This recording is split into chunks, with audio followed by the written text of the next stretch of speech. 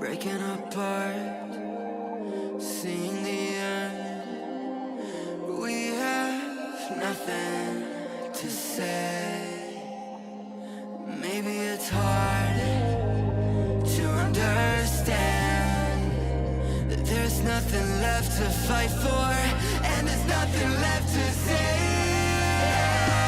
I don't wanna crash anymore. I can hear the ghosts in the walls. It's telling me to run away, away, yeah. I don't wanna crash anymore. I can hear the ghosts in the walls. It's telling me to run away.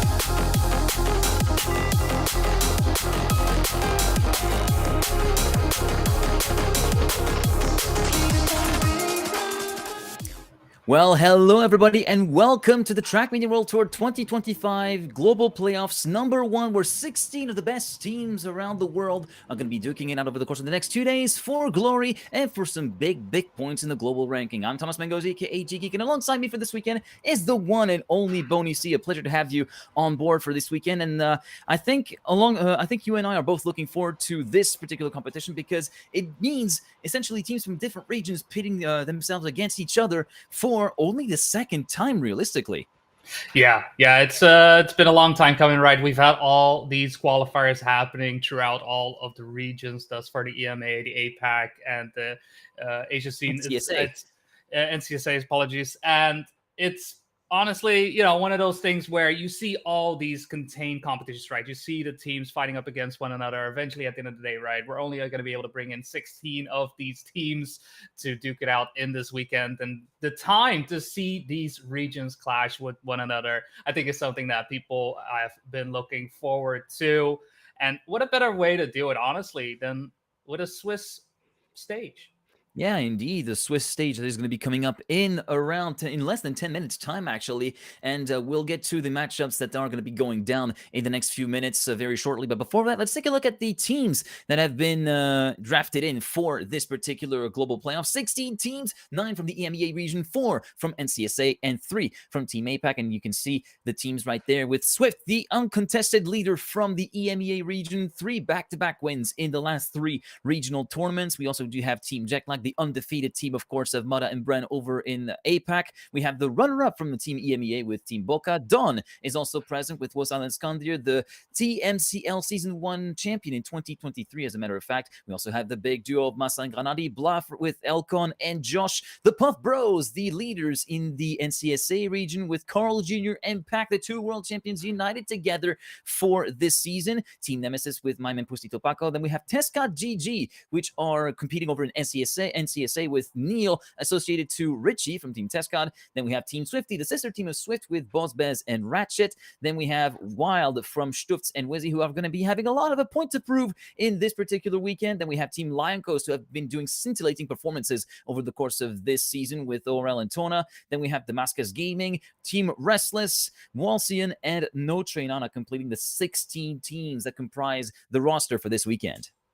Yeah, a lot of players. I mean, it's 32 players, 16 teams, and at the end of today as well, right? Only 8 of these will be able to be moving on. When it comes to the Switch stage, it's all about getting 3 wins. If you're able to get the 3 wins, you will be able to move on to day number 2. If not, unfortunately, that is going to be lights out for your tour in this global playoffs #1. For matches themselves, right? We have them on screen right now. Swift facing off against No Train Anna.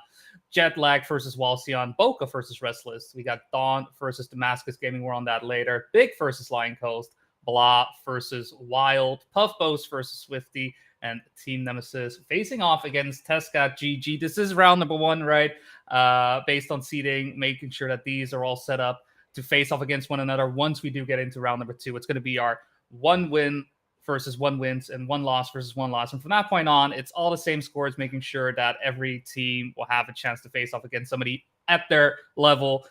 We'll see who's going to make it in 3 wins and who's going to have to bring it all the way to the end of the day. It's all for grabs right now. Yeah, it's pretty much all for grabs. And what's interesting with round #1, of course, is that we do have a lot of inter-regional, not intra-regional, but inter-regional confrontations with Swift versus No Train Anna, APAC versus EMEA. We also have, of course, Damascus Gaming versus Dawn, that is EMEA versus NCSA. And we do have a lot of these sort of confrontations that are going to be lining up with NCSA versus APAC, of course, with Jetlag versus Wall Cyan. And yeah, round 1 is always going to be one round that can be a little bit more of a, like, something that most of the teams take for granted, like some of the top teams, but it's definitely something that you should still arrive in the proper mindset for and approach from the right angle, because if you mess up round 1, then you might be in for a little bit more of a troublesome path towards qualification than you might have bargained for. And it's always very much important to use this first round to actually find your bearings, get the maps back in the fingers,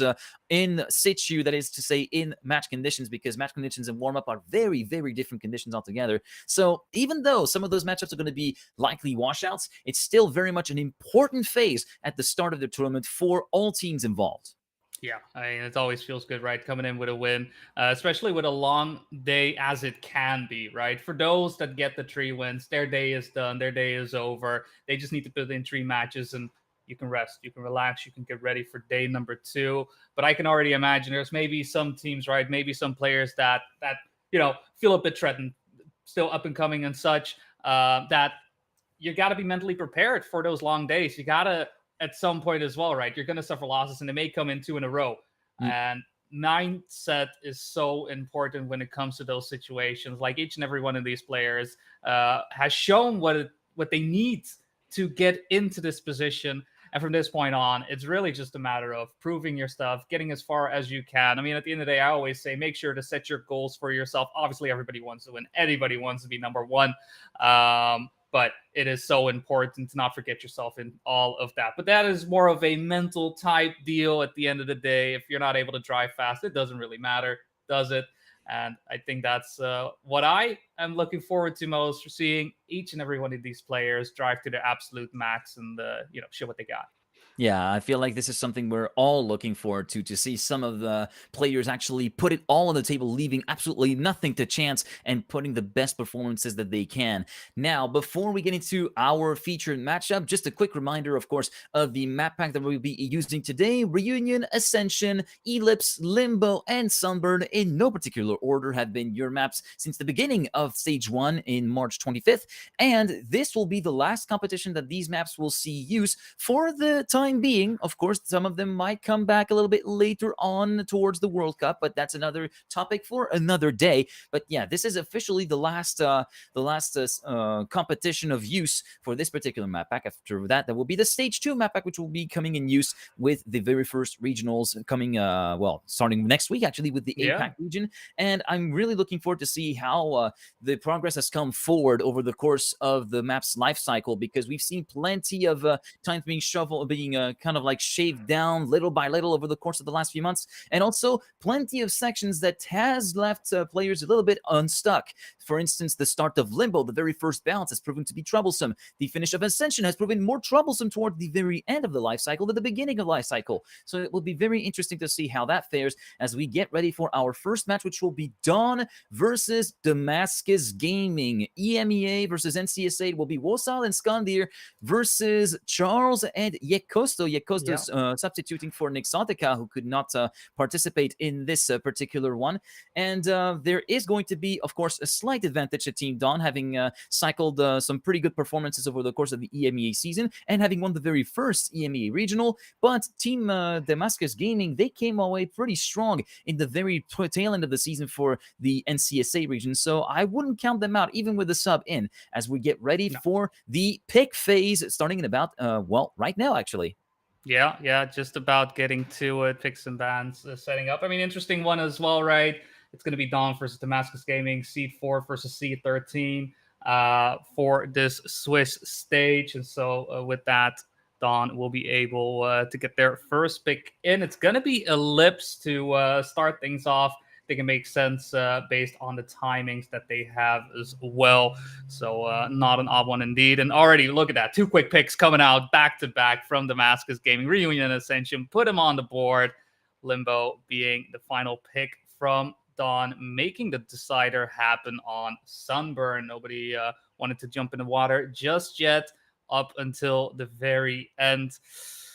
On paper, Dawn looking to be the favorite in terms of times, right? Obviously, the mask game a bit tricky, having to get in a substitute. At the same time, though, Yokosto is still having some great times, but may play a bit of a factor, right, in all of this. Not playing around consistently. I mean, Charles and Exotica, they've been playing together for ages already, even outside of, the 2v2 environment that we have. But at the same time, you're facing off against Skandir and Wolsal, who under multiple team names have been playing together. They've been playing together for years as well. So it'll be interesting to see how this, if the synergy between players that has grown, right? I think in terms of like comms and such, that has all been sorted out and whatnot, right? Very curious to see how much that will play a factor in all of this. Again, in paper, advantage goes to Dawn, but hey, at the end of the day, it's all about how you do on the day itself. As looking like we're about to load into map number 1. It is going to be Ellipse from Link, and Curious to see if Dawn's pick will do what it needs to. Here's to see if Don's pick does indeed what it needs to do, as we do see that we are missing one player, and that means we're going to have a slight delay to proceedings. Unfortunately, as you can see, we are desperately a little bit one-legged on the red team, with Costa unfortunately not able to make his way to the server for now. They're currently working on getting Yekosto in on the server at the moment, so we'll keep an eye out on this and tell you, give you some regular updates on what is going on in that fashion. But I guess it does allow us to give a little bit of our prediction, and I'm going to go on a limb and go for particular match scores. I'm thinking Dawn has the upper hand, but it's not going to be a washout. I feel like there's going to be at least one map going the way of Damascus Gaming, because you never know, some people might be taking it a little bit too leniently, and depending on which side of the map you land, then you can have one particular map that falls away from your grasp. So I'm saying 3-1 in favor of Dawn. So Damascus not completely down and out from the outset. I mean, I'm inclined to agree. I do believe Damascus Gaming will be able to pick up a map, definitely. I do feel saying we will take it to a decider. I'm hard pressed to say that is going to be the situation. Skandir Wolsal, knowing them, and especially, Skandir has always been a great anchor in that sorts. I mean, for some reason, some way, he always finds a way to be as consistent as needs to be. His defense is on point every single time. Something does happen, right? He's doing what he needs to do. Also, at the same time as well, right? A bit more fast and loose, which can cost him from time to time. But at the same time, if you need those number one spots, and it's going to be great. I'm curious to see how Charleston Costa will do. Exotica can sometimes be, missing out on him. A bit more on the emotional side, which is a bit higher, right? Taking losses a bit harder. And Charles, while he does have that as well, it's a bit less. And it's more of a confidence thing for him. And if he has it, then man is unstoppable. And I do believe Yakosta is just a great all-rounder. So it's one of those things, right? How are people feeling in the day itself? I'm still hard-pressed to say Damascus can take it, but at the same time, hey, never say never. Never say never. As we get a pick and ban restart, as a matter of fact, with Yakosta finally joining in the server, Ellipse will be secured as the first pick, as it was originally, and now Charles will be in charge of picking for Team Nemesis, as we should get back into the game in a few seconds for you guys on stream. There we go. Now we do have the pick that has been indeed revalidated for Ellipse as the opening map, courtesy of Dawn. Now Charles and Yakosta are going to be kind of like maybe concerting with each other, trying to get themselves the most optimum pick phase for this particular second map that we're going to be delving ourselves into after Ellipse is over. And they have to actually make the best of their chances with the maps that are remaining. And Limbo will be actually put forth as the second map. So we're going from probably the more approachable map of the map pack to a bit of a spike in difficulty. It's not quite Sunburn-esque in terms of difficulty, but it's up close. I'd say that. Yeah. You can see as well, right? Just a little bit more thinking. Not as clean. Maybe I assume because of some issues on Rico's side, but looking like Reunion will be number 2. I don't expect Dawn to. Oh, never mind. They will pick into Sunburn for number 4. Bit of change of heart right there, and Ascension being the decider. So a little bit of a change. So Ellipse first, Limbo second, Reunion third, Sunburn fourth, Ascension fifth. A little bit of a shake-up, but I don't think that's necessarily a bad thing per se. Just looking at the picks themselves as well, I think that makes sense. Just definitely a bit more of an advantage on Limbo for Damascus Gaming. Ellipse picking into Dawn picking into Ellipses also totally valid. Yep. Third one though, we'll see if Reunion really pays off. Yeah, I feel like this is a bit more of a bit of an off-the-cuff pick regarding the maps that are remaining. Both teams feel like a little bit more evenly matched, maybe slight advantage to Dawn looking at the player times themselves, but you never know. It's pretty much one of those coin toss maps where if something bad happens in terms of the opposing team, then Damascus can really, really capitalize on that. And yeah, we've seen coin toss maps played a lot more than what you might think, and some of the outcomes have been pretty surprising. So honestly, I'm saying Damascus have done pretty well for themselves in terms of the picks that they were able to secure versus Dawn for that opening match. Yeah, I agree with that. And looking like now with Yakosto in the server, we will be able to kick things off. We got the players reloading in. We got the names on the screen as well in just a little bit, but It's going to be Dawn versus Damascus Gaming, Wolsal and Skandir versus Charles and Iekosto. As we'll just have a couple of seconds to make sure everybody is acquainted, ready, get those tires warmed up, and ready to challenge map number 1, the start of their Swiss journey. Again, for those, just to reiterate, coming in, this is going to be the Swiss bracket. You got to get 3 wins to make it into day number 2. Otherwise, you're going to be out of those top 8 spots. And that's exactly what these players will be fighting for. Just getting that first win in and getting a great start of their day. And we're going to be off right here, right now. Indeed, the field is let loose, and we are racing for the first time today with Dawn versus Damascus Gaming on this first round of Ellipse, and we're following along right now with Charles at the very tail end of the field, giving us a good overview of what's going on up ahead. It's going to be Wolsal and Skull. They're already piling on the pressure, trying to give themselves a little bit of a headroom, trying to put the Damascus Gaming crew a little bit further back to approach the round a little bit more safely. The first plate of the first sector will be at 23.699, roughly 3 to 4 tenths away from what the split of the world record was like at third checkpoint number 5 is passed, but it's still very much a round in control of Dawn, whilst Charles does his best to try and keep the toe in the rhythm, but unfortunately a slight wall brush entering checkpoint number 7 will be doing him disservice, and Iekosto tries to pick up the slack, but he's looking very far back, as we do have a huge crash on the entry to checkpoint number 9 from Wolsal, who has completely flunked it at the exit of the plastic sector, and thus will be relegated down to last place, and thus there might be a point in it just yet, and no advantage to be taken whatsoever for Dawn versus Damascus. Skandir very much clear ahead of the rest of the field, and will be securing the overall victory individually with a time of a 1:11.205, starting in a pretty sedate manner for the Belgian. Iekosto and Charles second and third, taking advantage of Wolsal's blunder in the middle of the map, and thus it's 1-1 at the very end of round 1 on map 1 in match 1 of day 1.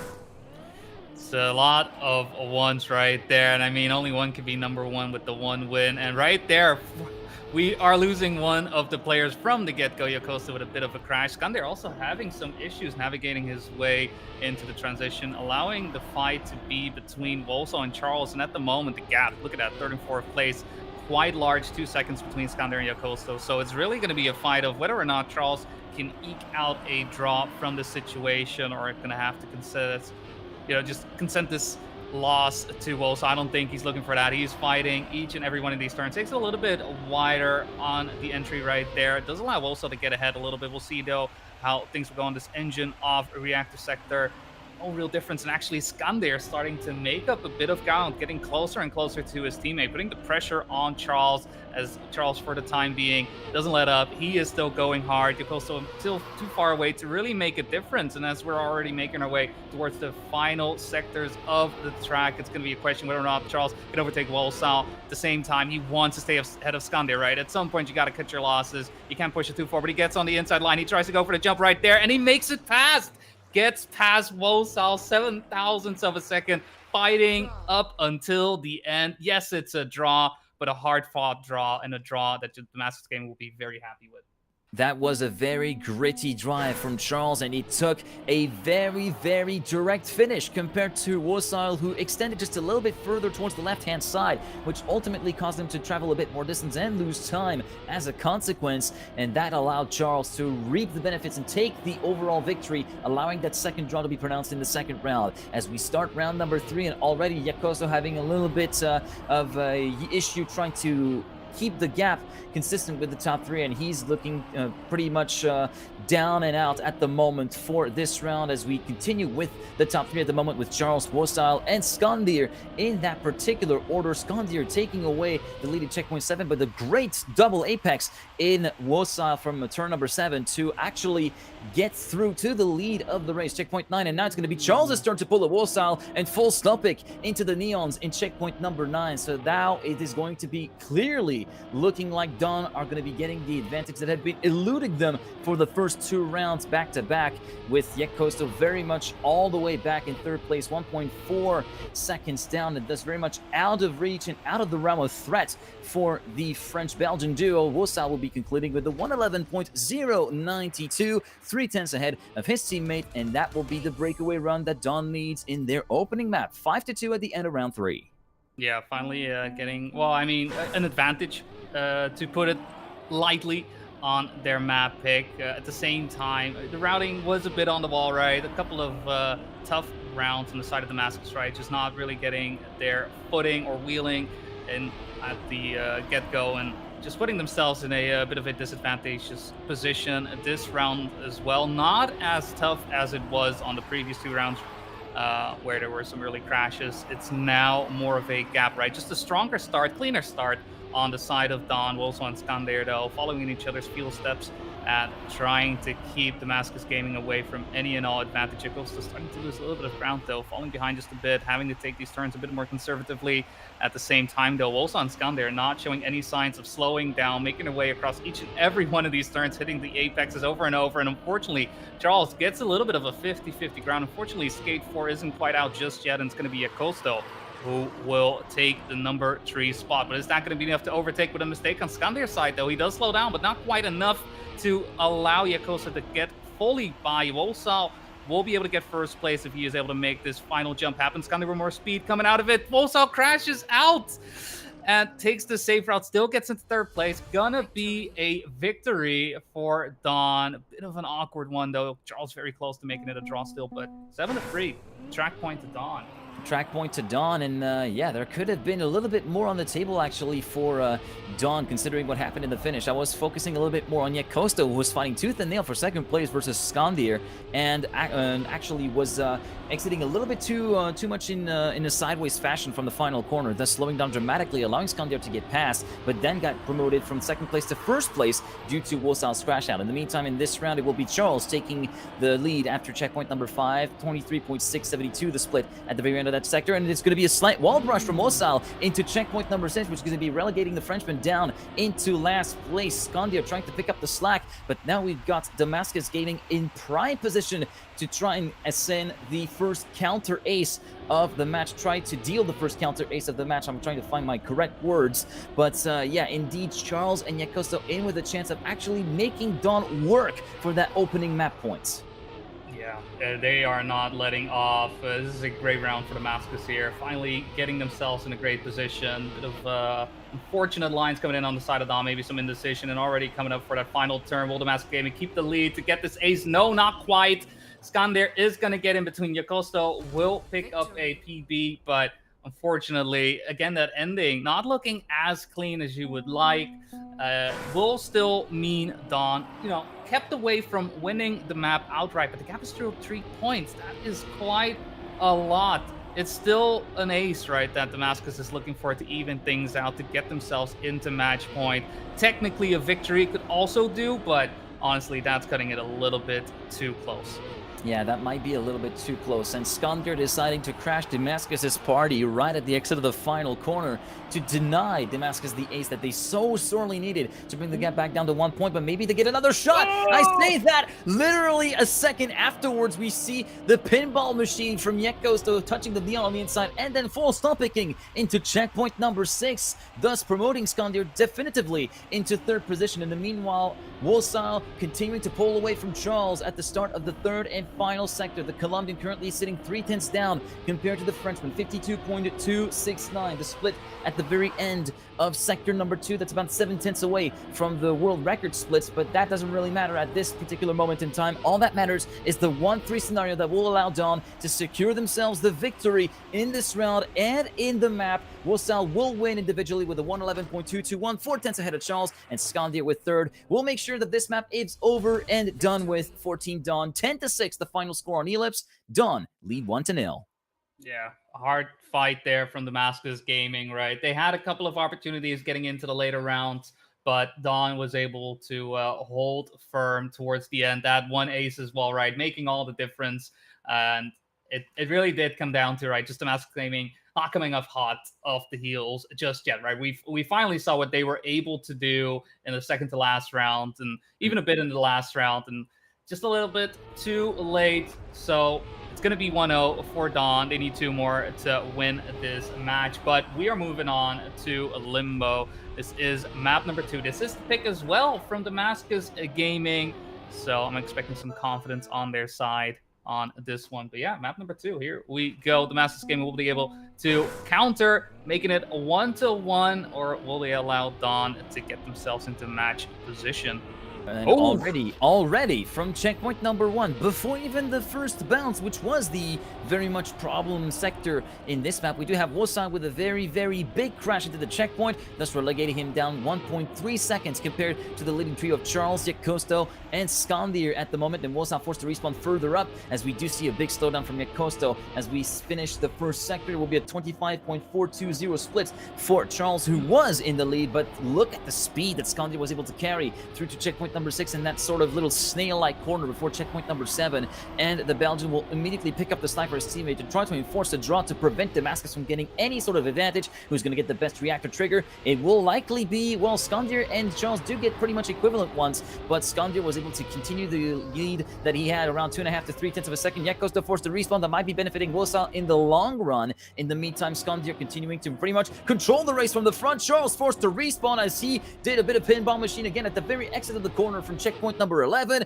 and that means Skandir will be guaranteed the win, and Wosal promoted up to 3rd, but only very briefly, and it looks as though there might be some tears, as there might be some players not reaching the finish line in time. No, that was maybe a little bit of a catastrophist scenario. Just 2 seconds to spare for Wosal to make it through. Wosal in maybe with a shot of actually getting back that 3rd place needed for Dawn to take the lead, but it wasn't meant to be, and it will be a draw 1-1 at the end of the opening round on Limbo, which was chaotic. The chaotic is definitely an adjective to use for a situation such as that. This is a far cry from what we saw in Ellipse. We'll just call it, getting used to the new track being loaded in, maybe the Vernal Equinox not quite being what it used to be, and for the time being, it does look like our players on their second time around are looking a lot better still, though.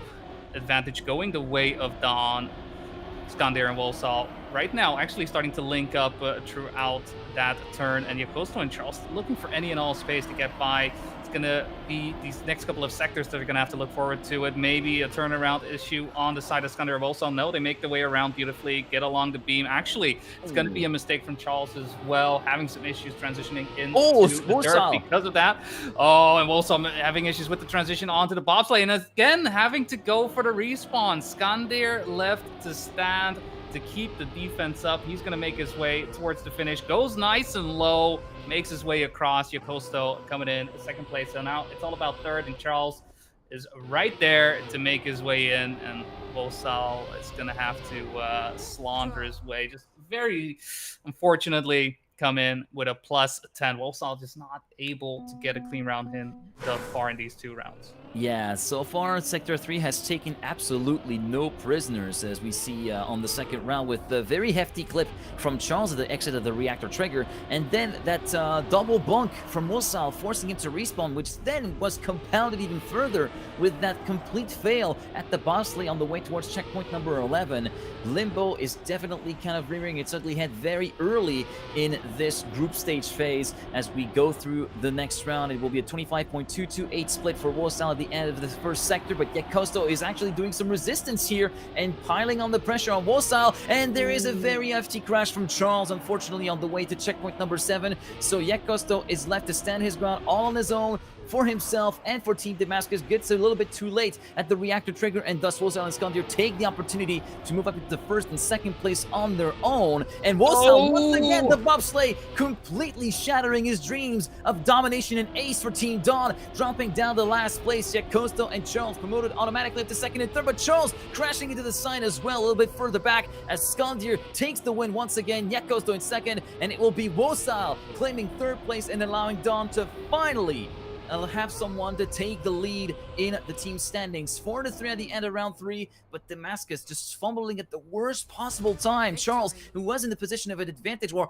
closely matched in terms of time to Skandir, as you can see on the bottom left of the screen, 0.245 for Charles versus a 0.250 for Skandir, and unfortunately, it's not working out that well, that pick for the Colombian and his Portuguese teammates.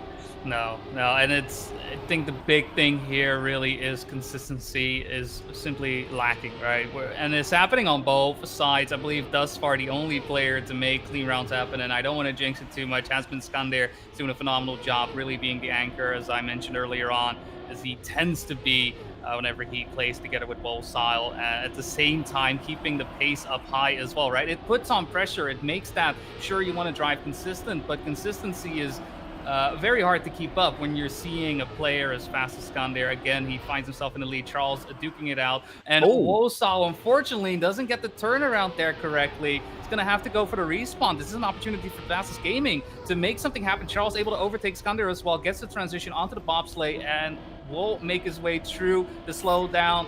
Gets his way around. Skander with the push, wants to get by. We'll expect some low jumps coming up, and Charles doesn't make it. Skander has a bit of an awkward landing. Charles does make it in. He went a little bit lower, slower down on the entry, but at the same time, Skander then having issues exiting out, slowing down as well. And with that, what a finish, and what a way to draw things out. 5-5, 4 rounds in between Dawn and Damascus Gaming. This is still the pick for DG. And it's looking a bit better. Unfortunately, that start right there from Charles doesn't inspire too much hope. Yeah, unfortunately, a high is succeeded by a low very, very quickly for Charles, who then doesn't get any slide afterwards on the way towards checkpoint number 3. So GGeek is very much still on his own, and what a showdown of bounces in the previous round that we've seen. Both bounces being awkward in their own way, and in the end, Charles being the benefactor of that and moving into the lead at the very last minute, as this time around, it will be Wosal heading into checkpoint 6 is the leader with 3/10 of an advantage compared to GGeek, but Skander also having a bit of a troublesome round and finding himself quite removed and actually slowed down quite dramatically before the checkpoint 7 plastic part. Charles will be able to take advantage of that to try and grab GGeek back in, as we do see the reactor not being triggered this time by Charles. In meantime, GGeek, his teammate, sitting in second position and quite removed from the leader, and now potentially under threat from Skander for that second position as we get to the final few corners. Goes in very, very wide, very close to hitting the wall, but he's forced to lift quite dramatically and promotes Skander up to second place, and Dawn finally snatched the ace to move themselves into map point number 2 with a 3-point lead, 8-5 at the end of the 5th round here on Limbo. And it feels as though the map pick from Damascus is backfiring really, really hard. Yeah, I mean, with the ace right there, Dawn 8-5. Similar situation as they found themselves in on our previous map. In that situation, right, it took a little bit of a different journey to make our way towards the scoreline that we see right here, right now. But in most of the ways, it's pretty similar, though, with those mistakes from GGeek and Charles already in the first 10 seconds, 15 seconds of the track. It looks pretty much done and dusted for map number 2. Wosal and Skander, all they really need to do is make sure that they survive the map, right? That is the only thing that is required. Big gap. GGeek behind by 3 seconds. Charles behind by 6 seconds. It's honestly pretty much done and dusted. I don't think there's a lot more to be said about map number 2. Obviously, we've got to keep our eyes peeled, eyes open, right? Just because you can call the an FF. Dawn still needs to finish, and for the time being, they're doing just that. It could still go wrong on this transition, right? We've seen also having some issues with this, but now there's no pressure, right? Now there's no worries. You got your teammate right there to support as well, and no one from the opponent's side to really get in the way. So, yeah, even with this coming up finish, Skander still takes a bit low. Guess that, he's just used to that line, does what he needs to do, and with Wosal in second place, that is going to be it for Limbo. And every single time Skander is able to clear that Limbo line, I'd love to have him as a partner whenever we find ourselves, maybe for Trackmania Hawaii. Imagine, I'm just putting it out into the universe. Either way, Dawn will be quite happy getting an elephant to 5, but that's still enough to make it 2-0 and Dawn on match point. Dawn on match point as we go to the second consecutive Damascus Gaming pick, which will be Reunion. And Damascus Gaming very much having their backs against the wall right from the outset in this group stage, as they very much tried to make the best of their most favorable pick, and unfortunately that did not pan out. They've been really much they've been very much on the non-consistent side, and they've been making too many mistakes in some very opportunistic rounds where there was actually something to salvage, and now they're having to find a little bit of magic on Reunion to actually try to get some steam back into their fold and try to at least snatch one map away, just one map from Dawn. And Dawn are not far from frontless either, as you could see in Limbo. I was wondering when we would see someone fly out of the reactor trigger in Limbo, and Wosal was the first one to answer that call. I was like, hey, I'll be the one to do that. Thank you very much. As we start with the first round on this third map, that is Reunion. As you can see, currently Charles at the very tail end of the field, and we have one big crash already. I think that was GGeek, who actually clipped at the the side of the wood, and thus will be relegated back down to last with a 1.4 second deficit, and Wosal crashing at the very exit of the ice, which marks the end of sector number 1, and will be dropping down to P4 himself. So it's now a battle for the lead between Skandir and Charles, with Yakusto somewhat secure for now in 3rd place. Yeah, nice fight will happening between the two teams. In terms of positions, Charles would love to get 1st place out of this, would love to get a victory. Great start for his team, especially being down 2-0. Gets first into the bobsleigh sector and will be able to make his way past Skandir. Has some issues negotiating the exit onto the grass, and with that crash there as well, Skandir is able to retake into 1st place. Yakusto will overtake Charles with another crash happening right before the final part onto the plastic, but with Wosal behind far enough, there is no big threat for Charles's 3rd place. It's going to be a draw. It's going to be 1-1. A bit of a unfortunate way for things to go. Charles definitely having the advantage there, but it unfortunately somewhat slipped away getting out of the box. That was an unfortunate exit of the bobsleigh that's happening. An unfortunate touch of the wall in turn 1 for Yakusto in the beginning of that round. But back to Charles. Yeah, he had a very good advantage in the bobsleigh, but ended up going down a little bit too early, and thus ended up going over the curvature as he was trying to go into the grass, and that caused this car to pop a wheel and have a very, very heavy set landing, which completely destabilized his car, messing the corner all the way up, and that had some very, very big consequences, dropping from 1st to 3rd in the space of a few seconds. And in this round right now, Charles is trying to make amends for the previous round and currently leading the round convincingly with a 2/10 lead over Skandir. Now everything could still be shuffling over at the end of Sector 2 and into Sector 3. We go a little bit deep on the entry into checkpoint 7 and 8, as we do see respawns galore for Yakusto, unfortunately for him, so it's going to be down to Charles to try and enforce yet another draw. He has a very healthy gap to do so, but once again, exiting a little bit awkwardly from that bobsleigh, manages to make it work this time out, as Skandir is way far back without any answer to what the Colombian has to offer so far, and that means the draw will be enforced at the end of that round with a 107.735 to the credit of Charles, 8/10 ahead of Skandir. Wosal finishes in 3rd, and Yakusto will be a bit touch and go, but should be able to reach the finish line with around 2 seconds to spare. There it comes. There is the Portuguese driver finishing in 4th. 2-2 at the end of round 2 here on this 3rd map, and yeah, Charles managing to kind of like pay back for what happened in round 1. Yeah, I mean, with a 0.7 as well, great time to be driving in rounds. Unfortunately, what comes up must come down, and Charles, unfortunately, does clip over one of the blocks right from the get-go, slowing down by a lot. At the same time, Yakusto as well having some issues on those opening turns, gets a small touch in, losing speed, and with that, dropping down 6/10 of a second. Skandir and Wosal once again steering their way towards an ace, but there is still that bit of pressure, right? Yakusto isn't down and out just yet.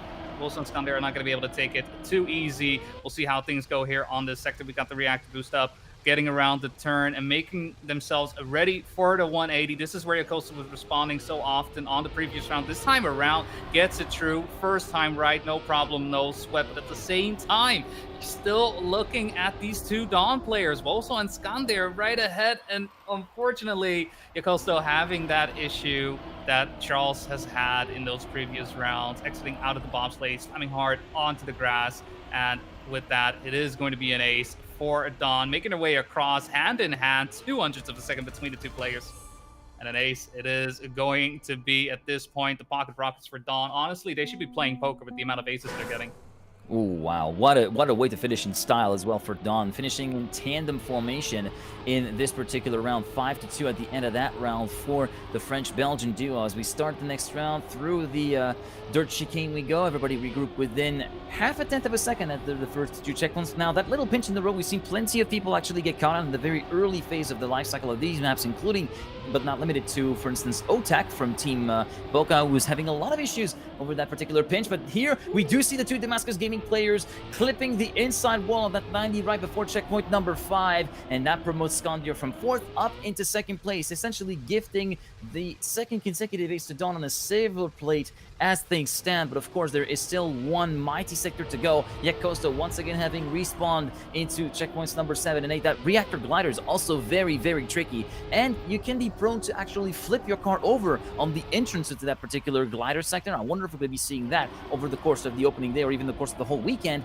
as we go along with Skandir. The race leader, Wosal, is just up ahead of him, about 7/10 away, and that will be the second consecutive ace in this map for Dawn. 8-2 map and match points very much on the cards with a 107.525 courtesy of Wosal, 6.5 ahead of Skandir.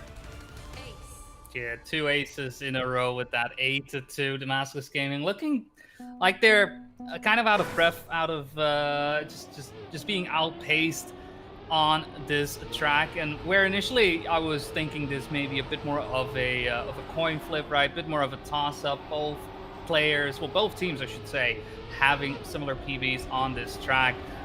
When push comes to shove right now, it's just not paying off in the way that Damascus Gaming is looking for, right? Thus far, their first pick just falling a little bit short again, losing one of the aces there, and from that point on, things kind of going downhill. This time around, it's 2 aces to deal with.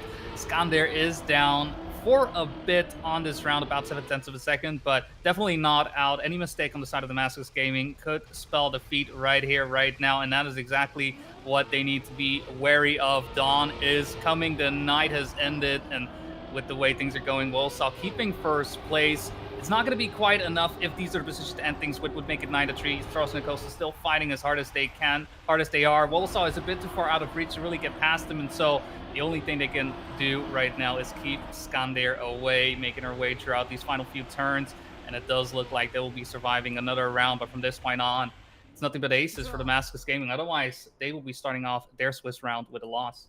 Indeed, they extract one more round, but at this point it is ace or bust for Damascus Gaming, and they have to do 2 back-to-back aces at least to even the scales versus Dawn with their 6-point deficit that they have to climb up and try to actually bring the gauntlet down, throw the gauntlet down towards Dawn in that very end of Reunion. Yet Costo taking the lead early on after the first 2 checkpoints. Wosal and Skandir are very much tandeming this together and hunting down the Portuguese driver. The entry into checkpoint number 4 and the ice is looking very good from Skandir, going close to the Portuguese driver in the lead. Currently checkpoint number 5, it will be 30.032, the split from Yakosto, who's now under threat from the Belgian player Skandir, who completely overhauls him in the entry into the reactor glider. Yakosto, Charles, and Wosal still very much in hot pursuit. Everything still very much shuffling about as we go through checkpoints 8 and 9 at the end of sector number 2. Yakosto, Charles taking the lead, but Wosal doesn't get the slide and forced to respawn, and that could be very, very big coming up. Yakosto versus Skandir, this is the battle we're going to have to keep an eye on, and Yakosto, unfortunately, a little bit slow at the exit of the bobsled, but it immediately compensates at the entry into the glider, but goes a bit too wide into the grass, and that will be the mistake to seal the fate of Damascus in this first round of the group stage. Charles may win on the board, but it does not matter at the end of the day, as Skandir does what is needed to secure the 3rd map win for Dawn and the overall match win. Final score 10-5 on Reunion and 3-0 for Dawn. Wosal and Skandir 1 victory to 0 so far in the group stage. Yeah, it's a strong win coming in from Dawn. There were some spots here or there where there's definitely some room for improvement, right? Just a couple of consistency errors on their side.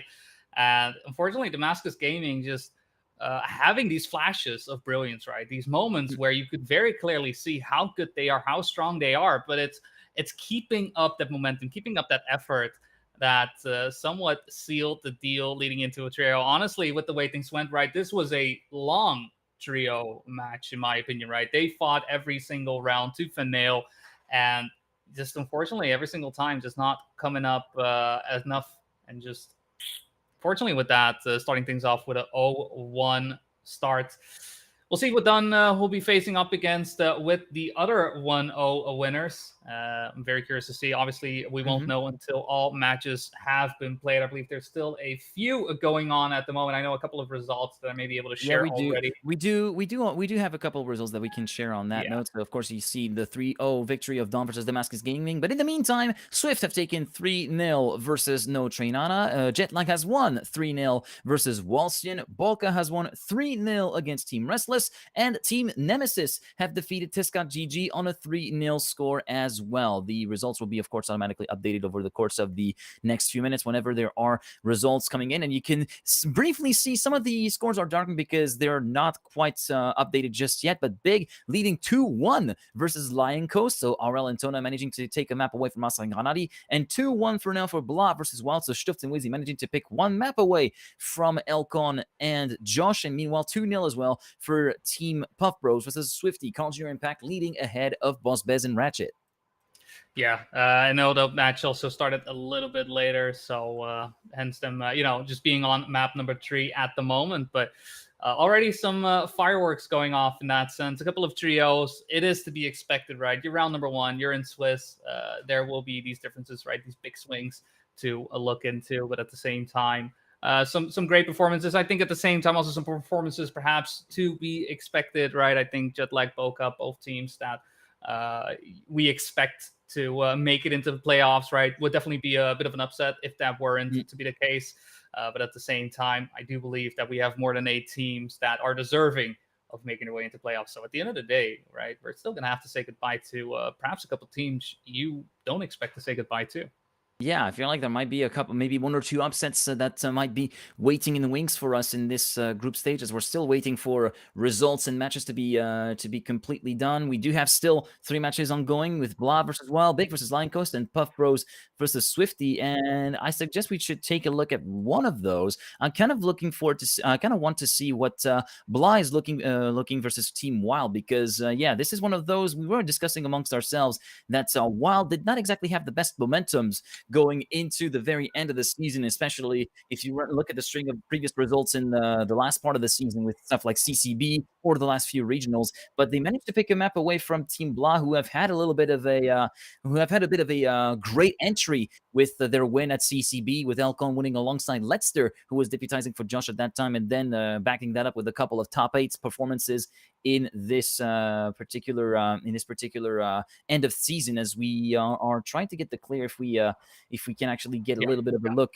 at the match itself. As do we have any updates in terms of score? So far, it's still looking 2-1, 2-1, 2-0 in the various matches that we've seen at the moment. Yeah, I mean, for those also just curious to know what is happening, what is going on in terms of those scores, right? Maybe you want to get a bit of a look into esports, Trackmania.com. That's pretty much all information when it comes to the global playoffs, whether it's the matches ongoing, things setting up for the rankings, rules. If you're curious about like what is going on, what are they doing, it's always good to know to check in those things and get a bird's eye view of what is going on. Obviously, we're only able to cover the one match here. We're only 2 people. If we could clone ourselves, I think we would. I mean, imagine double the Trackmania action. I feel like it would be easier for broadcasting and covering matches if we could just split off by mitosis at this point. Yeah, in the meantime, we think like we do have another match that has concluded. If I do see the server listing, we're going to be throwing you over to a quick break, but I think it's going to be a win for Blah, 3-1 versus Team Wild, as their server is no longer showing up in our server list anymore. So yeah, only Big, Lion Coast, and Puff Bros Swifty continuing to run. We're going to be taking a break whilst the matches are continuing to be decided and are settled down, and we will reconvene in a little bit with the second round of the group stage. Stay with us. Breathe through the fire, break the fire, yeah. Chasing something true, caught in a bind. Maybe undo, maybe undo. 'Cause when every core felt death and the silence couldn't be better, every motion falling flat. Had to leave you. Now you're tired, trying to pull me back. Like a fool, put you to work.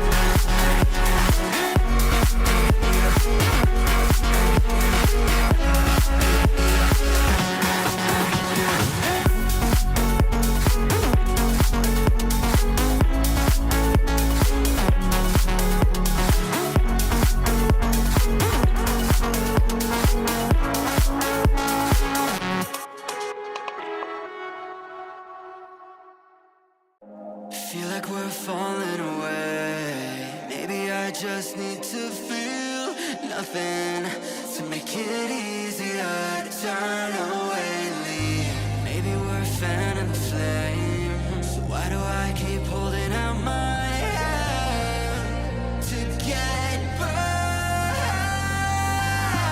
I don't wanna clash anymore. I can hear the ghosts in the walls. It's telling me to run away, away, yeah. I don't wanna crash anymore. I can hear the ghosts in the walls. It's telling me to run away.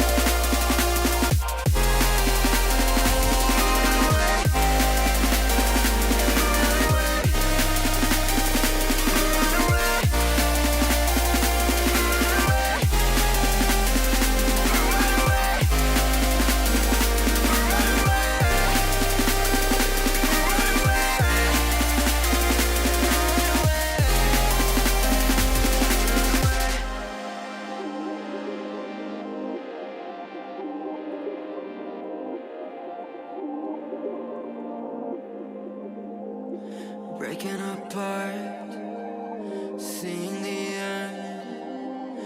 We have nothing to say. Maybe it's hard to understand that there's nothing left to fight for, and there's nothing left to say. I don't wanna crash anymore. I can hear the ghosts in the walls. It's telling me to run away, away, yeah. I don't wanna crash anymore. I can hear the ghosts in the walls. It's telling me to run away.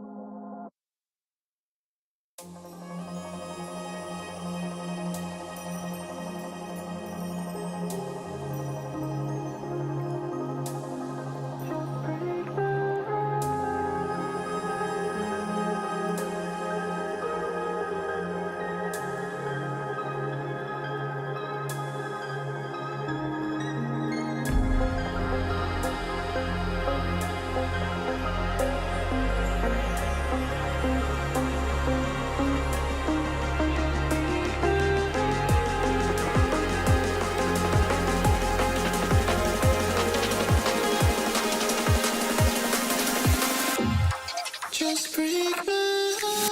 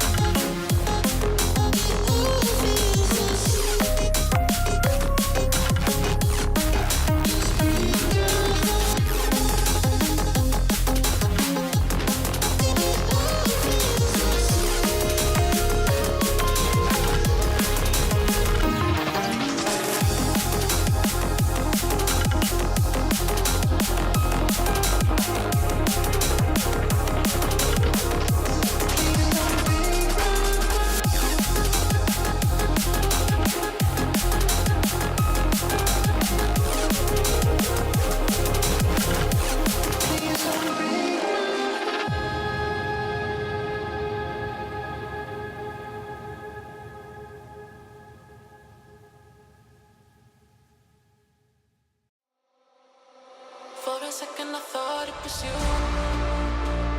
Thought it was you. Thought it was you. Thought it was you.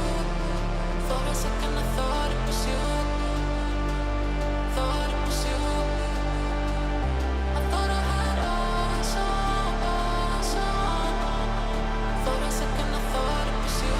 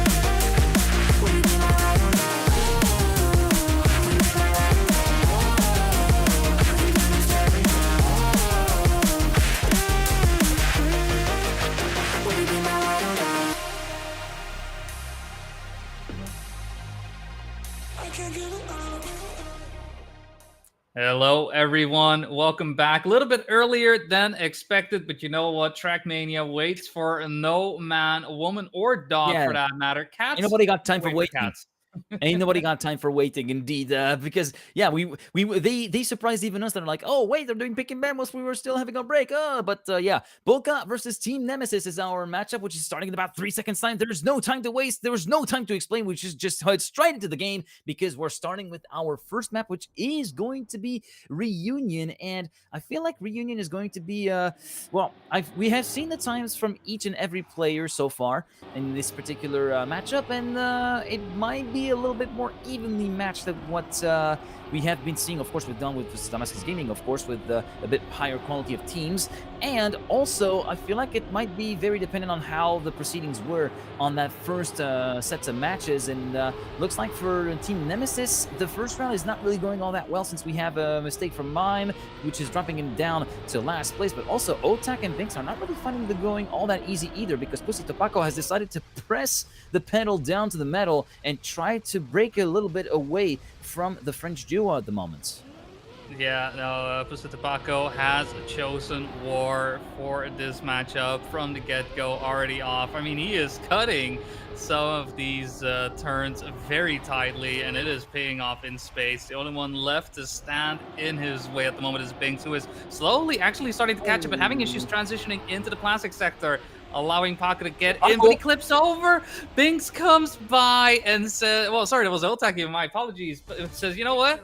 If you do that, then I'll take over. Thank you very much for that extra point, and I'll see you at the start line once again. That was a bit of a awkward finish towards that round number one. Bit of a bad start there from Mime as well. Paco still able to keep things up in top two, but yeah, could have gotten a little bit out of it for now, though. Going into round number two, Binks and Mime putting themselves on P1 and P2. We see Otak Paco currently on P3 and P4 this time around. Nobody getting away from each other too much. Looking like a much cleaner round than the one we had previously. We'll see how this 180 turn will come up in just a little bit. First, make our way through these reset blocks. Everybody finding the space just fine.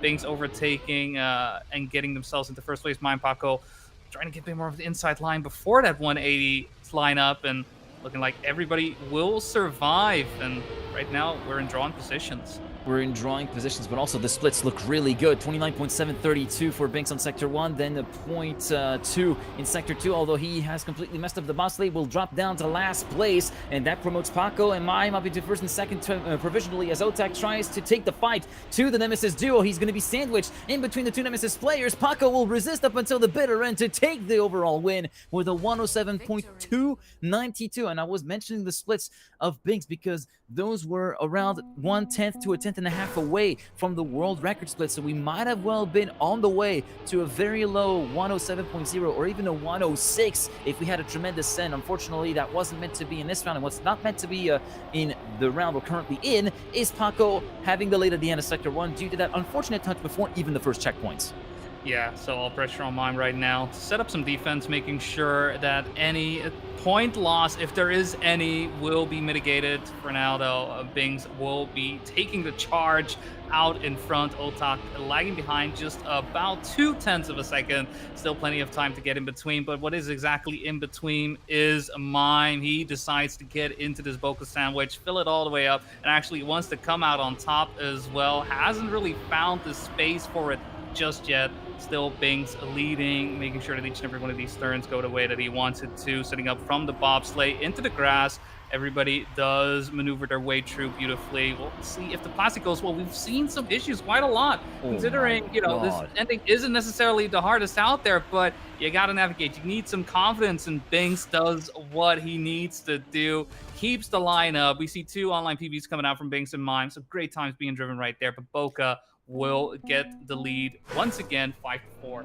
And 106.962. We're less than a 10th away from the world record for rank. I was paying attention to the splits that Binks was actually driving in that round, and that is very much making amends for the early rounds, but there was some promise, but unfortunately the final sector was always looking a little bit shaky. But here, 0.962 is quite the going, as unfortunately for Pussy Topaco, for the second time in 3 rounds, we find ourselves a little bit unstuck and forced to respawn. Mime trying to pick up the slack for his teammate, taking the lead over Binks. Otak in hot pursuit in 3rd place as we go through the glider sector of checkpoint 6 through to 8, and it will be a small clip of the overhang by Binks on the glider section, but he manages to make it work, retakes the lead ahead of Mime and of sector number 2, and it will be a 0.328 split, maybe a little bit slower than what we've seen so far, but still very much a time to be reckoned with, all things considered. Now Otak, final pressure on Mime, the vice world champion under pressure from Otak, tries to break away from the grasp of the man from Samalo, and now putting Binks under threat for the lead, but has a very, very awkward entry into the final sets of corners, and goes very close to getting sniped by Otak at the very last checkpoint. They both finished with the exact same time, but by virtue of Mime being ahead in the final checkpoint before the finish line, it will be the Polish driver who will be able to secure at least 1 point going the way of Team Nemesis, but even so, Boca lead with a 2-point gap over Nemesis and are on map point number 1.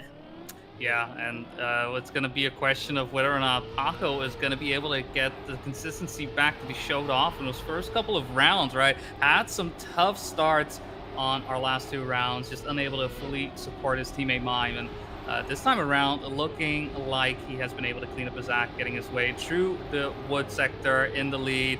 We have Binks and Mime right next to him as well. Gets a little bit of a speed loss exiting out of the ice. And for the time being, honestly, it is still all up for grabs. The gap between each and every one of these players is about 0.2 of a second, and honestly, that is minuscule at best at this point in time. There we Paco go. with a barrel roll finds his way going out by the wayside. The reactor simply sending him off, and it's going to be Mime for some defense, but not the best speed going into the bobsleigh. Otak able to take advantage of that, makes his way past as well, and already those final few turns coming up once again. It's going to be a question of whether or not Mime can stay ahead of Binks' baby able to overtake. That would be an ace, but once again, with these final few turns coming up, Mime hasn't been able to fill these yet, and this time around won't do so either. Still, though, a victory for Boca with that, putting themselves up 9-6, and Team Nemesis, all they need is an ace. All they need is an ace to try and even the scales, and there was the first barrel roll that was actually witnessed in that previous turn by Pussy Topaco, and there were a few barrel rolls that were made over the course of the last few weeks of competition, of course, in the various EMEA events, as you try to make your way through to checkpoint number 7. I wonder how many of these barrel rolls are going to be made over the course of the weekend of competition here in the global playoffs. But yeah, this is very much a tricky sector to watch out for. Also to watch out for is Otak, unfortunately forced to respawn. The man from Samalo is finding himself down in last place, 7 seconds down compared to his teammate Binks, who holds the lead ahead of Pussy Topaco. Binks' job is simple, trying to actually secure at the very least the 2nd place in order to actually get the map win done and dusted. But we did briefly see from the perspective of Paco a full stopping from Mime, I think it was, into the neon before checkpoint number 7. Manages to get away with it somehow, but that was a bit of a hefty crash from the front wing of the pole, unfortunately for him, and that means Binks will be left on his own to battle against Pussy Topaco to fight for the win of the race, and it will be Binks taking the final round win individually with a 107.165, and the score at the very end of reunion will be 10-7 in favor of Boca. The leading duo from France will be 1-0 after map 1. Yeah, and that was honestly great pace at the same time. I mean, it was a 10-7 win going to Boca, I think deserved, considering the performance just not quite being there on the side of Team Nemesis. But at the same time, when those rounds are coming out, we're seeing some amazing pace, right? We got a couple of 106s in as well. That's something you hope to see. You are, not even anticipating, right? To see these times go as fast as they are, so close to world record as well. Just goes to show how fast these players are. Still, though, at the end of the day, only one can win, and for now, Boca will lead 1-0. We're gonna move over to map number 2. It's gonna be Link's Ellipse, and it looks like our players are ready to kick things off of the line. They go, get the hairpin turn into the camera line. Oh, be careful, cameraman. Fortunately, he was able to avoid that crash. as the players decided to No. actually follow the track. Actually, round one. you got this wrong, Boney. No camera man can even get hurt in the process of making these camera shots possible because remember those are curb cams. Those are banded into the pavement, much like you see in. I think I saw one Like of a the spy curb movie. cams from Le Mans. Actually, it's very insane yeah. to see the setup that they actually do to actually get the footage of cars running over the curbs at the exit of, I think it was Arnage, for instance, before going back to the Porsche curbs and reintegrating the circuit. That's a very interesting tidbit of motorsports broadcast production that I got to see. In the meantime, halfway through round number 1, it will be Binks leading ahead of a gaggle of cars, which is going to be Mime and Paco with Altac in hot pursuit, and of sector number 2 after that no-break sector. It will be a 52.048 split for Binks, around half a second away from the very top split from the world record. But right now, it's not really that which matters. It will be the point of the round going the way of both Nemesis and Boca, in the sense that we will have a draw being enforced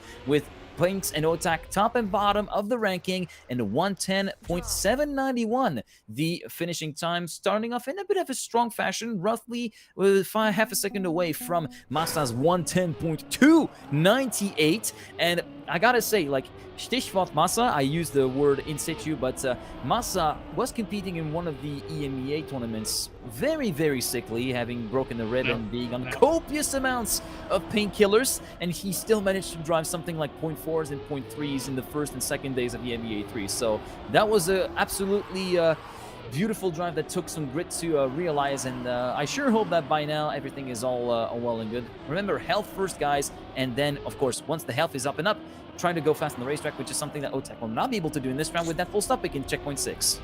Yeah, walls are very, very good at stopping momentum, as was demonstrated right there. It's going to be Otak who is looking to stop the potential first ace for Team Nemesis. We'll see, though, if the consistency is on their side. This round, though, is looking beautifully for them. 55.7s across the checkpoint for both Mime and Pusita Paco. It's really a question of we'll be able to get Otak to be able to get close enough. There we go. But it's still half a second. Last turn coming up. Only thing you can hope for is a mistake, but no such thing will come to pass. It's going to be 0.5 for Pusita Paco, 0.6 for Mime, and an ace for Team Nemesis, putting themselves in the lead on map number 2 here. 1-4. Great start. Great way for them here on map number 2 to potentially already set themselves up for a 1-1.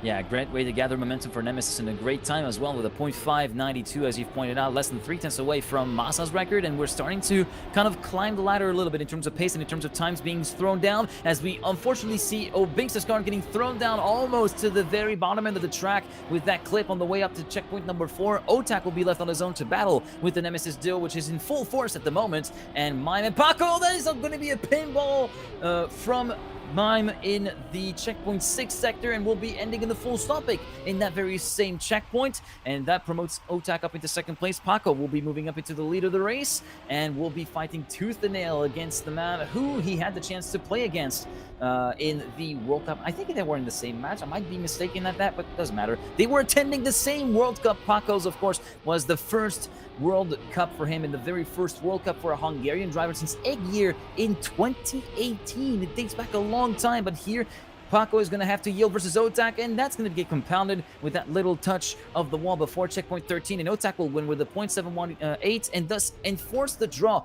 at the very end of that round, and thus enabling Boca to try and keep themselves in the running, even though they did get a pretty badly damaging ace in the previous round. Yeah, it's still nice to consolidate and get a draw out of as well. Again, a bit of an awkward start, right? Binks having some issues these last couple of rounds. This time around, again, a slight touch, not as big of an error as it was in the previous one, but still enough to put him down in 4th place by quite a bit. It's going to have to look onwards to his teammate Otak, who has the lead. Mime and Pusita Paco not getting the plastic turnaround as cleanly as you would like, allowing Binks to get back into the fold, finding himself into 3rd place. And Paco, Mime setting up the chase. Otak really undeterred at the moment, driving a phenomenal round thus far halfway through, and still firmly in the lead, 0.2 of a second. That is honestly massive, considering how close this track can be as well. We'll see, though, if he's going to be able to keep things up. Binks slowing a little bit down, Mime, Pusita Paco as well. For at the end of the day, looking like Binks does somewhat lose the battle right there with Mime. Mime going a little bit more risky, able to be paid off. Again, though, we're looking at the time differences, minuscule at best, and we'll see how good these players are at equaling out their car, getting into the finish line, and it is going to be another draw. Despite such a close round, a draw is how we do things, and it's going to be triple sevens all in those thousandths of a second at the end of that all. That is a very nice thing to see, and that was one of the nicest rounds that we've seen so far in this beginning of group stage. What is not so nice, though, is the very hefty crash from Mime at the exit of the first hairpin at the start of this round. Binks promoted up into the lead and getting ahead of Pussy to Paco, and Otak now into third, trying to keep tabs on the top two. Paco going a little bit wide on the way to checkpoint number 4. That promotes Otak up into second place before the hairpin at checkpoint 5. 23.607 the split at the end of the first sector. It will be Otak battling with Pussy Paco once again versus it's going to be France versus Hungary in checkpoint number 6, and now Binks kind of falling by the wayside for now, maybe trying to buy this time, and we saw that he was able to try and make some things work in the third and final sector versus Mime, but Mime was able to resist beautifully in that round. Now with him out of the picture, I wonder if Binks could be doing the same things this time successfully to Pussy Paco as we continue to see the Hungarian battle tooth and nail with Otak at the end of sector number 2. Here comes the buck slide of CP11, goes for the double apex line. Binks, well done. Otak went a bit too wide. Paco promoted up into the lead. Binks still in second position. He's going to have to put it all on the road here in the final corner. Is it going to be enough to dethrone the Hungarian to the line? Not quite. 7 thousandths of a second the difference between Paco and Binks, and Paco enforces the draw, allowing Team Nemesis to move into the first map point, of the match. It's not match point just yet. They still have to win 2 maps, and there's the first opportunity to win the first map.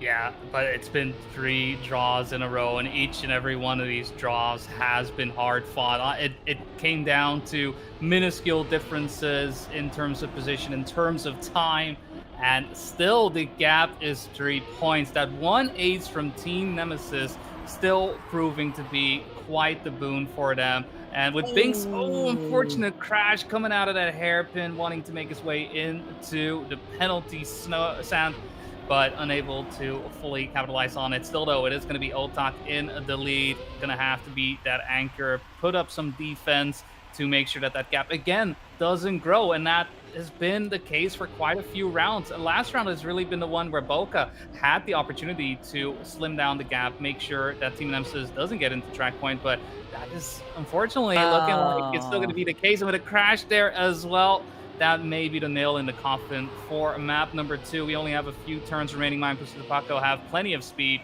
making their way around and set up for that final jump. Would have to come down to maybe some clip on the hole. No such thing will be the case. Nemesis staying firm, staying hot, fast, and an ace is going to be it for Team Nemesis. 10-4, picking up map number 2. And with that, we got a match on our hands. Both teams, 1-1. Yeah, indeed. And that was the perfect response for Team Nemesis after losing the opening map to Boca. And on that final round for Boca, it all unraveled really quickly. It all started at the end of Sector 1 when we entered into that penalty sand chicane, and Binks got a little bit eager and turning a little bit too early, thus hitting the final bollard, or rather the brick that's at the very end, which denotes the entry into the corner. And this is something that we've seen also plenty in the final EMEA tournament. So this is not something that's all that uncommon to see. So he shouldn't really feel bad about it, all of things considered. But yeah, unfortunately, the real mistake that completely sealed the fate of Boca in that match, that entry that was a bit too wide into the box light for CP11 for Otak, which allowed the right rear to very heftily hit the sign that's at the very entry. As we move on to map number 3, which is going to be Ascension.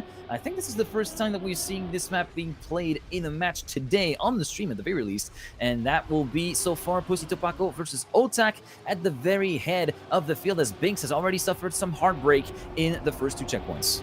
Yeah, unfortunate crash right before the wall ride, making it that it's going to be Otak set up to fight against the menace that is Nemesis. The gap, though, still quite large, honestly. I mean, Otak able to get a little bit of space made up on that transition onto the ramp, but still fighting to get at least into P2. Last thing Boca wants to do is suffer 2 aces in a row. But for the time being, that is what it's going to be looking at, and especially with those respawns happening there as well, that looks to be a clean first round for Team Nemesis. there's really not a lot Boca's gonna able to do about this. Even with Paco and Mime actually both having some issues. Paco will go for the risky fin still. Mime going for the safe one, and because of that, Bings will stop the ace from happening. Nemesis taking it a little bit too easy right there on those last few turns, right? Allowing some mistakes to slip into their play. So not quite the ace. Would have been a much better start for Team Nemesis. Honestly, they kind of threw it away right there. Still though, they will be leading 2-1. They will be leading 2-1, but I can potentially see some Nemesis fans giving the side eye to Mime and to Paco after how they handled that final sector. Because yeah, I do think that some people were thinking, yeah, this is looking good, this is a nice ace, and then all of a sudden the end of the boss lane happens, and it's no longer the case. So there you go. Yep. For anybody cheering for Team Nemesis, first of all, we feel sorry about that, and we do hope that no matter which team you're supporting, you're still having fun following the global playoffs, first global playoffs of the Trackmania World Tour 2025. As so far in this round, it will be Bings kind of sandwiched in between Mime and Kusito Paco. Otak a little bit too far behind after the landing from the ramp transfers, and we already see one of the Nemesis team members having a little bit of a blunder. That is going to be Mime dropping down to last place, promoting Otak up into third, and Bings has taken the lead away from Paco, who has a big of a slowdown at the exit of checkpoint 8 and 9, but so did Otak to move up down into P4. Mime up into P3. Binks will be able to take the lead and thus enforce the draw at the very end of that round. No clips at the very entry into the risky fin. 106.782, the winning round time for Binks, who will enforce the draw, as we said, 3-2, still in favor of Team Nemesis. Yeah. Some mistakes happening on both sides right there. Nothing too major, but definitely enough to create the situation that we found ourselves all the way towards the end. Team Nemesis, leading by 1 point, but could have been a lot larger. I can imagine that maybe weighing on them just a little bit. Still, though, you gotta take it one round at a time, and round number 3 is the round we're finding ourselves in. And we do see Otak unable to navigate, manage that speed coming out of the wood there in that downhill, and unfortunately is gonna have to leave it all up to Binks. Binks looks to be ready, looks to be doing exactly what he needs to do to cover as an anchor, make sure he keeps these first places, make sure that there are some draws going their way. Do not give Team Nemesis an inch. That is the name of the game right here, right now. Still though, Paco and Mine, they are hunting down Binks. Man has all the honey in the world, and Paco and Mime, they would love each and every little bit of it. Binks does manage to shake him off, but loses a little bit of speed. Will allow Mime to overtake. Does he have it? No, bit of an unfortunate transition. Does keep Binks in the lead. And so Mime, despite that attack, unable to make it happen. It's going to be a draw once again at 4-3 in favor of Team Nemesis. It's really only been the one victory thus far. I feel like that clip from Mime could have been a lot worse, because in a lot of instances, that clip at the very entry into the risky fin, where you get into that slope, if you clip there with your rear wheels, you can lose so much momentum that you can't make the risky fin outright. Then you'll be forced to respawn and take the safe way. Somehow, Mime managed to get to the very bottom of that finish ring to ensure the draw was enforced, but it could have been a lot worse for Nemesis, and very much Boca could have taken advantage of that, but of course, that is very much in the past right now, and Otak and Binks are going to have to do it all where it matters, that is to say, on the road. And so far, it is Otak doing the God's work for Team Boca, currently leading by 60 milliseconds ahead of Paco at the end of sector number 2, and it's looking very good in the splits. 43.7, around a 10th away from the splits from the world record from Stutz, and now Mime joining in the party along with Paco and Otak, and get a 3-way fight for the lead. Who's going to get the best exit from the bobsleigh? It's going to be Mime with the tighter line, but loses a lot of speed with that little bit of airtime. Otak, Paco, Binks will finish this round as is, in a great time from Otak with a 106.477. Numbers get messed up in my head, but you get the idea. It's a fast time indeed, and Boca does manage to get the gap back down to 0 points. 5-5 at the end of this round. Yeah, 5-5. Not necessarily the most dangerous score out there. Both teams still having their shot at it, but any and all victory could put a team into track point, and that is really the thing you need to be worried about, right? We'll see how it goes, though. Again, though, some issues happening on the side of Boca. A lot of, one force. Obviously, last round, they were able to get that win out finally, but even then, Team Nemesis is looking just a bit cleaner on here. It's really been the ending for Team Nemesis that has been hurting their chances thus far. The fight, though, will be between Pusutapako and Otak at the front. Both players, look at that, just on that last split, a millisecond between the two. Talk about hair differences, but we have liftoff as Mime does fly out in the background, and Pusutapako, all pressure on him, will have to concede first place to Otak. True to bobsleigh, having some issues straightening out the car, may allow Binks actually to overtake. Coming down to the wire, Paco does manage to land in, keep second place despite Binks slowly creeping up, and that is going to be a victory for Boca and track point in their favor.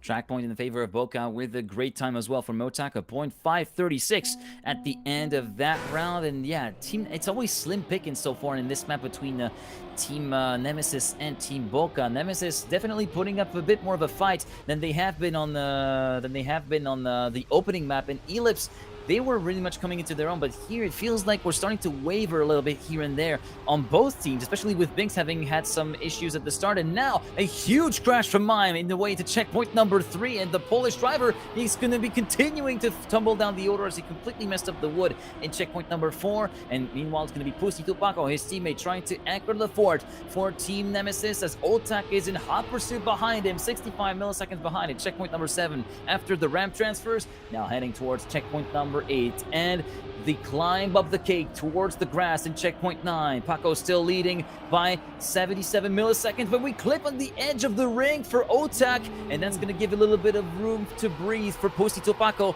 thus allowing the Hungarian to try and engage a little bit more serenely the run up towards the risky finish. Even though Binks is starting to catch back up a little bit, it's too little too late for the Frenchman to do anything about this, and it will be a draw in force at the end of this round, with Paco winning with a .712, 2/10 clear of Binks, 6/10 clear of Otak, and Mime does reach the finish line 4.5 seconds behind his teammate. 8-7 for Boca versus Team Nemesis, both teams on track points.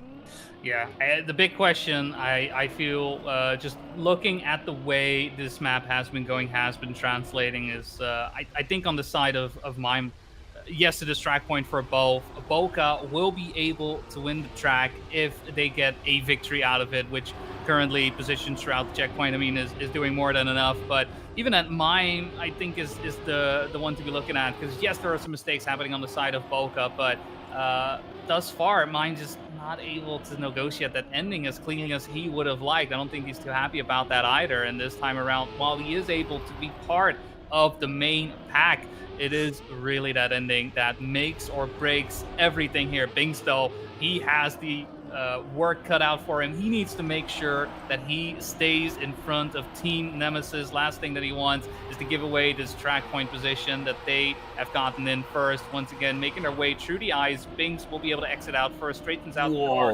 and gets a lot of speed out of it, though. We have Paco following right behind. Mime will be coming in third place, so it is going to be another draw. And this is the only draw Team Nemesis can afford. If it's going to be none more, then Boca will pick up the track. It's a bit of a slow one, right? Bit of a journey, if you will. And honestly, maybe a bit too close to call. It's going to come down to Nemesis's consistency. Yeah, and I gotta say, that bobsleigh exit from Binks was supreme at the very end. Managed to judge it just right on the rebounding off of the outside wall to get all the way to the inside and get the tightest run possible through the double left-hander that came afterward, and thus enabling him to secure the lead and the draw in that particular round. This time it will be all to play for Boca, as they only need 1 point to take the map away from Team Nemesis, but they're going to have their work cut out for him once again, because Mime is very much piling the pressure on the young man from Istres. Banks currently sitting in second, very close to Binks. Oh, very, very close to Mime, rather, and we do fly off. We do have left off this time on the French side. Mime taking over the lead. Paco moving up to third, presumably as a result of the respawn from Binks. Yes, there it is. It's now all down to Otak to try and get the first place away from Mime. Mime looking a bit slow and touching on the inside of the pitch, and that gives the map away to Team Boca as Otak takes the win individually with a 106.735. We could have had our first overtime of the day, but it wasn't meant to be on Ascension. 11-9, the final score in favor of Boca. Binks and Otak take the lead once again in this matchup, 2-1. That is a heartbreaking loss right there on map number 3. I mean, I mentioned it, right? It's that ending that was worrisome for Mime, Mm-mm. and it really did came down to it. All the stars aligned. It was Mime's opportunity there to, like prove me wrong, really, because that would have came down to. Unfortunately, he did prove me right there. Just getting on the inside a bit too early, hits the wall, and I think from that point on, it just went all downhill. Mm. Boca able to get the win from the clutchest of defeat and making it 2-1, making sure that they put themselves into match point. We will be on a Sunburn for map number 4, right? Where initially Ascension was one of the maps we haven't seen on our broadcast just yet. Now we will have been able to see each and every one of the maps in the map pool. Sunburn making its debut here in the global playoffs number 1. It is still Boca versus Team Nemesis, 2-1 in favor of Boca. Will they be able to close it out right here, right now? Will they be able to close it out? And that is going to be no small feat if they're able to close it out on Sunburn. Sunburn, which is arguably the most difficult part of a map of the map pack, in my opinion, with so many transitions and so many different mechanics that are at play, with the ice slides on one side, then driving in reverse on another side, then dealing with the bumper and the rotation to actually exit checkpoints 4 or 5 to get back onto the right way, and then avoid getting your car dolphining out of the small footbath section, and Mime forced to respawn, unfortunately, as Binks takes the lead away from Pussy Topaco. Otak in 3rd place, pursuing the Hungarian as they all go for the regular triangle line there. I wonder if we're going to be seeing the more risky approach, trying to go for the direct trigger, as Binks continues to lead as we head into the spin transfer. Beautifully executed from the top 3. Binks pulling a little bit further away from Pussy Topaco as we head towards the finish, and we've seen plenty of people break their teeth on that final corner and over that risky finish. Binks securing that by lifting a little bit. Otak versus Pussy Topaco to the line, trying to go for a bit of a lower landing, but it does not pay off. Paco manages to split the difference between Binks and Otak and bring 1 point home for Team Nemesis. It will be Boca leading still, but Nemesis managing to save their scalp just a little bit. Yeah, Paco just getting in, keeping the ace away by, what was that, 1/100th of a second, walkabout. 7 milliseconds there, thereabouts. Even that, my word, that is just cutting it so close, too close to call, honestly. But fortunately, we got computers for those types of things. Imagine if we had to do photo finishes for a game like Trackmania. Honestly, these matches would take twice as long. Honestly, I would love to see that, especially if we have a little bit of warping like we see in track and fields whenever they have to do photo finishes. That would be good. What is not so good though is Mime completely flunking the reverse and doing a barrel roll, essentially, for those Star Fox fans out there. Oh, yeah, bit of a flip out. Huge touch from Binks, who got ejected in the footpath section. Sorry about that. You do continue. It's Otak versus Paco for the lead. Yeah, and with that, it's going to be Paco versus Otak. Great fight between the two we've seen throughout this match already. Looking like Paco will get the upper hand on the ice slide, making the gap about 10ths of a second. We'll see how this transition goes. Into the bobsleigh, goes nice and high, making sure to drop all the way down into this no-break sector. Players will have to release to make sure they get the turnaround, keep the speed up. Otak with a bit more speed, but unable to overtake this time around. The gap even smaller, 0.02 of a second. But Paco holds firm, holds fast, brings the draw in the favor, honestly, I would say, of Team Nemesis after an unfortunate turnaround, flip around, probably some type of special Antonio Pro skater from Mime. Yeah, indeed.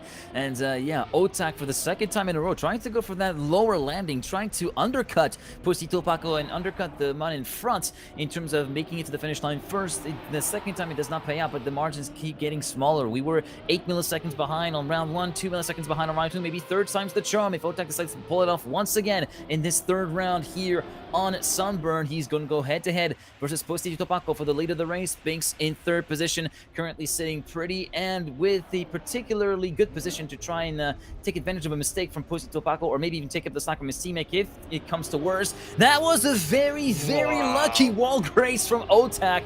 How in God's green earth did he manage to get away with that? Sorry for the words, but my lord, what was that from the man from Samalo as Binks takes away 2nd place from Paco, but it goes a bit too deep at the exit of that transfer from the ice, and thus Paco retakes 2nd place, and Binks still very much in a chasing position, but Paco now trying to pile on the pressure on Otak. Otak getting almost overtaken on the final corner, but this time Binks overtakes Paco before the risky fin, and it will be the ace at long last for Boca after coming so narrowly close to having snatched it in round number 1.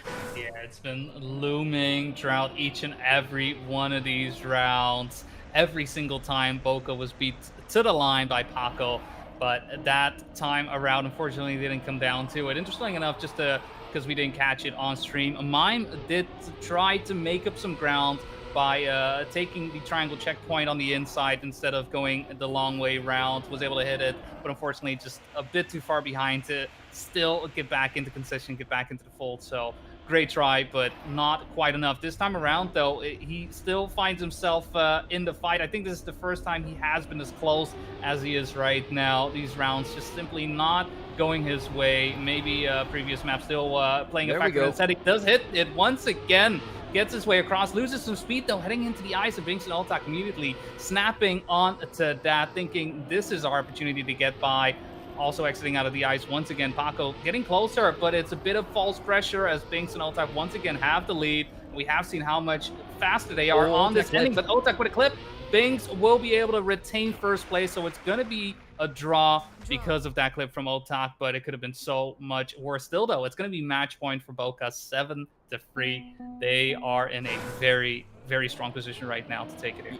Yeah, they have a very healthy margin of 4 points, as you can see again at the top of the screen. But this time, we do have a huge slowdown from the very first footbath section at the start from Otak. And yeah, we were able to see that briefly on stream. Mime going for what I call the Elcon strat, because Elcon was the most prominent player to use it, as we do have a hefty crash from Binks on the entry into the ice slide from checkpoint number 2. But Mime deciding to go for the direct line for the trigger and completely bypassing the triangle line, as we do have more players with troubles, with Pussy Topaco dropping down to last place. Binks promoted up to 3rd as a result of this, and all the gaps having widened quite significantly until Mime got pinballed from one wall to the other into the footbath from checkpoint 6 and 7, promoting Otak up into the lead with a 4-second gap.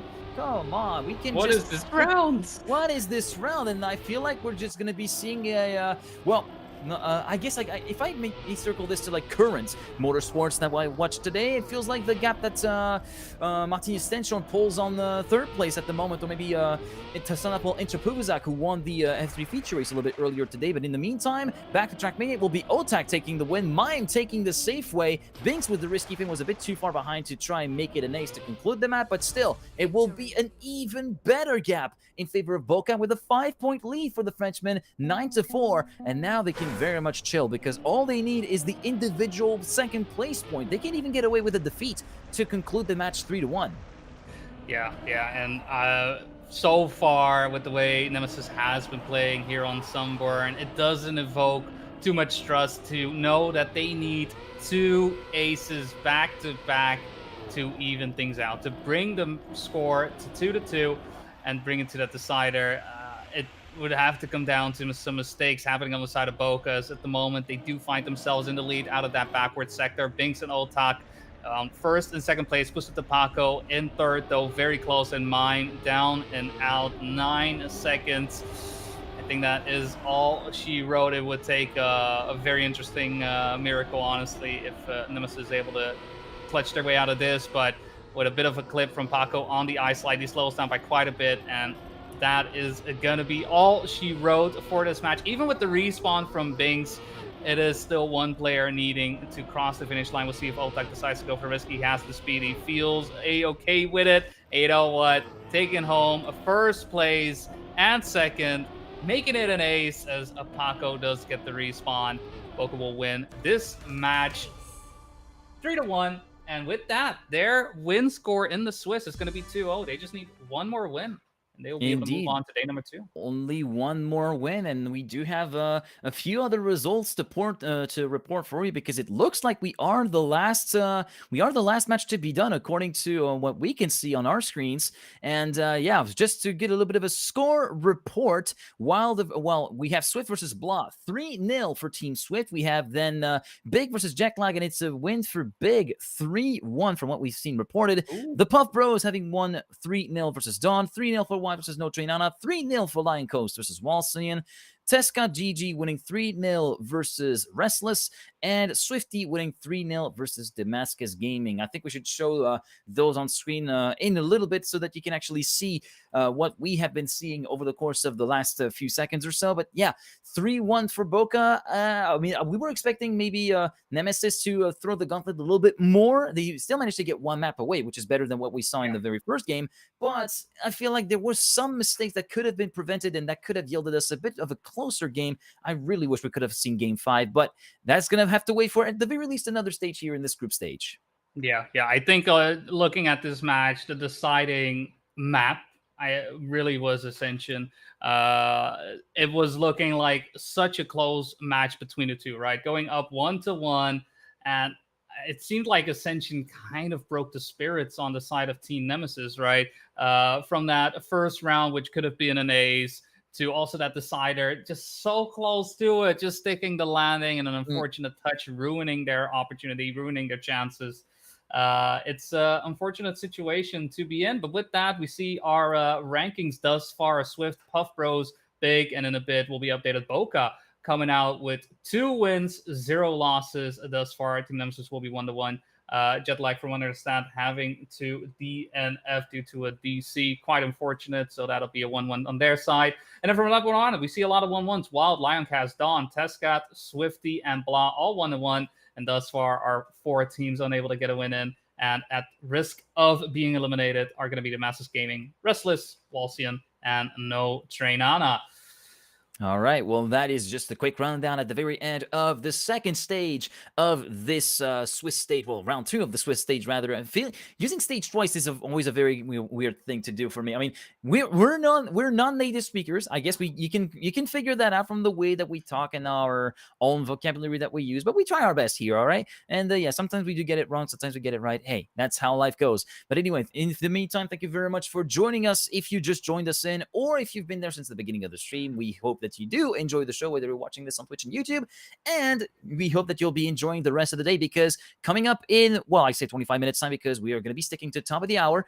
It will be round 3 of the Swiss stage, and those are going to be the first qualifying matches for those that are already 2 wins up in the books. And we are going to be seeing also some teams being potentially eliminated at the very end of the next stage, and some teams that are kind of stuck in the middle in between those with us, and having to try and get a little bit more of pep in their step to try and actually get away from that sort of murky zone that they're currently finding. But that will be happening in, well, the best part of 25 minutes, but we'll be back a little bit beforehand. We're going to take a break, and we'll be back with round 3 of group stage. Stay with us.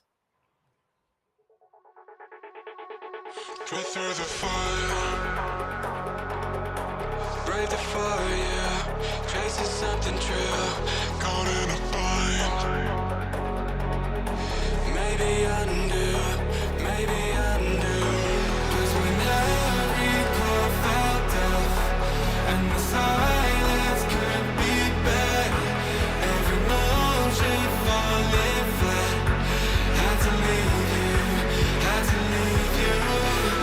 Now the tide's pulling me back, like a fool that put you to work. With the pain you left still fresh, I can heal you, I can heal you.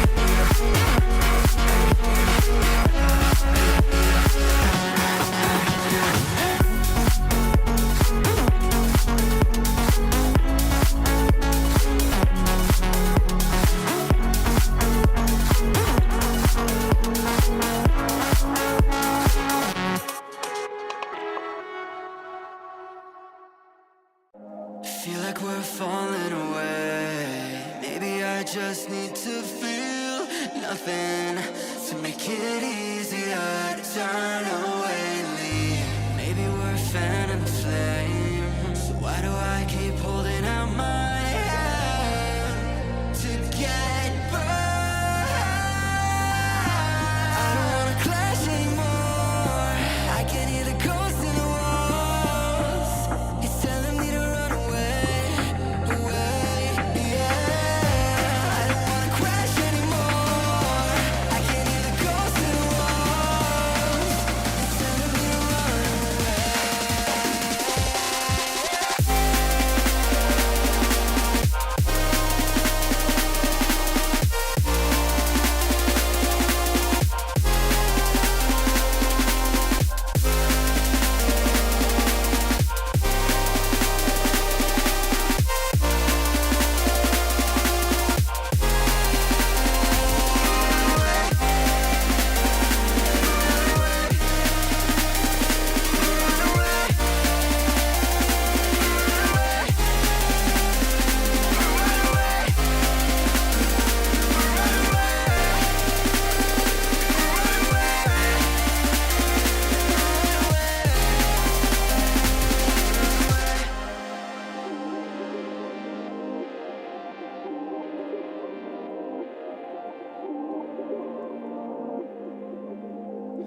Breaking apart, seeing the end.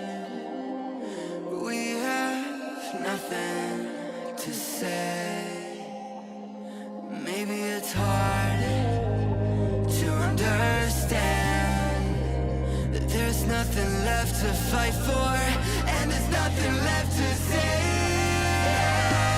I don't wanna crash anymore.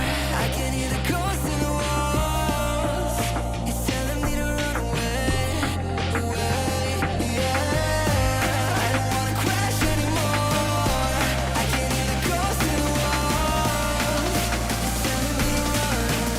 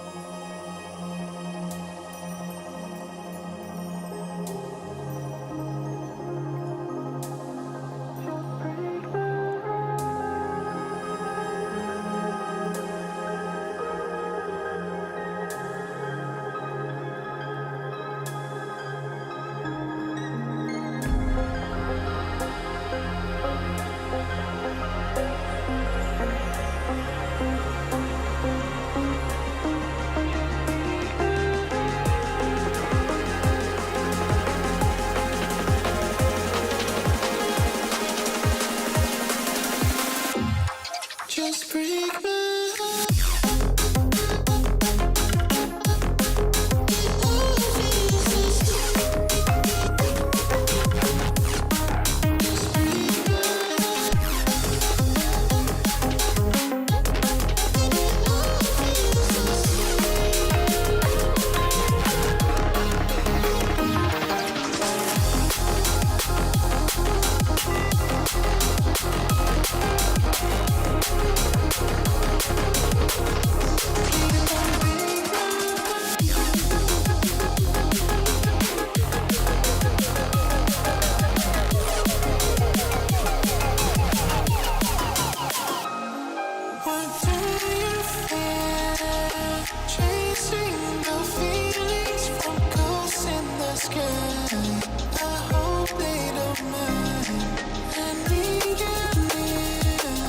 Something to hold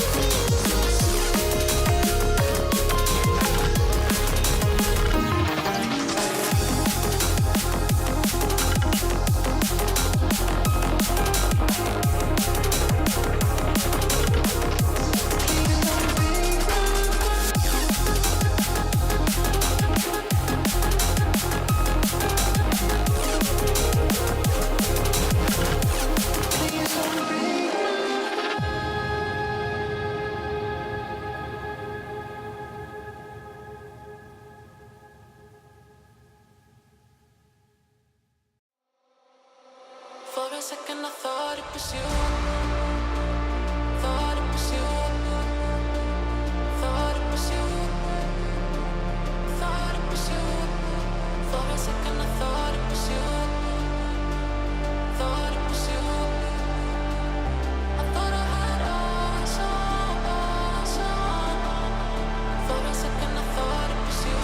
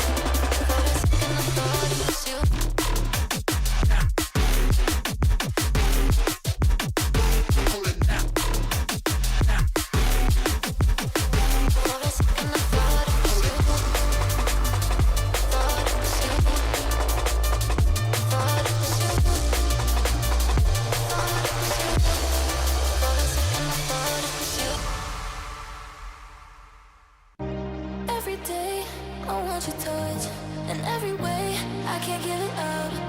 Anything just to feel the rush. This just ain't enough. Oh, we be my ride or die. Oh, we can do this every night. Oh, will you be my ride or die?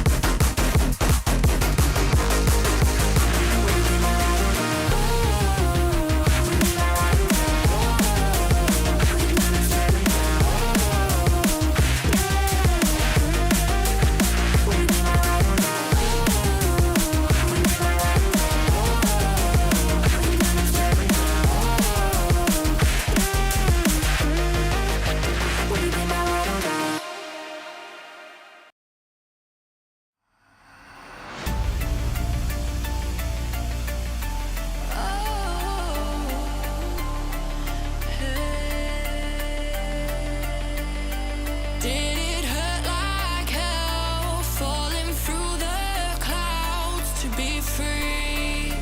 Oh, free. It was hard enough for me to fight the storm. Were you hoping that I could keep us both warm? Hearing sirens playing from the start. Hearing sirens playing from the start, from the start, from the start, from the start. Hey, hey. Did you hear them sirens playing? Hear them sirens playing from the start, from the start, from the start. Hey, hey.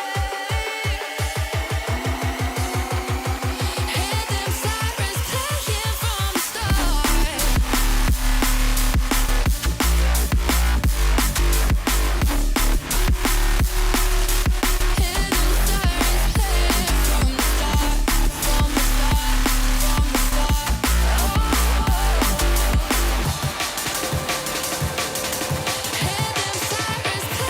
from the start.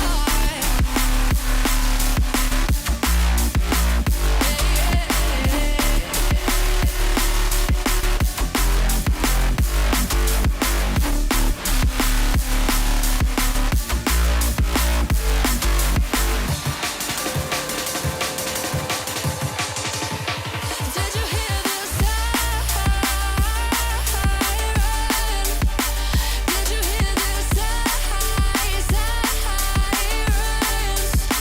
Did you hear the siren? Did you hear the sirens?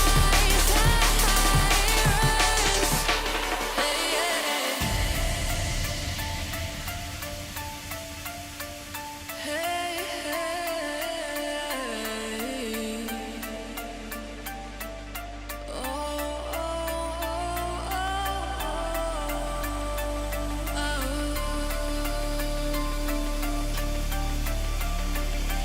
It was hard enough for me to fight the storm. Were you hoping that I could keep us both warm? Hearing sirens playing from the start. Hearing sirens playing from the start, from the start, from the start, from the start. Hey, hey. Did you hear them sirens playing? Hear them sirens playing from the start, from the start, from the start. Hey, hey. Hear them sirens playing from the start.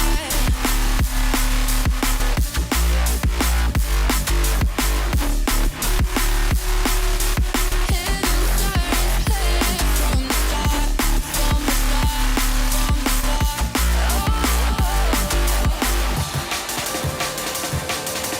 Hear them sirens playing from the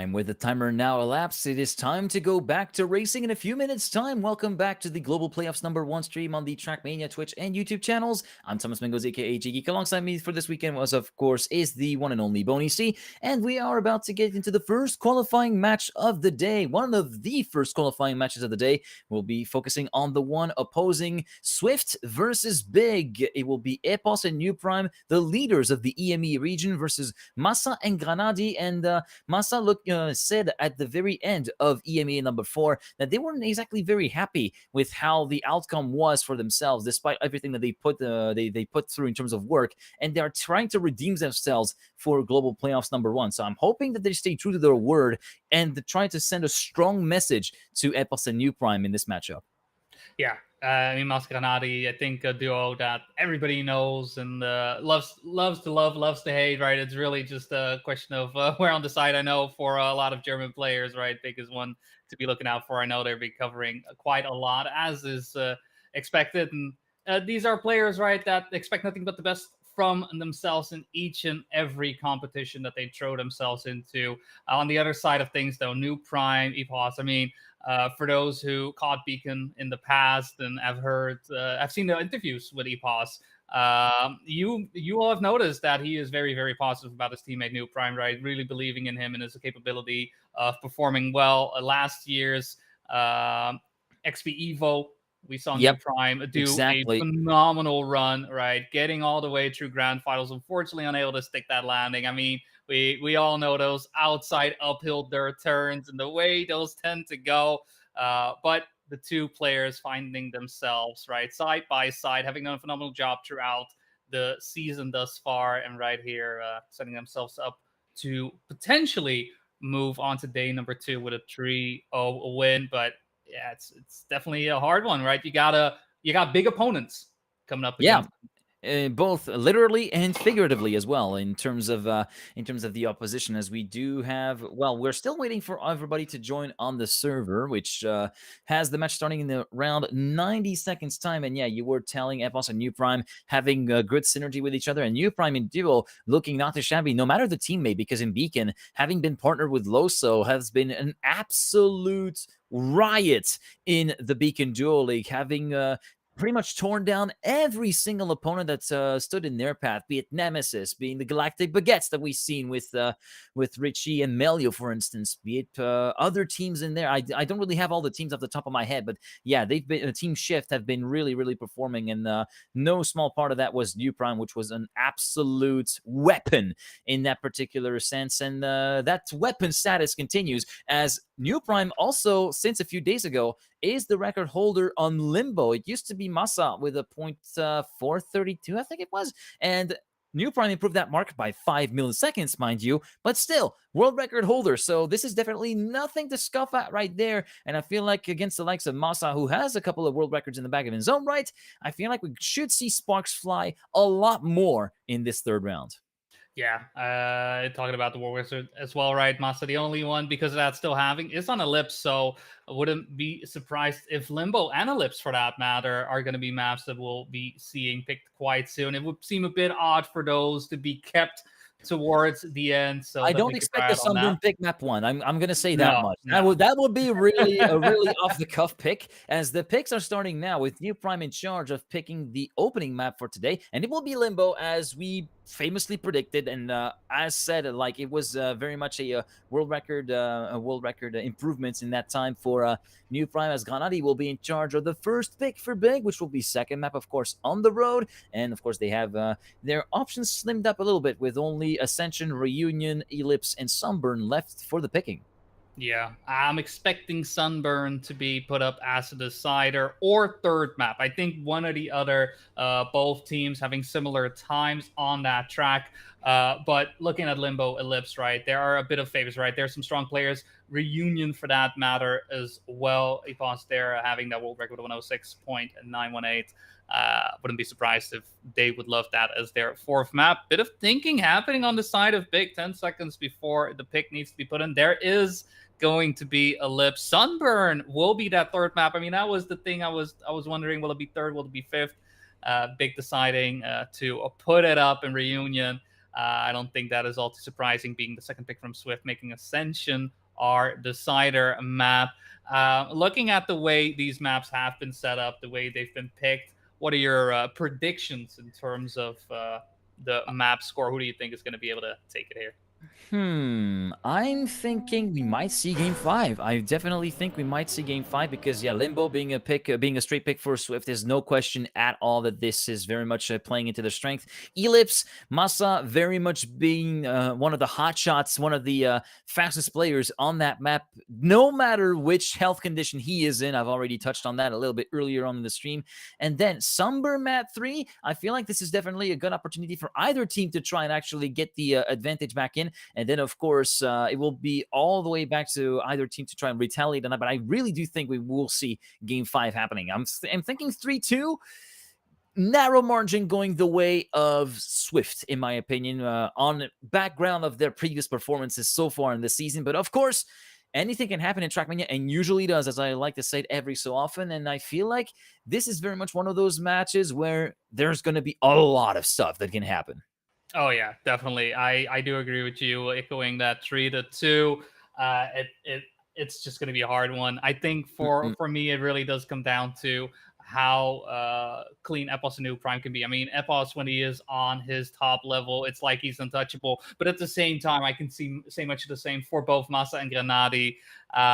This is a moment in time where at this point in time, it's all about how do these players feel? How comfortable are they on the track, in their skin? They're coming out into this match 2 wins on both sides. So motivation, mood is going to be sky high. It's going to come down to how these rounds will unfold. Here on map number 1, we are kicking things off on Swift's pick. It is going to be Limbo. The field is let loose, and we are racing on Limbo for match 3 of the day, following along with Granadi at the moment through the little dip in the water before checkpoint number 3, which is going to be wetting the wheels a little bit. Everybody making it through the ramp transfer just fine. Checkpoint number 5 in the end of Sector 1. The first split will be a 25.108, courtesy of Massa. Granadi ahead of him in the lead. Epos trying to put himself in between the 2 big players. In the meantime, New Prime just a little bit further behind, around a quarter of a second back from the lead of the race. And right now, Granadi is still very much holding the lead in a steadfast gap as well of around 0.2 of a second. A gap that gets slashed in half by Epos, who gets the better trigger. The reactor, all 3 get it absolutely supremely well. And all 3 regroup within 37 milliseconds at the start of Sector 3. Everything still all to play for. It's a really close race to call here as we go with Massa and Epos first and second. Epos managing to keep the lead a little bit tighter. Who gets the better bounce? It will be Massa with a bit more speed to take the lead and the victory of the round for Big, with Granadi finishing in 3rd. Epos gave it all he could, but 63 milliseconds were all that was missing for the Englishman to try and force the status quo in a draw. But Big, with an absolutely gritty drive in the very final sector from Massa, take the lead 2-1, and already a little bit of a collision from Epos, who completely misses the first bounce.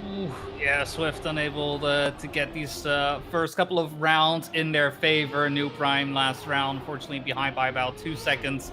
Unable to really show off why he has been able to become the world record holder this time around, though, finding himself in first place. Going to have to cover for Epos, finding himself behind by 7.5 seconds. So it will be the Yamada that we call Big on the hunt, on the chase, finding New Primes in their sights. But will it be enough to actually overtake him? That's going to be the big question. A full German derby, I'm going to call it, though a little bit in favor of Big, as Massa starts to get the overtake right before the transition into the bobsleigh. Both players making away, and New Prime a little bit lower. Will be able to get by, keeps the speed in his favor, slowing down, navigating his way through the railing, and will stay alive. Gets a inside line, loses some speed along Granadi to overtake. Granadi will get the better bounce there as well, but does lose it going to the right towards the finish line. New Prime a bit more of a straight angle, keeps first place. Great defense coming in for New Prime for Swift as he paused. That's not the way. No, you're supposed to. Okay, well, you know what? It's a draw. Yeah, it's a draw. That's all right. I think he might have confused game modes. This is a regular race mode, not crash mode, where you're trying to get as much damage bounty as possible by flying through traffic. This is a different series altogether. In the meantime, going into round 3, Epos have had a little bit of a really bad round anyway throughout the previous round we've seen, with that miss of the bounce in the very opening of round number 2, and he manages to correct that beautifully at the start of round 3 here, with the lead overall for the Englishman, as we did see a bit of a slowdown from Granadi on the way to checkpoint number 5. It's actually New Prime actually who slowed down, sorry. Granadi is still very much in the thick of the action, trying to follow the footsteps of his teammate Massa, who is trying to pile on the pressure on Epos himself. About 0.2 of a lead for the Englishman versus the big duo, and we have a hefty clip from Granadi on the way to checkpoint 8, who gets the better reactor trigger. Oh, New Prime, the clip just just exiting the reactor, will be forced to respawn, promoting Granadi back up to 3rd place. In the meantime, Epos still very much holding the lead, 1/4 of a second ahead, now up to a half a second after Massa was forced to lift quite significantly on the way into checkpoint number 11. Epos can afford to go over the bar, and which he does, and that will yield a 106.428 at the very end, and another draw being enforced. This time Swift managing to salvage that and enforce the gap to still be at 1 point of a deficit. Yeah, it's one of these situations as well, right? It feels just 4 rounds, right? It feels like we should be a lot further in terms of score, but it's only 3 to 4, right? Despite already having some close fights, this is only map 1. We're just getting started, and it's very clear that both teams are wanting that piece of the pie, wanting to get that placement into day number 2. Swift has been a little bit on the back foot, right? They've been able to do some great defense, but at the same time, they haven't really been able to link up as well as Massa and Granadi have been. Again, right, making their way through this turn. Massa and Granadi finding themselves side by side. Epos unable to match the speed, is going to have to relinquish that 1st place to a big. We'll see how this turnaround goes. This was the place where things went a little bit haywire for Swift this time around. We'll make their way around, but again, Big simply being faster, and they are in ace position simply due to their efficiency being more clean with it. And it's going to come down to that final jump. Massa and Granadi both setting up. New Prime, the only one left standing. Massa goes high, Granadi goes low. And unfortunately, New Prime simply too far away to get in between. That is going to be an ace for Big, making it 7 to 3. Big making it 7 to 3 and taking advantage of the precarious position that Swift found themselves in the very round that we've seen being unfolded, and just a general lack of pace so far by the blue team, not really able to find any answer to what Big was able to throw down in the 1st and 2nd sectors. And by the time we got to the reactor, the damage had already been done for Team Swift, and now they have to really wake up. They have to actually try to claw those 4 points back. And right now, New Prime executing himself beautifully with a .875, 200ths away from the very first split of his own world record. So this is looking like a very, very hot round from the German, from Team Swift. Meanwhile, Massa, Granadi, and Epos, 2, 3, and 4, and Epos trying to split the difference between the two big boys at 41.608 of the split from the reactor from New Prime. That's about 2/10ths away from his own world record. In the meantime, Granadi still resisting the assaults of Epos. Epos trying to come back on the wheel player from Germany. And we do have this. Did we get like a small pad disconnect from Epos? That is such a shame to see. In the meantime, New Prime goes for the low line. Will be able to win individually with a .692. But what an odd. I feel like it was a controller failure from Epos, or input failure, because that was, as someone would say, that is a pad disconnect and a half. That was such a shame, because very much Swift had the chance to try and get something a little bit more enticing in terms of bridging the gap back, but the draw will be enforced. It's still one more round extracted, but it could have been so much more. Yeah, definitely. And with that gap of 4 points is getting dangerous, as it is 8 points for Big, 2 points away from Track, and an unfortunate clip right there from Epos heading into the grass will allow Big to once again put themselves in P2 and P3. New Prime, the only man left standing to keep them away from potentially ending the race, or at least this track in their favor. Still though, New Prime will be able to keep up the line, gets it done. Massa unable to get the transition down cleanly, and Epos now as well able to get back into the fold, just a little bit ahead of Granadi for a second or two. Granadi able to retake 2nd place going into the bobsleigh, and this is where it went somewhat wrong for Epos this time around. No issues happening whatsoever. Granadi still though away by about 2/10 of a second. It's going to come down to this turnaround on the water. Granadi gets it down cleanly, so unfortunately Swift can't quite link up, can't quite make it an ace, but still it's going to be a victory. 6 to 9. Swift makes the gap up by a singular point, but it is that singular point that Big needs to win track number 1. Yeah, that score line looks nice at the very top, not gonna lie. But you know what would be nicer for Swift? Trying to link up for an ace to try and get some of those points back. Unfortunately, it will not be bound to happen as New Prime encounters issues before even the first bounce. And essentially, what is the powerhouse of this track, if the times are anything to go by, and the stats are anything to go by as well, 50% win rate so far in this map is very much down and out, and that means that the deal will more than likely be sealed in favor of Team Big, and Masa and Granadi don't even have to push for the lead of Epos.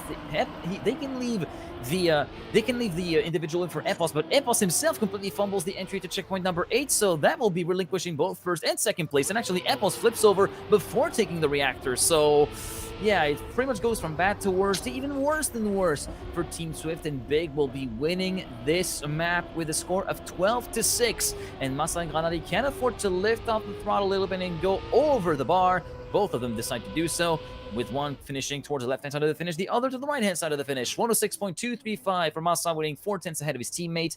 Score 12-6 for Team Big, who lead 1-0 in this qualifying best of 5.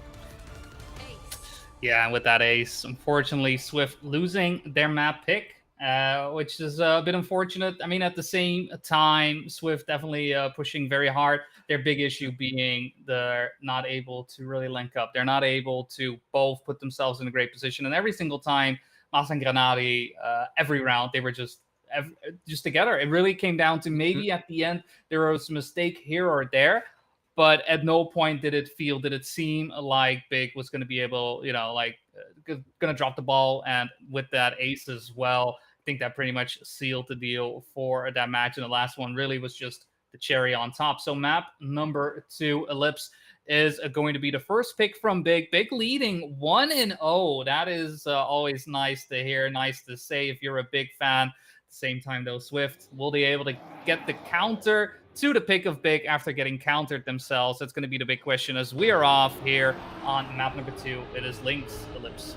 Link's Ellipse, as we do see a couple of wall brushes already at the start of this map, with New Prime and Masa being relegated to the depths of the field and leaving Granadi and Epos to duke it out between each other for the lead of the race. The split at the end of checkpoint 5 at 23.568 in favor of Granadi.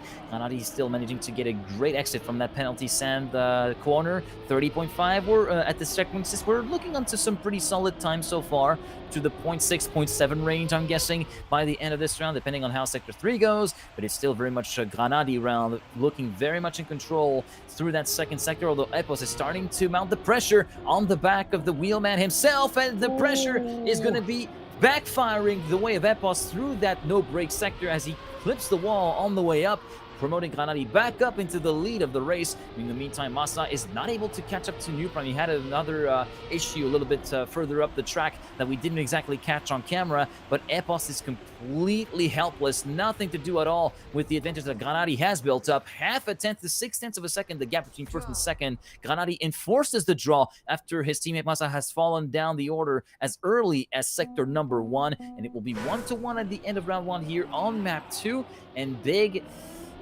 just trying to find their marbles going and trying to keep some semblance of momentum after a bit of a dud in that first round.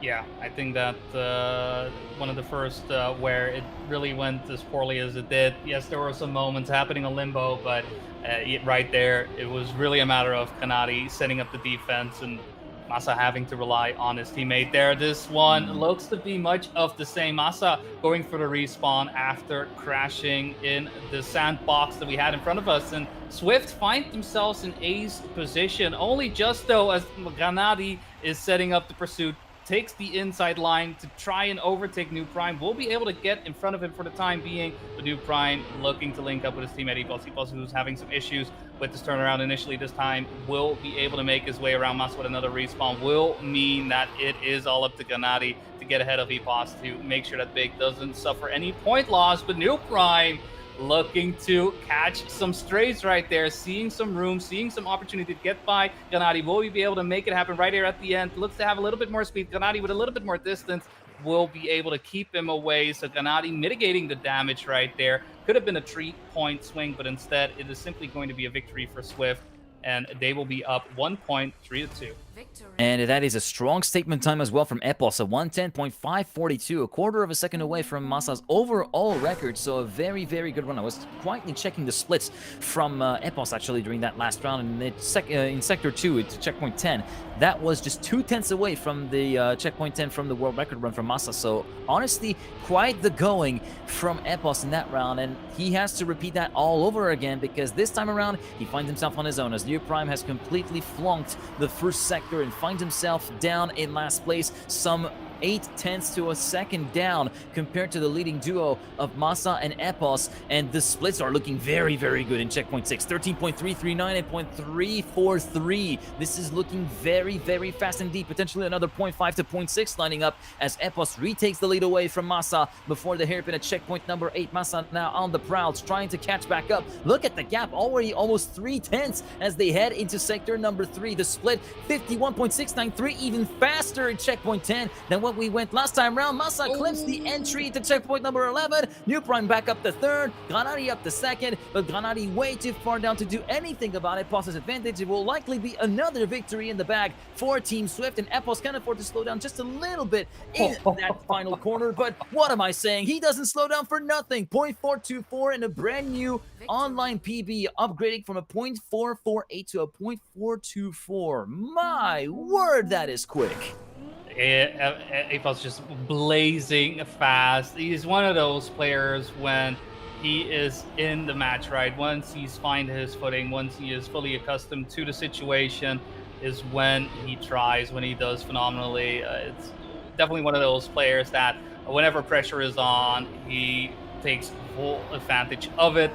Big with a mistake on their side as well, allowing Swift to get another point ahead, 5-3, right? 2-point gaps, not impossible for Big to try and beat, but for the time being, they will still be down and looking to perhaps lose their map pick. Still, don't ever say never. Masa does have the lead with Granati right behind him. Still, though, New Prime and Epos just in between, constantly flying in and out. New Prime unable to keep the momentum going, though.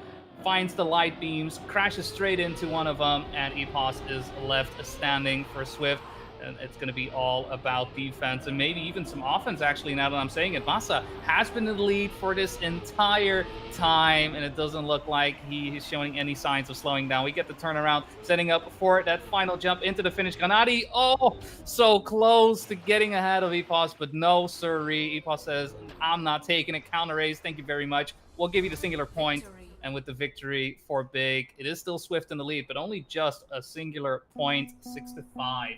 Yeah, it's still very much nip and tuck between these two teams. Big on their own map pick, mind you, and having to go through back-to-back round losses with an Epos that was looking to be firing on all cylinders, and Epos was trying to actually put a little bit more pressure on that final corner in that previous round, but not able to really to go for a 2-for-1 deal in that particular instance. Let's see if he's able to actually retake the lead in that round as we go through the first sector. 23.407 the split for Masa at the very end of the first 5 checkpoints. Checkpoint 6 will be giving us a good overview. 0.404, a little bit slower than what we were before, but still looking very, very good in terms of the pace being laid down. And Granati this time finding themselves a little bit left behind, not really able to catch up and keep up the rhythm that's being imprinted. And Masa now clipping on the very edge of the hairpin before checkpoint number 8. Such a shame for the German driver, the German veteran of the Trackmania scene, and that promotes New Prime up into the lead. Granati up to 2nd, Epos up to 3rd, and this could be a very, very bad situation for Big, who are about to lose their map pick more than likely after this round is done and dusted. Granati going way too wide at the drop down after checkpoint 11 promotes Epos up into 2nd place, and it will be the ace for Team Swift with a 110.718 courtesy of New Prime and a 0.908 courtesy of Epos. 9-5. That's not just some working hours, but that is also the scoreline for this particular matchup at this moment, and it will be just the 2nd place finish needed individually for Swift to retaliate against Big and even the scales after losing Limbo. Yeah, I mean, Swift putting in a full hour's work, full day's work for him, even on the weekend, right? They are still giving it what they need, looking for that counter on the map picks. They may take one of theirs from Big, but Big may not be able to keep their first map pick either. Beautiful hairpin turn there from Epos. New Prime also now linking up with his teammate to make sure that that just singular point, really, because that's all they're looking for, goes in their favor. Granati having some issues, losing speed through that sandbox will mean that Swift is in a very favorable position. Yes, Massa may still be able to fight, may still be able to get ahead of them, but that won't quite cut it. Even a second place is enough for Swift to win this map. And right now, while New Prime is starting to fall behind just a little bit, it is still Epos versus Massa at the front. And even though that duo is looking beautifully, Epos with a little bit of a slowdown, still Kanadi needs to link up to Massa, needs to get closer. It's getting there, but he's not there quite yet.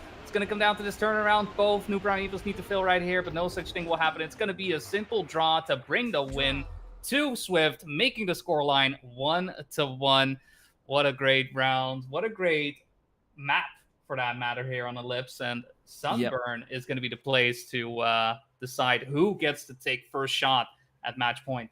Yeah, indeed. And I gotta say, having watched Epos's round, that was a very unfortunate clip at the drop down after checkpoint 11, after the buck slide, because I was quietly checking the splits that Epos were driving in checkpoint 5 and 6, and I was like, that might be like, that was close to maybe even another PB, like a very low 0.4, even a 0.3 that was on the card. So honestly, Epos managing to catch back up after having dropped the ball somewhat on map number 1, and we're going to be seeing if he's able to keep up the momentum here on Sunburn, Whiskey's map, which acts as our middle ground as we have both teams on one map win apiece, as we get a little bit of a closer view of the jump into the very first footbath section. And it seems as though we already have a player kind of like getting left in the dust, and that is being Massa, who has entered very slowly through that footbath.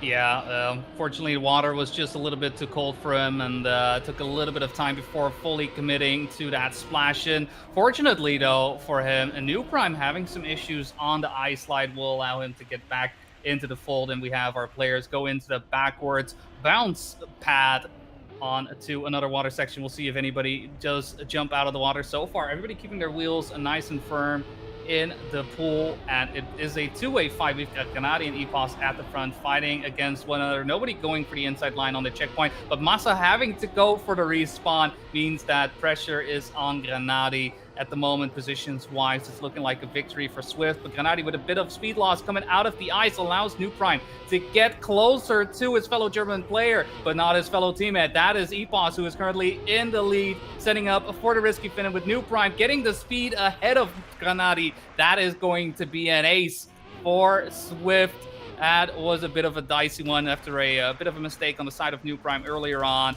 able to link up, get the ace in after taking advantage of a mistake from Granati.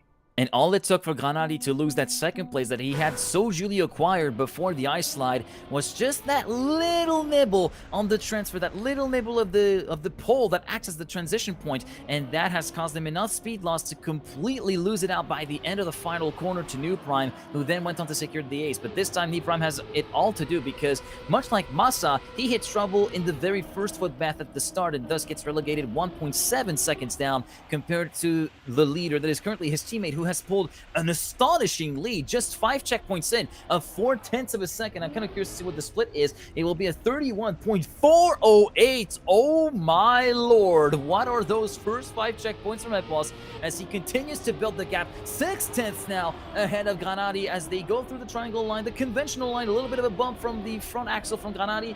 46.978 for Epos at the end of checkpoint number 9 before the ice slide, and there's absolutely no retaliation possible at this stage from Team Big unless there is a very big catastrophic clip or crash coming the way of Epos in the final corner and the risky fame, but no such thing will happen, and Epos clocks in a 106.134, 7/10 clear of Massa. Just an absolute stumper of a round from the Englishman. Yeah, absolute masterclass coming in from Epos, just doing a phenomenal job. The only objective for him from the get-go was to play defense, and at the end of the day, he decided to show everybody what he is capable of, and how often he is able to pull out rounds like this as well is what makes him such a great player. Right now, finding New Prime next to him, no such unlucky situations as we saw in the past, right? 2 players being torn apart in the heat of battle. Instead, they are still very close to one another. At the same time, though, Massa and Granati finding their way in between each and every single time. The gap is still manageable for New Prime if there is a mistake, if there is a bit of slow on the side of Kanari or Masa. We'll see if anybody decides to go for the alternative line on that checkpoint. It doesn't look like any of these players is in the mood to try and get that inside line. Once again, the triangles will be respected, and Epos firmly in the lead coming out of that ice slide. Once again, these 2 rounds so far for him have been phenomenal, but he needs his teammate to take full advantage of the situation, and it doesn't look like this time around they're going to be close enough. New Prime coming in 4th place. This time around a bit closer to Kanadi and Masa, but a bit closer doesn't do anything if it means still being in 4th place. 5-2, still in favor of Swift. 3-point gap, but I feel these last couple of rounds could have been a bit more. It could have been a bit more indeed, and it feels as though that scenario might repeat itself with New Prime touching the neon on the entry into the first footbath, but I think we've all seen it, but Epos 105.854 in that round. That gets me a little bit hot under the collar just thinking about it, because that was such a great round from Epos, as we are circling back with the leaders from the perspective of Masa. New Prime forced to respawn, so Epos having to anchor the fort once again for Team Swift, but he has been doing that admirably for the past few rounds, so there is no doubt in anybody's mind that Epos is willing to do it again, as Granadi does go for the alternative strategy to try and go after Epos. Will be circling back down to 2nd place, but that compromises also the speed for the ice slide, and Kanadi does not go for the spin. Actually, I think that's the first time in this match that someone opts to go for the standard flip back at the exit of that sort of transfer, but there's still no place to be found to catch up to Epos, and Epos crashes out before the risky fin clips on the very edge of the final corner, and full stop X on the side of the reset block. Granadi also had issues, but Masa had no such issues to take the risky fin. Granadi takes the safe way, but still finishes some 3 seconds ahead of Epos, and just like that, that 3-point lead gets completely wiped out, gone. Yeah, and it just coming down to a lot of pressure on the side of Epos side. I mean, he was doing phenomenally, but the big question to be asked right there after a unfortunate crash right there from Epos is, would he be able to do what he was doing for 5 rounds in a row? Theoretically, right? You have that 3-point gap. Technically, you could draw after draw after draw after draw, but I mean, at some point, the other shoe has to fall, has to drop, and that happened to be exactly that moment. Big, who has been putting in the work each and every one of these rounds, just not being able to match the pace that Epos was putting down. It's coming down to that one mistake. This time, though, New Prime is there in the running, in the making, has been in 1st place for pretty much most of this round, if not all of it. Masa does set up the hunt, and Epos is able to get ahead of Kanari through the fog of war. It's coming down to, once again, advantage for Swift. All 3 regroup within a 10th. Checkpoint. Will he make it happen? Epos does have the overtake, gets ahead of Masa. Granadi also too far to make something happen, and from an ace to an ace, Swift, just like that, finds himself 3 points ahead once again. And Swift immediately countered the ace that Big was able to get on the board in the previous round, but that was getting a little bit hot, and it all kicked off with Granadi hitting the wall in that little downward section after checkpoint number 7. Didn't get the proper slide, or got it a little bit too early towards the inside wall, and barely grazed it with the right side of his car, which was enough to allow Epos to come back in. And then Masa, with a bit of a troublesome landing at the end of that transfer, along with New Prime, made it a lot more interesting to actually get back up and running in this particular final sector, which yielded us a great fight for 2nd place and the ace position for the teams at the very end. In the meantime, midway through the map, it is going to be New Prime emerging ahead of the 2nd footpath. Epos very much in the wars versus Masa, Granadi, and his teammate. As Granadi goes for the alternative strategy once again, which does pay off to get himself right amongst the lead driver that is New Prime at the moment, but a great spin from the German from Team Shift to continue moving further away in the lead, trying to break away from his teammate, himself trying to break away from Granadi in 3rd position now, trying to avoid clipping on the outside. It's this time good for Epos, and it will be with another race that this map will be concluded. And what a time, another 0.8 being driven, this time by New Prime, 0.860, 6 milliseconds away from what his teammate could do a little bit earlier on. 11-5 the final score here on Sunburn, 2-1 the score in favor of Team Swift, and that is the last couple rounds was the absolute perfect retaliations. That was basically like Big trying to take on Swift at this thing. We managed to get an ace away from them. They dropped the sun on us twice. That's essentially what just happened there for Big versus Swift as we get on to Reunion, the penultimate map potentially of this matchup, but it's all down to Big now to try and pick it up so that we can get onto a tiebreaker game 5. Yeah, I just before we move into map number 4 here, that was 3 aces from Swift on Sunburn, right? And despite New Prime having some issues throughout the middling parts of that, he came back with a vintage, right? He finally got into his stride. He finally got into his prime, if you will, and was able to support EPOS in managing to finish up that map. Beautiful stuff, honestly, on Sunburn. I mean, 3 aces, and even then, Big getting very close to it. That is some great driving, honestly, on both sides. But still, Swift will have to lead. Map and match point is what they're looking for right here, right now, on Reunion. Which one of the two teams will be able to make this Reunion happen? Is it going to be Swift making their way into day number 2, or will Big stand the fight and push it all the way to a map number 5 and try to find their Ascension into the bracket stages? For now, though, look at that. Once again, Granati and Masa, they find themselves in second, third place most of this match, honestly, and this round, no exception. This round is absolutely no exception, and yeah, this is a very nicely contested round so far, with Granati and EPOS still going toe-to-toe within the ghost of each other, 10 milliseconds apart at the entry into checkpoint number 12. Masa versus New Prime. New Prime trying to go ahead of Masa, rather the inverse, and it will be New Prime sniping Masa away from that third place, courtesy of a more direct line towards the finish line, and that will allow Swift to win that round, courtesy also of that first place from EPOS by 24 milliseconds ahead of Granati.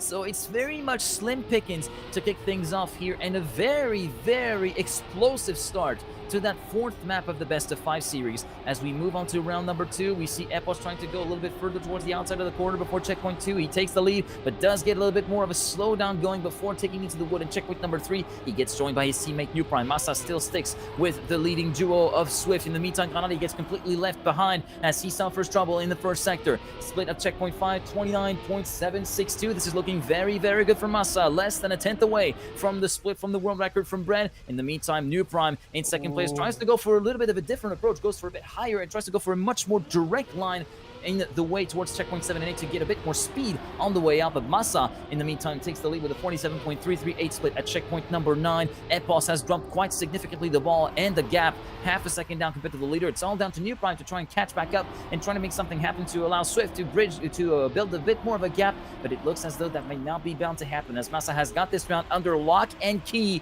with a final time of a .288, 2/10 clear of New Prime, who himself is 6/10 clear of EPOS. It will be the draw enforced, and Big still keep the dream alive just for once. Yeah, just keeping the gap at 1 point, very manageable, especially this early on into the map, 3-2. Definitely nothing to be too worried about, right? Just a bit of an off round for Granati. That's the way you got to look at it. That's the way you got to see it. Just focus on the next round and try to make magic happen right here, right now. For now, though, the start looking very beautiful for Swift. Masa having issues on the wood, unable to make those turns work as optimally as he would like. So with that, he's going to fall behind by about a full, second and a half. And Granati left to stand for Big. Needs to get past EPOS, needs to get past New Prime, and both players finding themselves ahead, going for a bit more of a wider line. So Granati briefly in the lead with the second checkpoint, allowing EPOS and New Prime to get back into the fold. Still, though, it does look like Granati was able to navigate and shave off just a little bit of time of the pace from Swift. Granati now as well, getting ahead of EPOS, heading into the grass. Still, though, it's a little bit of a back and forth, bit of false pressure here or there. EPOS still looking to get this inside line on the plastic. I think it's going to come down to whether or not EPOS decides to go to the left or the right, and in fact, they both go left. EPOS gets ahead through that final turn, and an ace is going to be the name of the game. Swift picking up another one in their favor, 6-2.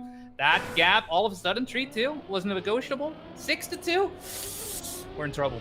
Yeah, we're heading towards the point of no return right now for Big, as Masa suffered the exact, I'm suspecting the exact same clip and same exact mistake that Granati had the round before, where in the wood it's very easy to overcorrect and oversteer and clip a little bit on the inside in that wood part, given the sudden change of grip that you have to experience and you have to adapt to in that sector before checkpoint number 3. Checkpoint 5 rings the bell, and the sector 1 here on this round, 29.758 for New Prime, who is in the lead ahead of Granati, Epos, and Massa. Still a very tightly knit group almost, as we do see Massa getting a little bit left away as New Prime decides to go for his own way, going for a bit of a higher angle of a higher point of attack and a much more direct line from checkpoint 7 and 8 on the glider. It does work beautifully for the German right now, who's still very much in the leading group. Granati taking the lead ahead of New Prime, who's got a superb entry into the bobsleigh, carrying so much speed. Massa a little bit worse for wear, gets even overtaken by Epos, trying to get away with it in 3rd position, as we do see Massa continuing to try to fight back. Granati versus New Prime. Granati seems to have gotten the gap, and it will still stay valid despite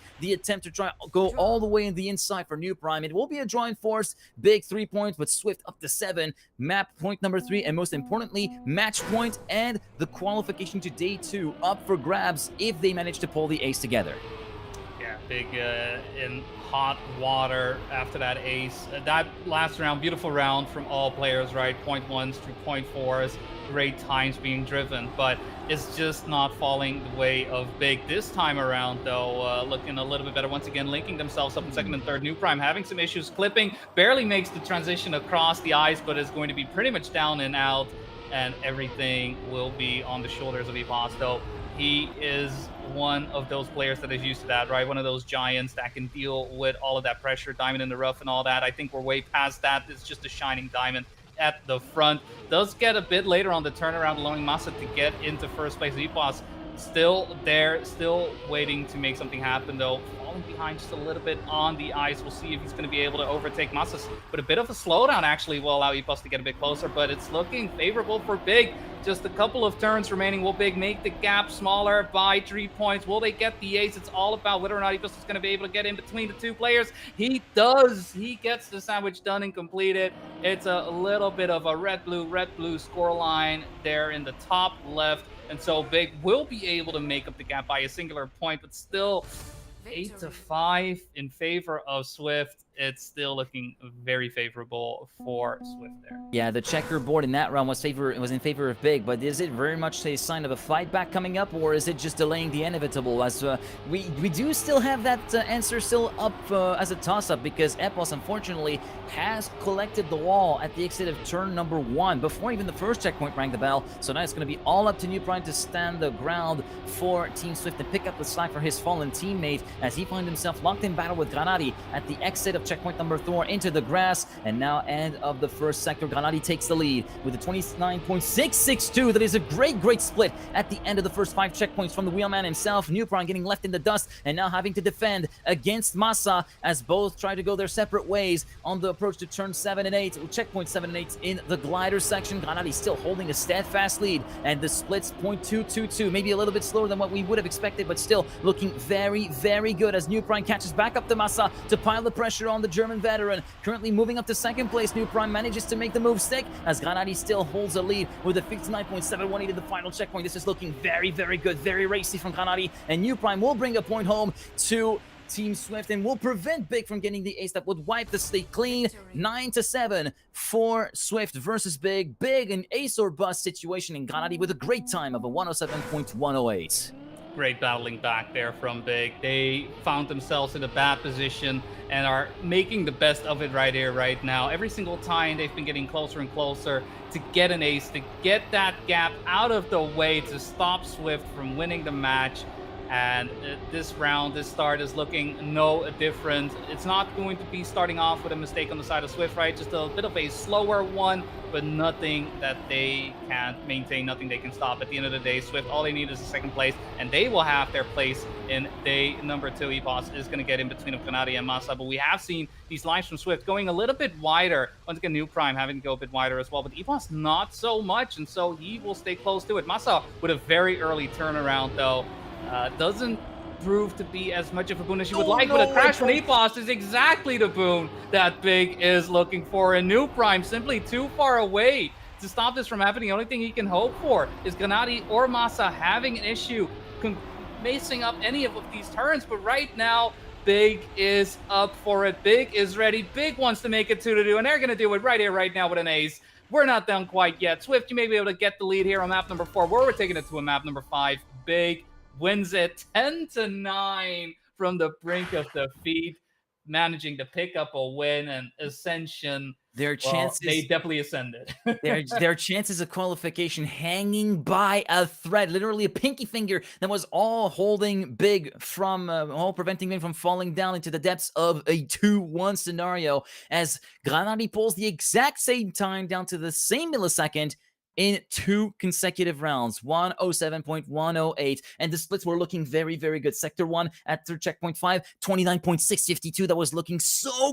good. We could have gotten below the 107s on multiple occasions on the previous map, but now it is time for the climb to start on the final map, ladies and gentlemen. Ascension is next. Who will ascend to the very top and actually plant the qualification flag at the very end of this track? It is time to go racing for the final time in his best of 5 matchup, and it will be the whole shot for New Prime with a 7.936. We've seen plenty of people actually crash out and leave a lot of time on the table in this submerged section before checkpoint number 2. New Prime, Epos, Massa, Granadi in that order, exiting checkpoint number 3, now into the wood. We've seen plenty of people break their teeth in that particular chicane as well. Checkpoint 5 and the sector 1, Massa and Epos retaining the status quo by 20 milliseconds, 24.671. This is looking very, very good in terms of the splits. Epos retaking the lead before the ramp transfer, before checkpoint number 7. Massa still very much doing battle with the 2 Swift players. Who is going to get the better entry into the cake Ascension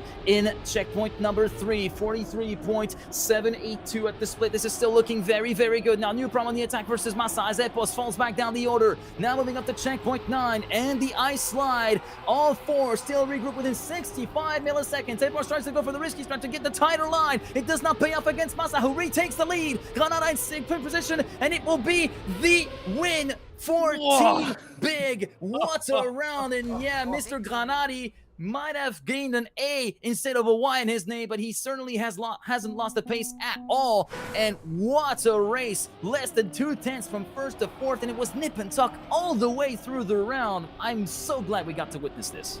Yeah, both teams so hungry for those points, so hungry for a win. Unfortunately, this round is not going to be as tightly packed as it was in the previous one. All 4 players, Massa having some issues on the water section, will mean that Gennady now has to set up some defense, needs to make sure that this lead that they built, that they worked so hard for on that previous round to be maintained. Epos New Prime though are ready to put on the pressure.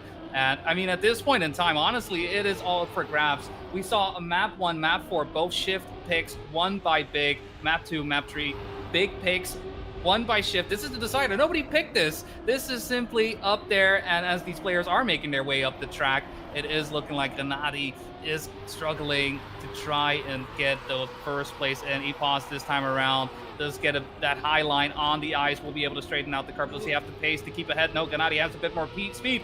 Goes ahead of the English player, but Epos gets the inside line out of the jump. Does mac up a little bit of time, but Gennady finishing up the defense in the nick of time. So the gap will remain at 1 point. It is going to be 2-3 in favor of Big, but honestly, the way this match has been unfolding, it really doesn't mean anything until we're at the end of it all.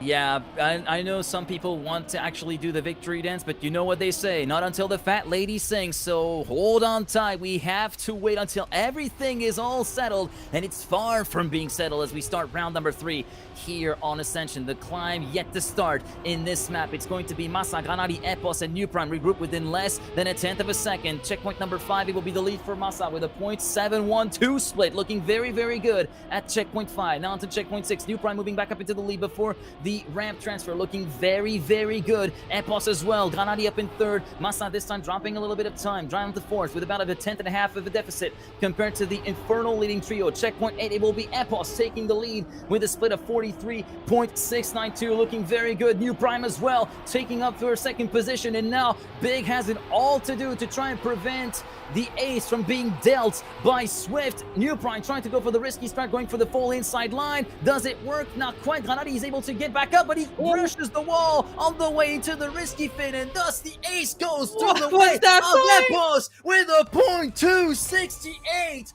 former world record holder, almost gets his record back. 14 milliseconds is what's missing for Epos to retake the time from Stokes, and what a response from Team Swift. Fully deserved ace as well. I mean, driving times like that is worth the 3 points in my book. It's just a ridiculous pace being put down. But Epos right there this time around. The ice does go his way, right? The bobsleigh is the way forward. On the wood, he's always so strong, and once again, he gets the speed from the wood and shoots his way forward. Masa is able to match it. Gennady not so much, trading behind just a little bit. And New Prime now as well, getting back into full. I want to say last round as well, I was mainly focusing on New Prime's lines, and every single line so secure, so confident, and that's really what's been empowering, you know, any player really for that matter. I always preach confidence for any and all players. If you want to do well, you can be the fastest player in the world, but if you're not confident in the race, it doesn't really matter anything. Unfortunately, clip right there from Epos will mean he will be lost in time right here with New Prime falling behind, but not Masa having some issues on the sausage block will mean that it is going to be New Prime fully left to his own device. Another amazing time being driven right here, 106.3, and Gennady 2/10 behind, unable to match that blazing pace that New Prime set down. And with Epos, fortunately for him, Masa making a mistake, getting into third place, Swift on match point. They keep this up one more round. I don't know if Big has an answer. I don't know if Big has an answer either, man. If we were to mic up both teams and have them talk against each other, I feel like we would be reliving one of the early Counter-Strike memories. I don't know if you have seen that clip of one of the players yelling, "What up now, Swedes? Whoa!" I feel like we would be feeling the same thing with Swift deciding, you want to play the game of going faster than us? Okay, we can play the same game too. And they've done it back to back, although this time for this round, Epos with a small brush before the ramp transfer into checkpoint number 7. So he will be dropping down, I think, in penultimate place, because Masa also had some trouble in this round. So it will be Gennady all alone in the lead with quite a consequential gap of 0.3 of a second compared to New Prime. So a lot more damage in this round compared to what we've seen so far, and maybe a little bit of a nice reprieve for both the players as well as the spectators and us, because frankly, it's been pretty much all guns blazing since the start of that map, although we do see New Prime catching back up to Gennady, but Gennady has the gap to stay in front by 76 milliseconds at the line, and it will be the draw indeed enforced by Swift, still leading by 3 points, 8-5. Yeah, now we're getting into that situation we saw on the previous map as well, right? Swift finding themselves on match point 8-5. Big could once again put themselves in a victory position, make it 9-7. Like, these are the types of situations. Obviously, Big, I mean, an ace, duh. Of course you want an ace. But with Epos making a mistake through the water, New Prime left to his own devices, that is exactly what Big is going to be hunting for. Get that victory out of the way at least. Put yourself on match point and make sure that Swift isn't given a free round right now. A draw for Swift is the perfect situation considering the current things happening on the side of Epos. Maybe there will be a mistake on the side of Big, right? Maybe Masa Gennady will make a mistake and Epos will be able to get back into the fold, but that is not an assumption you can make. You've got to make sure that you're driving at the best of your abilities and not assuming that you can benefit from your opponent's mistakes, because as long as you're driving your best, you will do that. Anyways, New Prime though, not showing any signs of slowing down. He's doing what he needs to do to get that singular point onto the board, making sure that the gap of 3 points still stays in favor of Swift, and most importantly, keep Big away from match point. It's going to be a close one towards the finish line. Gennady tries to get the inside line to overtake New Prime, but unable to do so. 0.04 of a second between the two players will mean it's going to be a draw, 9-6 in favor of Swift. Bit of the reverse from Nice, especially if you're Big. Isin. I guess we can. I've seen the reverse of knife being Isin sometimes being typed in the chat. And sometimes you can type it out. But now it is ace or bust for Big. If they want to try and even the scales and try to bring this to one final showdown or multiple, if we go to overtime. But this time it is, I think, New Prime. No Prime is still in there. That is Masa, who unfortunately had the touch on the inside of the underwater part of checkpoint number 2. So that is going to be big advantage to Swift at the moment, even though Gennady tries to retaliate. 24.702 for Epos, who leads at the end of checkpoint number 5 and the sector number 1, but he will be shuffling back down the order along with Granadi and New Prime as they continue to exchange places, corner after corner, checkpoint after checkpoint, and right now Granadi is still trying to hold the individual honor of Big well and truly up as we go on to checkpoint number 8. Epos taking over the lead from the Wheelman with a 43.865 split. Now New Prime next up to try and help his teammate as Granadi retakes the lead forcibly before checkpoint 9, but he exits a little bit slow from the grass before the ice slide, so it will be New Prime in with a prime shot of actually taking the lead away, but he gets a little bit of a slowdown. But even though Granadi wins individually, the end score does not matter. 106.6610, great resistance from Granadi, but in the end, after a thrilling 5-game series, 10-7 is the final score on Ascension, 3-2-2, the final score for Swift. Epos and New Prime are through to day 2 of Global Playoffs number 1. Yeah, coming down to the wire. Oh, boy. It's just unfortunate, honestly, that Masa having that early crash on the last round could have been definitely a whole lot more, considering the pace that each and every one of these players was able to show off. But at the end of the day, right, from the picks being countered by, well, pretty much every map, it was Swift able to close it out, clutch it out at the end of it all. They will be one of 2 teams able to make it into day number 2 with that result. I don't know what the second is because I don't have it open. Well, I think we should take a look at it right now. If you are so inclined to get all the results from round 3 with all the matches that have been concluded, I was able to briefly glance at that. And yeah, of course, Swift managing to qualify 3-2 against Big through to day number 2. And in the meantime, if I just get a little bit of a look myself, it is going to be the Puff Bros having won 3-0 versus Boca. So these are the first 2 teams, Puff Bros and Swift, through to day number 2. In the how's it called? In the 1-1 scenario, we have Jetlag, who managed to get the win that have won, well, 3-0 against Team Blah. Then Team Nemesis have won 3-0 against Swifty. Wild, well, actually, Tesca GG has won 3-0 against Wild. Lion Coast wins 3-0 against Dawn. Aurel and Tono continuing to do a great performance throughout the end of this first stage. And over on the 0-2 scorelines, we have to say goodbye to Team Restless and Team No Trainana, as they have fallen to respectively Walsian 3-0 for Restless and No Trainana 3-0 for Damascus Gaming in that particular instance. I got the teams mixed up, but you get what I mean. Damascus Gaming and Walsian through to the next phase of group stage round 4, and they continue to fight for survival, and they still have to win this and then access round 5, which will be an even bigger gauntlet up ahead. Yeah. I mean, you got to imagine that at that point in time, teams will have 4 matches under their belt in a short amount of time. You got to keep the focus up. I know there are plenty of players out there who play tournament after tournament after tournament, but usually, you don't put the pressure on yourself too much. You're just playing the tournament, you're having a good time, and it'll be fine. I think Lars, Alcon, right? Those are the types of players you'll see in like every tournament. Like, wait, you're also playing this, you're also playing this. But this, this is the World Tour. This is the global playoffs. This is something that these players have been building up towards in these last couple of months. And so pressure is just a bit different in all of that. And so once you do have 4 matches under your belt, when you're playing matches like this, like we saw here between Shift and Big, fatigue is going to get to you. And it's a question of who is going to be able to hold on for as long as possible. A lot of trios, as we see on the board, with the only exception, one that we saw here just now between Swift and Big. Round number 4 is being tabulated, is being set up, and I'm very curious to see who will be able to survive, because from this point on, it's only 6 matches remaining.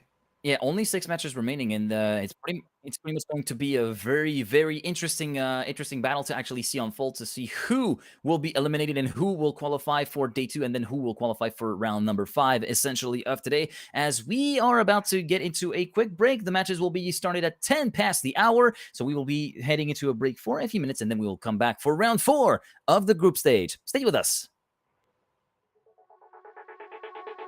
Go through the fire. Break the fire, chasing something true, caught in a bind. Maybe undo. 'Cause when every core felt death, and the silence could be better, every motion falling flat, had to leave you.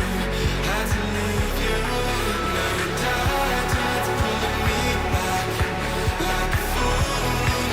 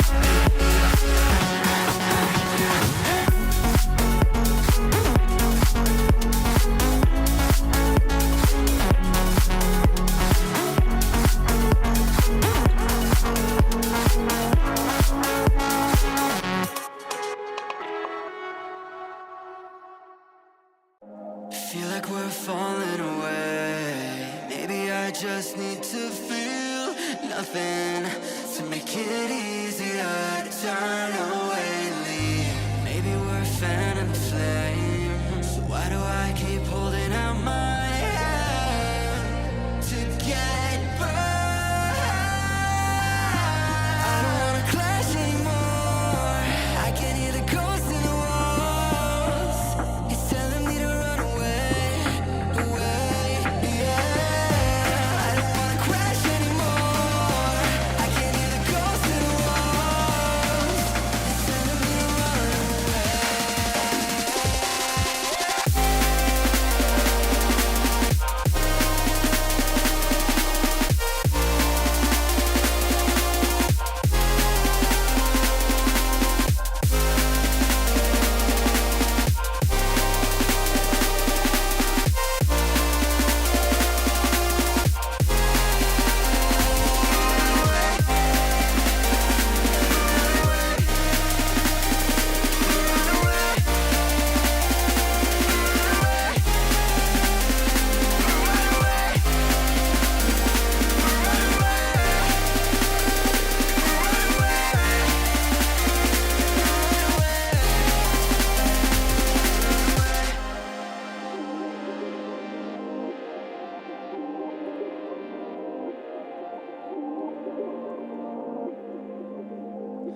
Breaking apart, seeing the end.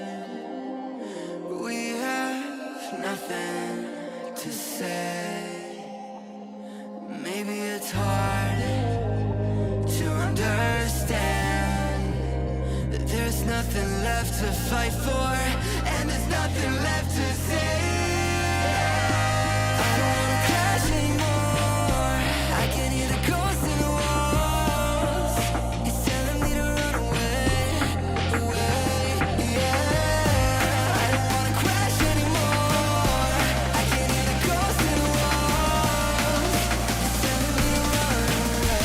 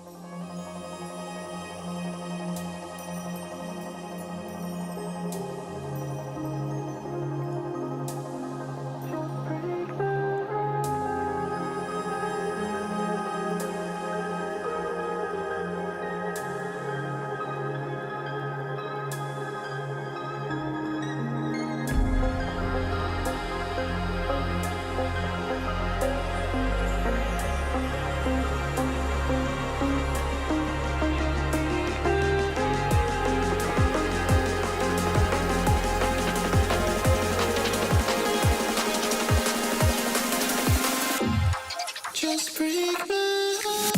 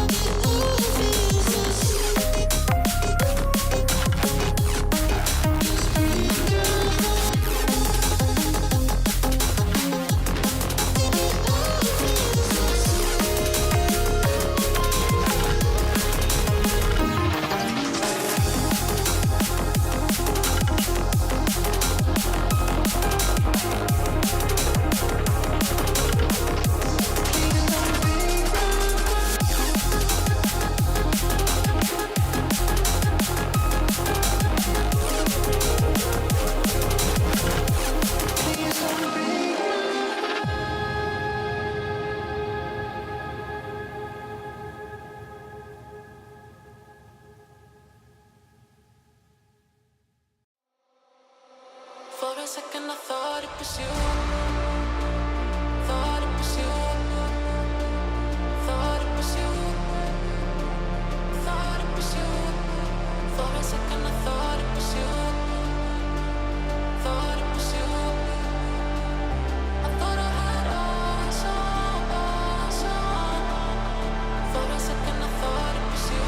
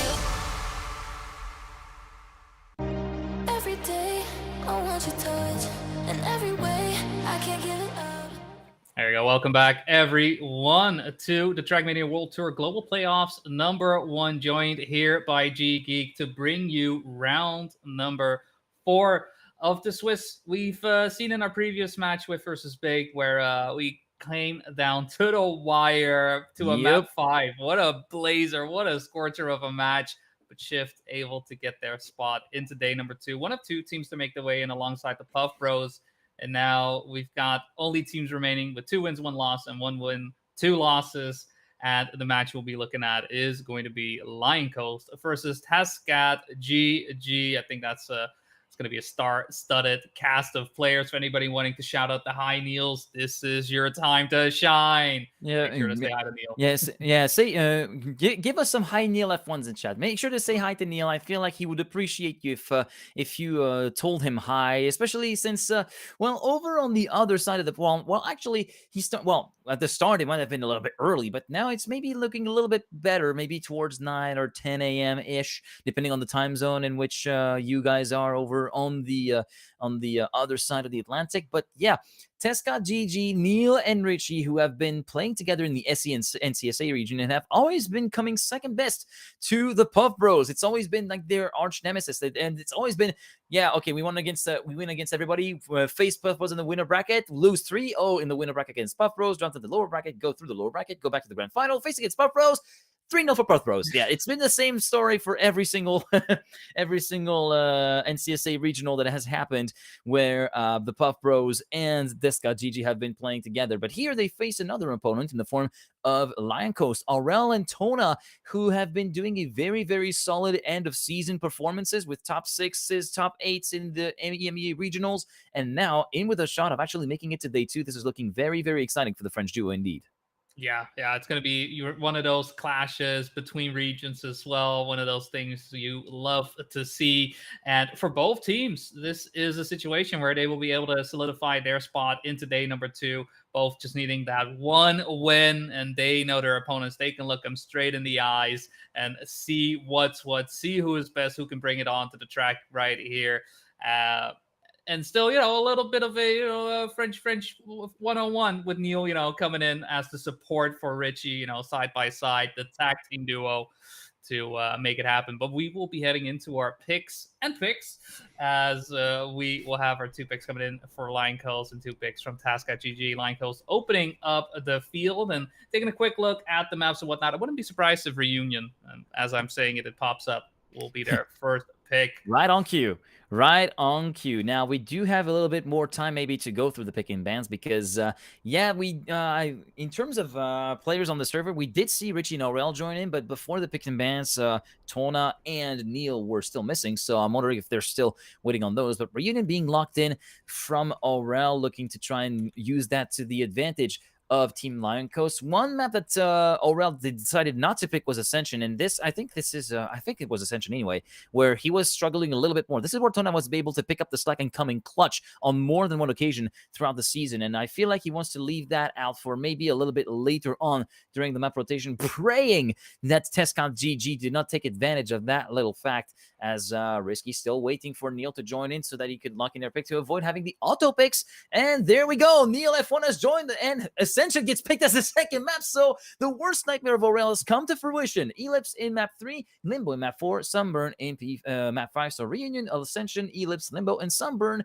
Your map order for round 4 for this matchup between NCSA and EMEA, once again with the winner set to go to day 2 and having a little bit of an early respite as the match starts in less than a minute. Yeah, I just got a little bit of time to relax. Maybe, get some drinks ready or whatnot, because it is about to go off. And for those watching as well, hope you got your drinks and snacks, because I am absolutely positive that this is going to be an amazing match. I mean, Lion Coast, who's done phenomenally so far in this Swiss bracket as well, going 2-1. It's definitely one of those situations where you may or may not have kept an eye on them. I think with Tescat GG, right, Neil Richie, because of their performance in the NCSA region, not fully unsurprised that they were able to get the 2-1, but I think Toan and Aurel, they have done a phenomenal job just surging right through the later stages of the first half of the season and making their way here in the global playoffs, potentially getting into day number 2. But it's going to be Aurel and Tona for Lion Coast versus Neil and Richie for Testcat GGs. And who will be throwing out the GG? That's going to be the big question. But map number 1, Reunion by Kaluki, is going to be our first battleground between the two. Yeah, first battleground between the two. And quickly looking at the times, 0.1 for Neil, 107.1, 107.015 for Richie, 106.965 for Aurel, 107.132 for Tona. So potential speed or pace advantage, ultimate pace advantage going the way of Aurel. But of course, ultimate pace and actual round space are two very different things altogether, as you may more than likely know if you've been following Trackmania competitive for the longest time. And we have to wait and see if we can put that pace on the road to the best of the players' ability, as the round one is underway, and it will be Richie and Aurel battling together for the lead, with Neil also in hot toe and actually mixing it up with the leading trio, and also Tona joining in at the very end of Sector 1 after the ice slide, checkpoint 5, and it will be Aurel leading with a split of a 29.752, looking very, very good at the start of round 1.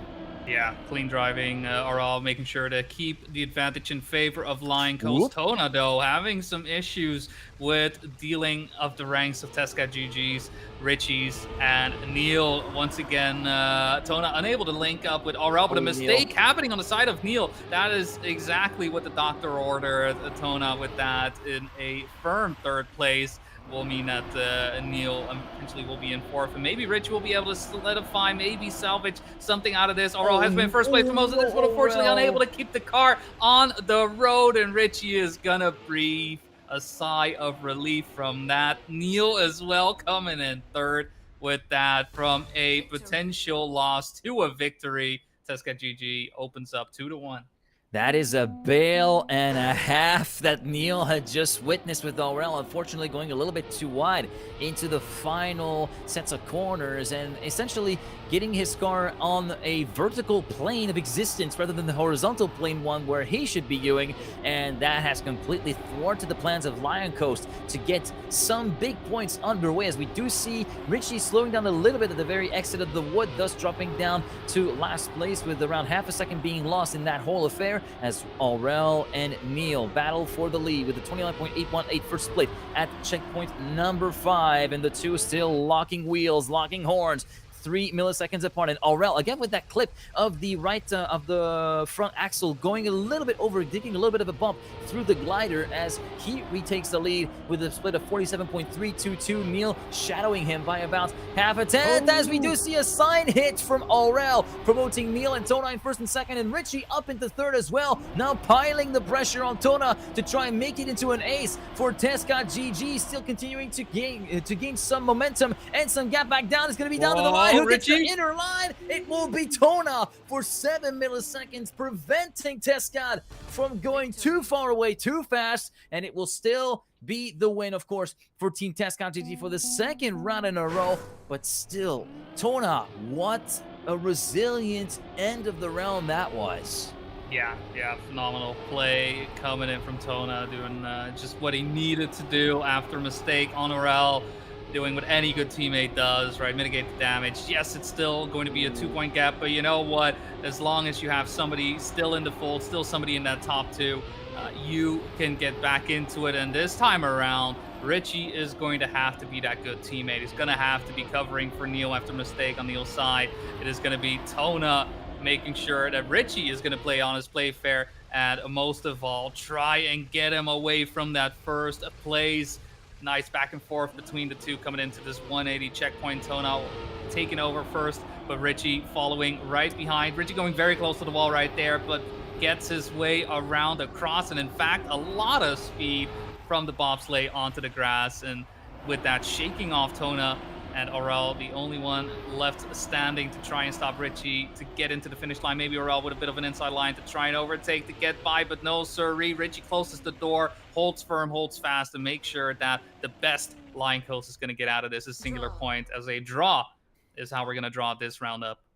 Yeah, and Richie managing to pick up the slack for Neil, who had a very unfortunate encounter with that pinch in the road on the way into the wood for checkpoint number 3. This is a sector that I've said has taken many players by surprise over the course of the map's life cycle, and Neil is the latest to fall victim to that in the global playoffs, as Aurel fell victim to the wall at the exit of turn number 2 on the way towards checkpoint number 1. And Richie now again slowing down dramatically. That's the second time in 3 rounds, 3 or 4 rounds even, that the Frenchman from Tescad has been falling foul of the change of camber from the wood into checkpoint number 3. In the meantime, Tona leading with a 29.932 split in checkpoint number 5, and it will be Neil trying to chase him down, 2/10 down compared to the leader, and the gaps having widened quite significantly. Tona can try to maybe take it a little bit easier and have Aurel try to secure that 3rd place, which would be synonymous with a victory, allowing Lion Coast to bridge the gap back down to a single point compared to Tescad. Now into the 3rd and final sector. Tona leading quite convincingly, half a second ahead of Neil, who himself finds a little bit of gap reduce or shrinkage compared to Aurel, who continues to fight back up, but it's too little too late for the former GamingPrivé.com and BDS driver, who finds himself in 3rd, but still, with his teammate Tona in the lead, it is going to be the victory, allowing Lion Coast to move to within a point of Tescad, 6-5 in favor of the red team. Yeah, great moment as well to make something like that happen. You don't want to put your opponents into a situation where they're on track points. Right now, 5-6, it's still within reach. Even, you know, if they get a victory out of this as well, yes, Tescad, GG, you know, like their opponents would also be in track point, but you are as well. All of a sudden, these aces, right, are so much more important. You got to be even more sure about not making a mistake on each and every one of these turns. And we all know that, you know, a mistake hides in these small little corners, especially on a track such as this. Tona this time, though, with a bit of a slower start, so unable to match what he was able to do on the previous round. He's going to have to rely on Aurel to make something happen. Richie does Almost manage to negotiate that. Yeah, he was looking to go off, but no, he keeps it on the floor despite the reactor keeping them up. It is Richie still putting the pressure on Aurel. Aurel wanting to get a draw out of this, considering the lack of a teammate at the moment in those top 3 spots. Tona is simply a bit too far behind to make something happen. Richie, who has solidified the 1st place, needs Neil to link up. Neil wanting to make something happen on the inside line, crashes into the finish line, but Aurel just too far ahead. It's going to be a victory on the side of Tescad GG's, putting themselves up 8-6. Another one will make it that they will win map number 1. Map number 1, which was picked by Lion Coast for that matter. And with that, would make an amazing start to that is a very significant advantage, to be able to pick off your opponent's map pick right from the outset in this first game of this best of 5 series. Richie making a superb start and managing to navigate the wood without any slowdown this time through checkpoint number 3, thus allowing himself to have a gap of a 10.5 compared to the chasing pack behind him, a pack that has already caught up to him at the exit of checkpoint number 4 and the ice line checkpoint 5. Richie leading with a 29.841 split, 4 milliseconds ahead of Aurel, but a bit of a heavy set landing from Richie allows Aurel to retake the lead. Now to the glider part, this time no clipping, no little bump of the front axle for Aurel. No car trying to roll over. Everything looks as smooth and planted as possible to the ground. Checkpoint 9, 47.491. The split for Aurel, still sitting in the lead, getting very close to the sign on the entry to the bobsleigh, but Neil having a little bit more speed. Same for Richie, both keeping Aurel in check and keeping him honest, and they're trying to mount the pressure on the shoulders of the former TMGL player. Now Richie trying to go on the attack, trying to dislodge Aurel from that first place, but he will not yield, budge at all. 34 milliseconds, the standing gap from first and second, and Lion Coast extract one more round, which puts them on map point on their own pick, and there's no two ways about it. It's ace or bust. Yeah. Any mistake early on could spell defeat, and that mistake right there from Aurel, right, even though it was minor, could already make all the difference. Fortunately, though, Richie then counters with his own mistake, but Aurel with another crash right there. Ooh, that may be all she wrote, as early on as 20 seconds into the round could be over just like that. It's going to come down to what happens with Richie, with Neil. Right now, they're able to still maintain their pace. Neil, in fact, being in first place, having the time of his life. Yes, there's Tona right behind him, but it doesn't look like he is showing any signs of slowing down. It's got to feel good to know that, you know, you're carrying your weight, you're doing what you need to do for your team, even if you're in a position where it looks pretty much done and dusted still, though. It's not over until we got those people across the finish line. That is the name of the game. That is what these players are trying to do. And Neil pulling away further and further from Tona will be able to secure at least that singular point. And you know what? I think it's going to be the two, with positions being the way that they are and the way these players are navigating through these turns. Neil in first place with a 107.495, and Richie coming in third place will make it 8-11. Tesca GG picking up track number 1. And that is going to be one tough pill to swallow for Lion Coast. After managing to mount some sort of fight back in the very late stages, it all came unraveling so fast at the beginning of that final round for the French duo. And things are about to get a lot worse, especially for Aurel, because we're heading towards Ascension, a map that he does not really hold in high regard. If you were to look back at the previous performances of Lion Coast throughout the EMEA regionals, especially number 3 and 4, where there's been a little bit more crashes than one might think would be due for someone like Aurel. This is something where he does not get along with that map at all. Hopefully this time around he has come around to it, and the track loves him a little bit more, and it's reciprocal as well in return for him as we start that second map with that little peak over the start line in the very first acute corner, which then leads us onto the dirt.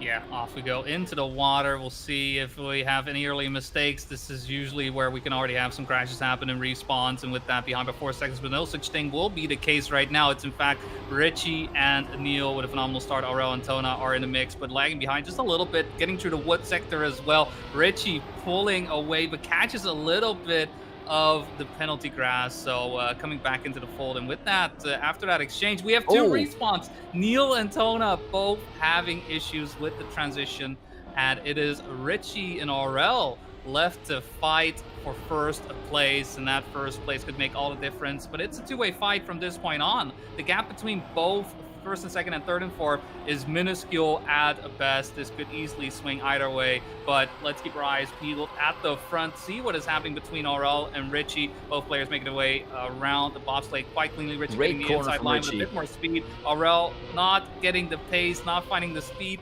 Gets very close to it at the end, but we'll settle for second place, so it's going to come down what's happening at the end. Neil will be able to get into third place after a respawn from Tona, and with that, it's gonna be a win for Tesca GG, winning the first and second place fight, winning the third and fourth place fight. That is deserving of a 2-1 lead.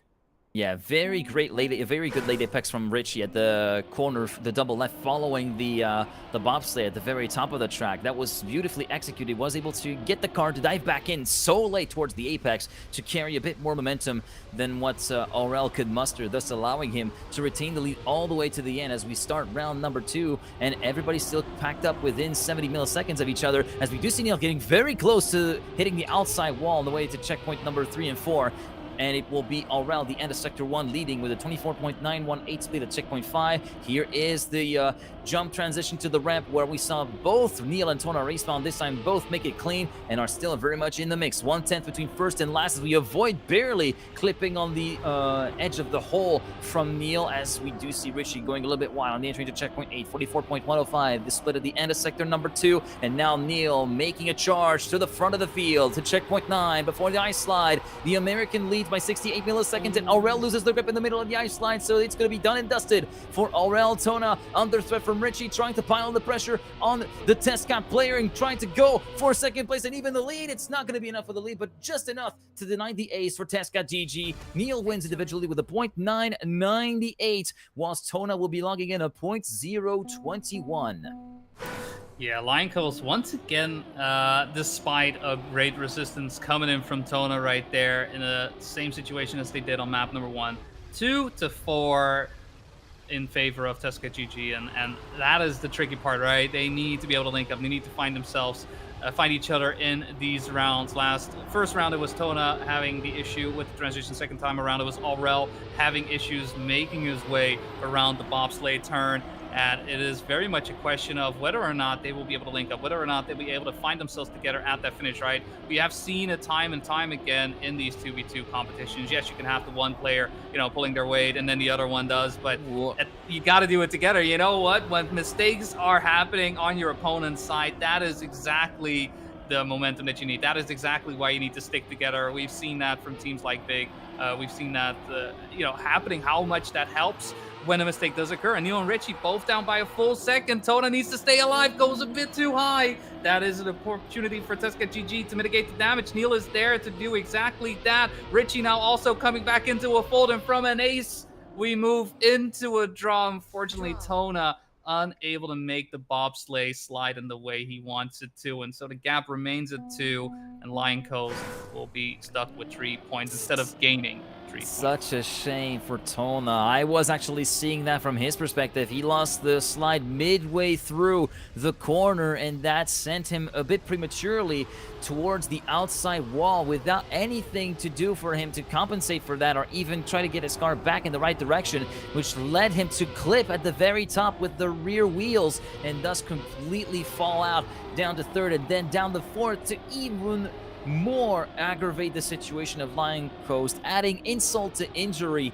for Tona's misery as we now move on to this round with Tescott GG still holding their 2-point lead intact. Richie holding the lead against Aurel, and Tescott, I gotta say, they got a really, really nice bailout in the previous round because with how the round started, it could have been oh so different with Richie having to basically contend with compounded slowdowns in the previous round. This time, though, it's looking very, very clean from the Tescott GG player, who is very much in control of this round. His teammate Neil doesn't really need to push all that much to dislodge Aurel. Even if they finish in first and third, it still will be good enough to move them onto map point number 2. And a good time, a great time even from Richie, with a .563 to the credit of the man who went to a different kind of ascension in 2023, having qualified all the way to the finals in Montpellier, which was an absolute sight to behold and an absolute priceless reaction of what I call the Pentium brain that ensued. Hey, it's in that sense, honestly, Tescott GG, just to look at the way they've been driving, the way they've been doing, they've slowly been building on the road, right? It hasn't been any big swings per se, right? The aces that were meant to be, the aces that were promised, simply didn't come down, and instead, I mean, it's just been a couple of clean victories from Tescott GG's. Some of them, unfortunately, one of them at the cost of Lion Coast, just not quite making the mark, making it happen. This round, though, Aurel with a bit of a slower start, bit of a slower sector 1 does allow Neil and Richie to get in first and second place, to able to be together, to able to be linked up, and Tona needs to get in between. Here comes the bane of everyone's existence, it seems thus far, this bobsleigh turn.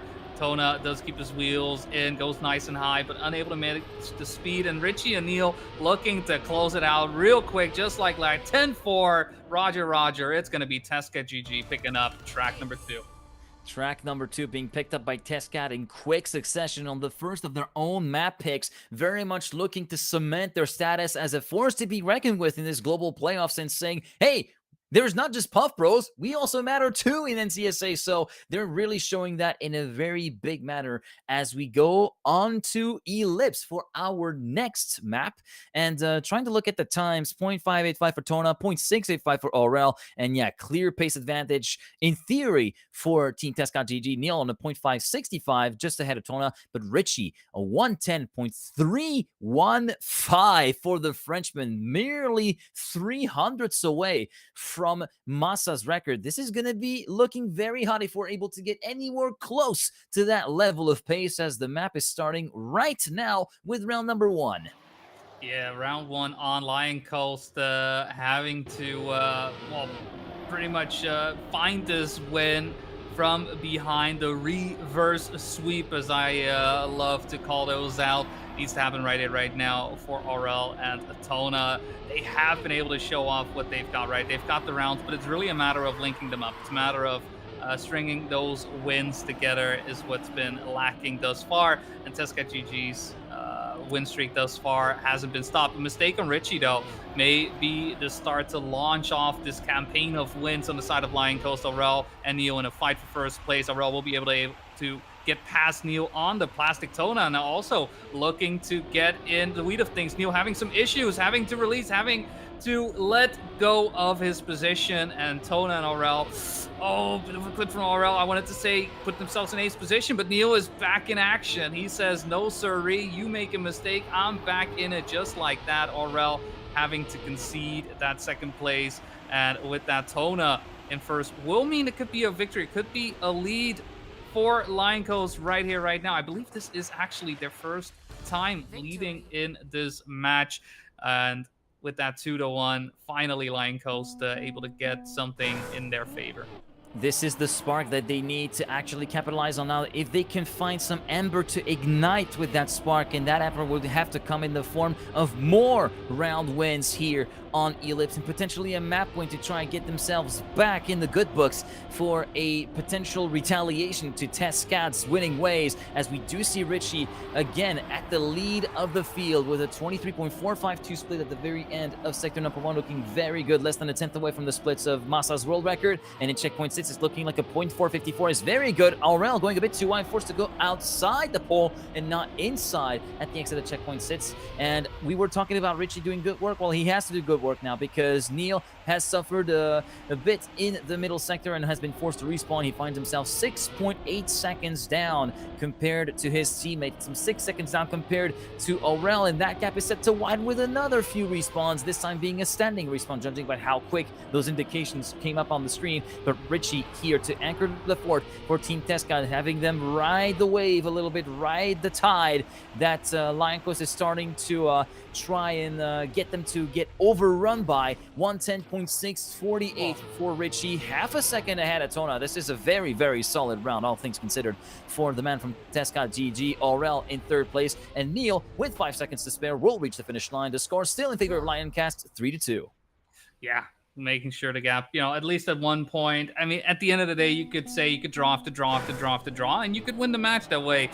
Something does tell me that Teskad GG isn't just going to take that one lying down. There's going to be a lot of rounds still left to play, and Teskad GG still having the advantage, right? Just needing the one map win. This is their map pick. Thus far, they were able to counter Reunion, which was Lion Coast map pick, able to win map 2, which was their pick, Ascension, and now here on Ellipse, once again, their own map pick. In that sense, you would say advantage in their favor, also looking at times, advantage in their favor, but thus far, Lion Coast hasn't been slowing down too much, right? These first 2 rounds very much in their favor, and this round as well, looking great, but Richie and Neil also doing phenomenally in a great round thus far. Look at that, we're already at checkpoint number 8, and still the gap between these players just 0.2 of a second. That is everything to play for. Still, all of these turns will have to be risked, will have to be pushed as much as possible. Neil and Aurel currently finding themselves in a duel for second place, and Aurel is winning that one at the moment. Tona also wanting a piece of the pie, wanting to get a little bit into the fold. Doesn't look like any of these players are going to be able to touch Richie at the end. Maybe a mistake will be the way to make things happen. Neil with a bit more speed getting into the finish, but Aurel ahead by enough hundredths of a second is what is going to do it. But a victory for Teskad GG, evening things out 4-4. Lion Coast losing the advantage, but the race is still very much on.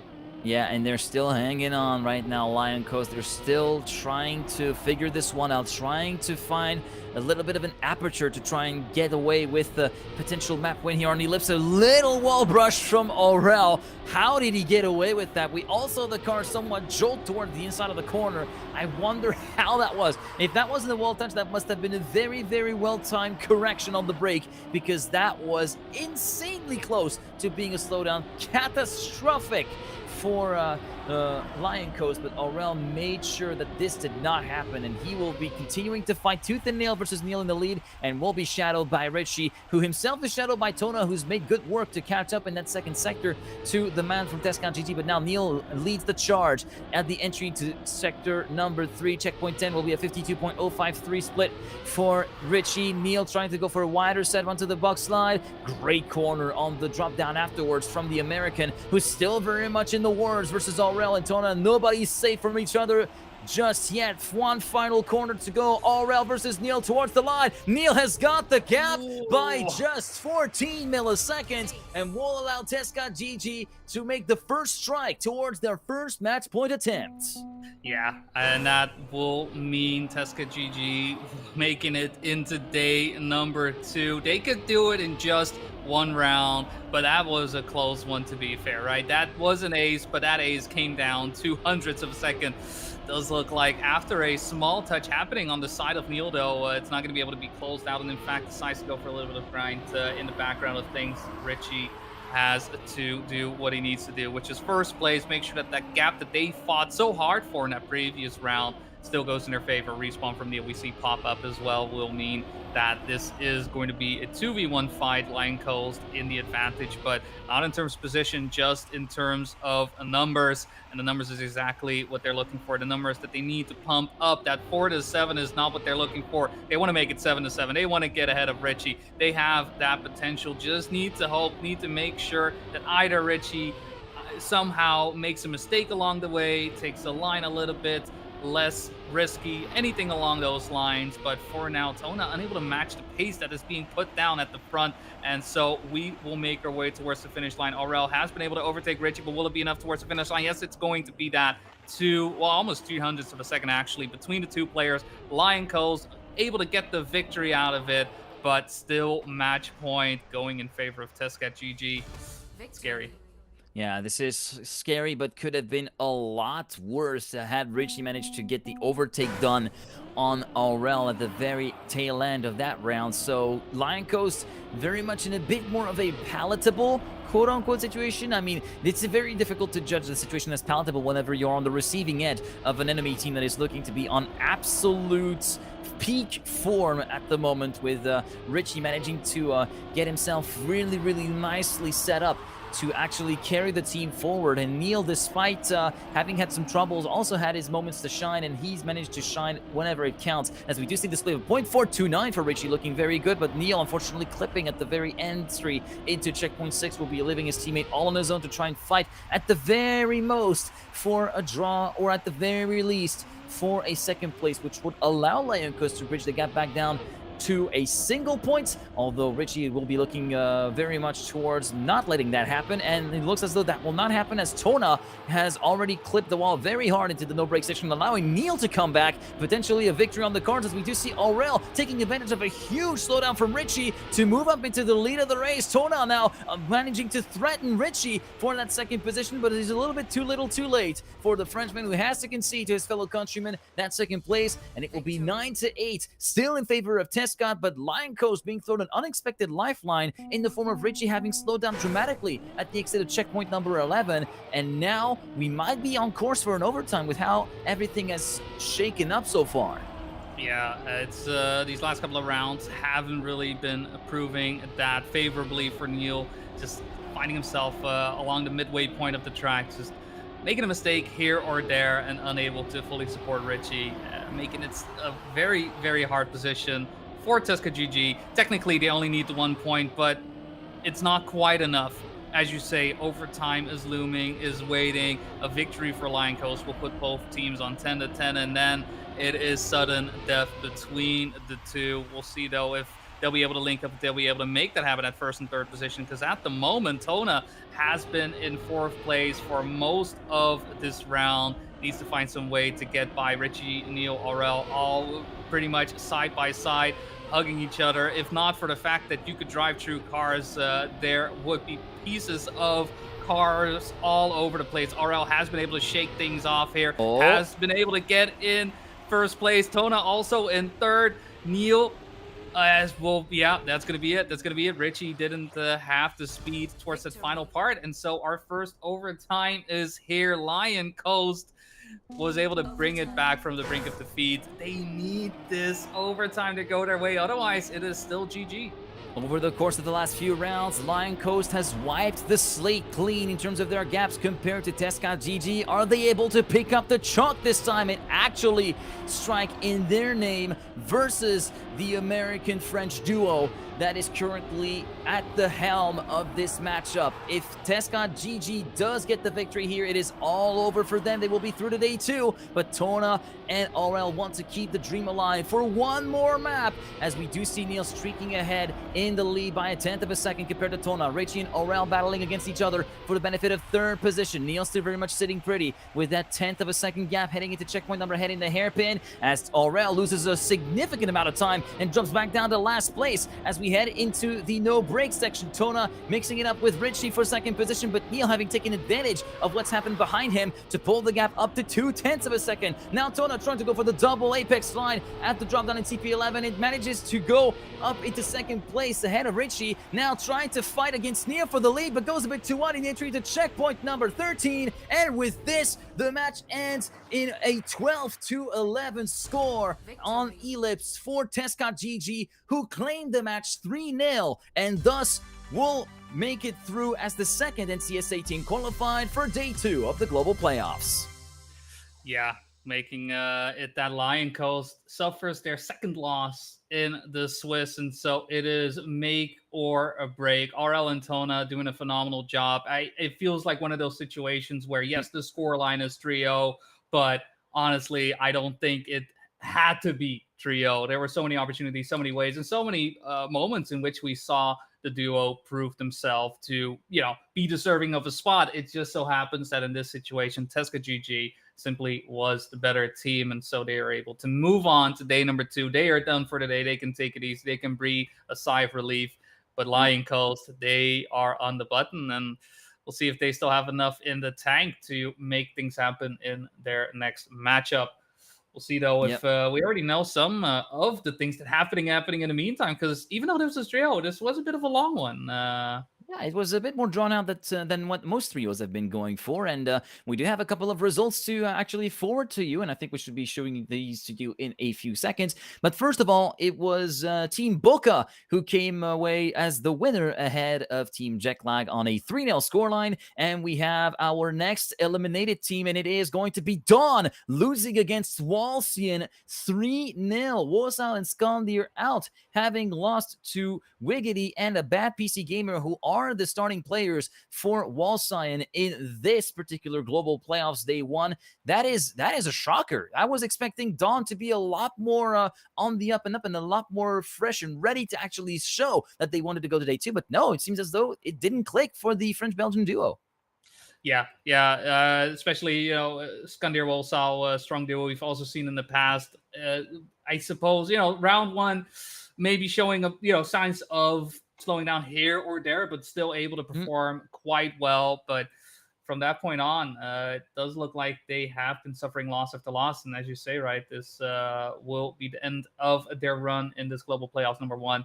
So with 3 matches still ongoing, Team Nemesis versus Big, that is a promotion match between the 2. We've got Wild versus Damascus Gaming. Either of these 2 will be eliminated depending on the result, and the same goes for Swifty and Blah.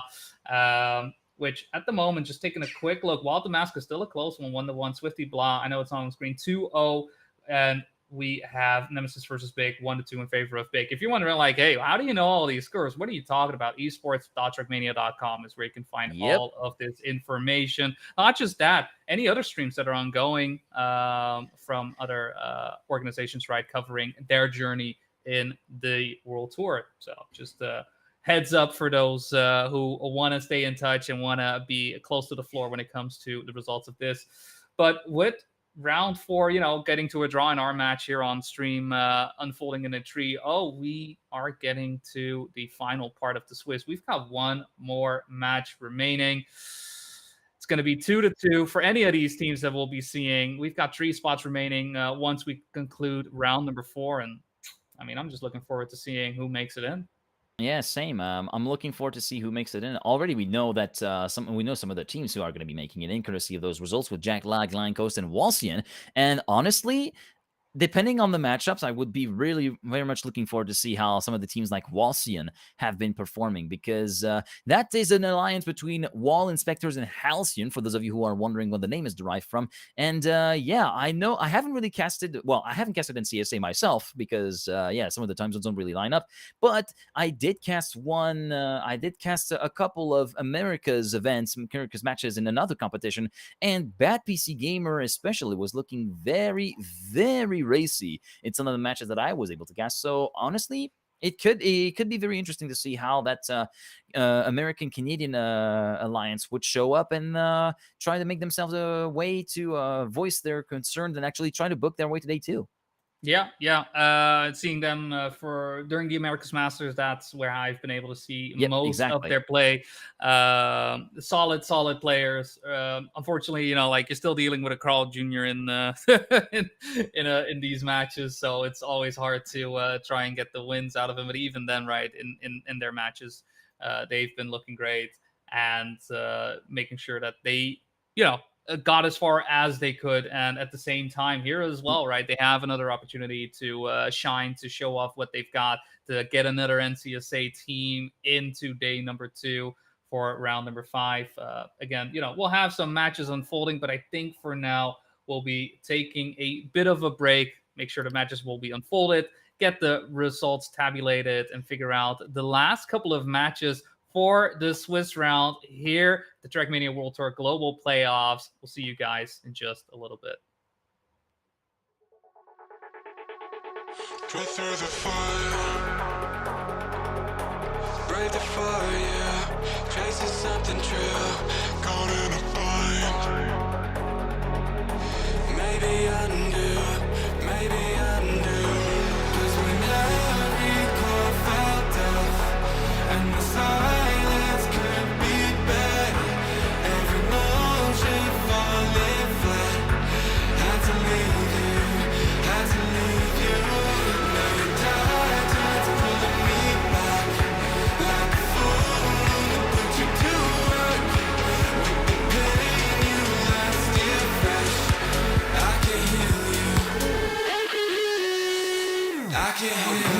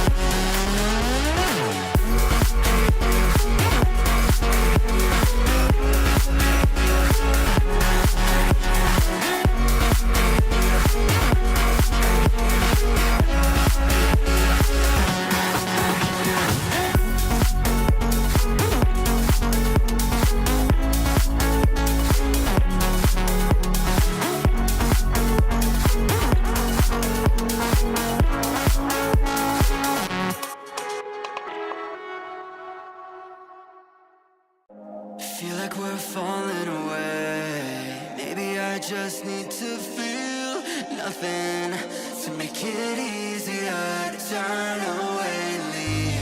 Maybe we're fanning the flame. So why do I keep holding out my hand to get burned?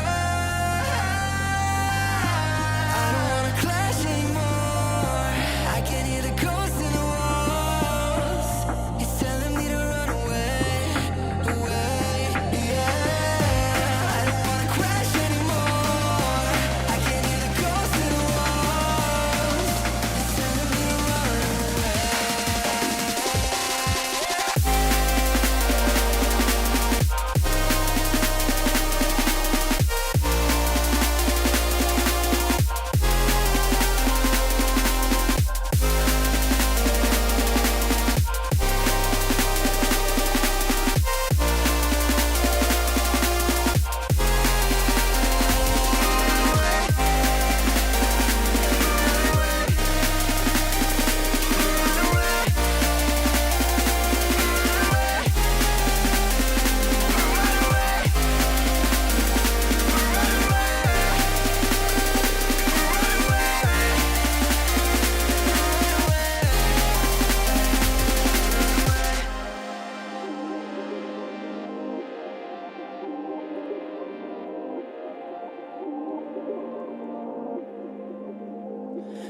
breaking apart, seeing the end.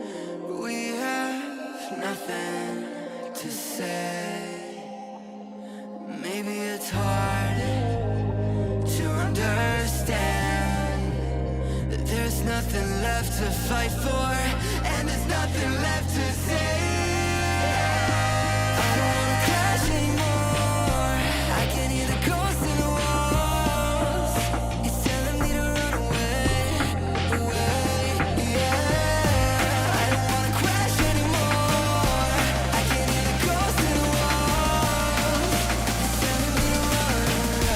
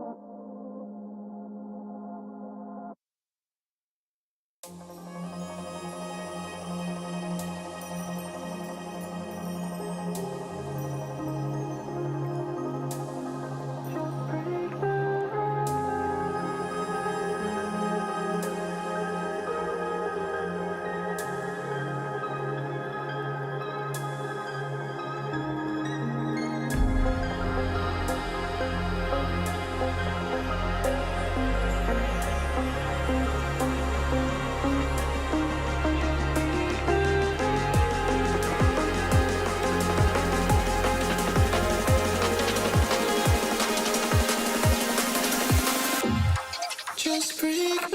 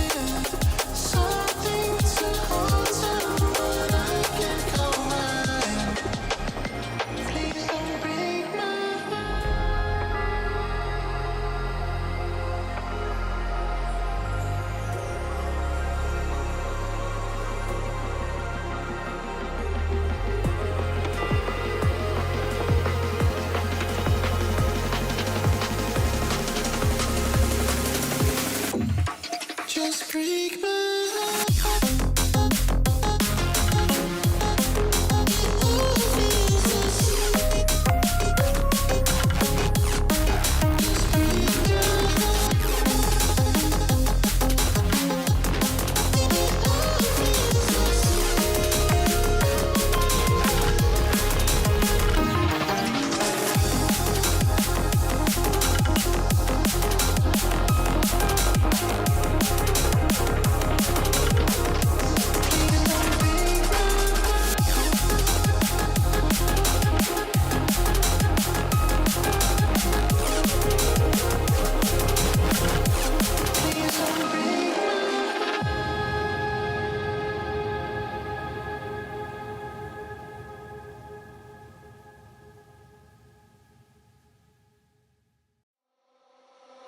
For a second I thought it was you.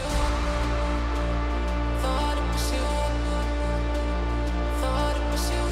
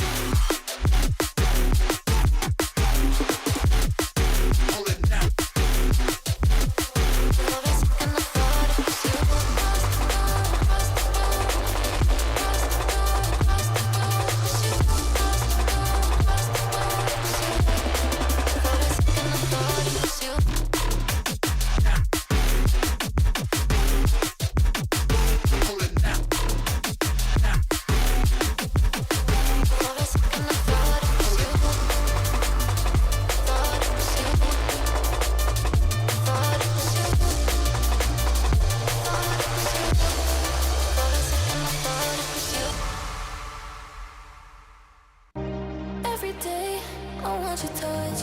In every way, I can't give it up. Anything just to feel the rush. This just ain't enough. We be my ride or die. We can never stop now. Will you be my ride or die?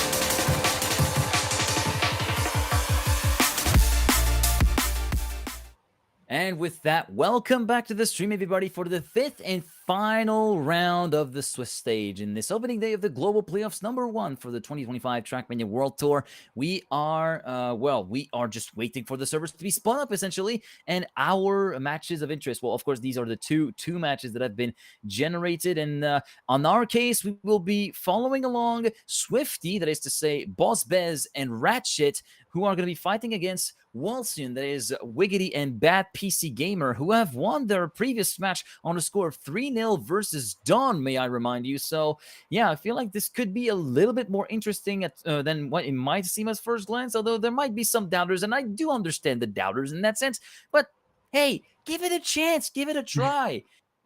If you don't give it a try, you're like me. If I try to eat something else and I can't eat it because my tongue rejects it. No, you don't do that. Don't be like me. Give it a chance. You heard it. Don't be like GGeek. I'm not sure if that is the way. Context is everything, right? When saying these types of things, but there's a whole context. But exactly. he's in the loop. He knows what I mean by that. If you're not in the loop, then maybe I'll explain that to you maybe at later in the future, be it on here or a little bit more privately on my own stream. But no shameless plug for now. But anyway, yeah, Walsian versus Swifty, and at stake, of course, is the last few slots to day 2. Now, I don't know what really to think about this. I feel like this is more of a surprise. It's like as Tom Hanks says, it's like a box of chocolates. You never know what you're going to be landing on in that particular sense. So it's just a case of wait and see. Yeah, at the end of the day, as we are literally at the end of the day for day #1, both teams were able to go 2-4-2, right? They've had their ups, they've had their downs. It's coming down to this final round.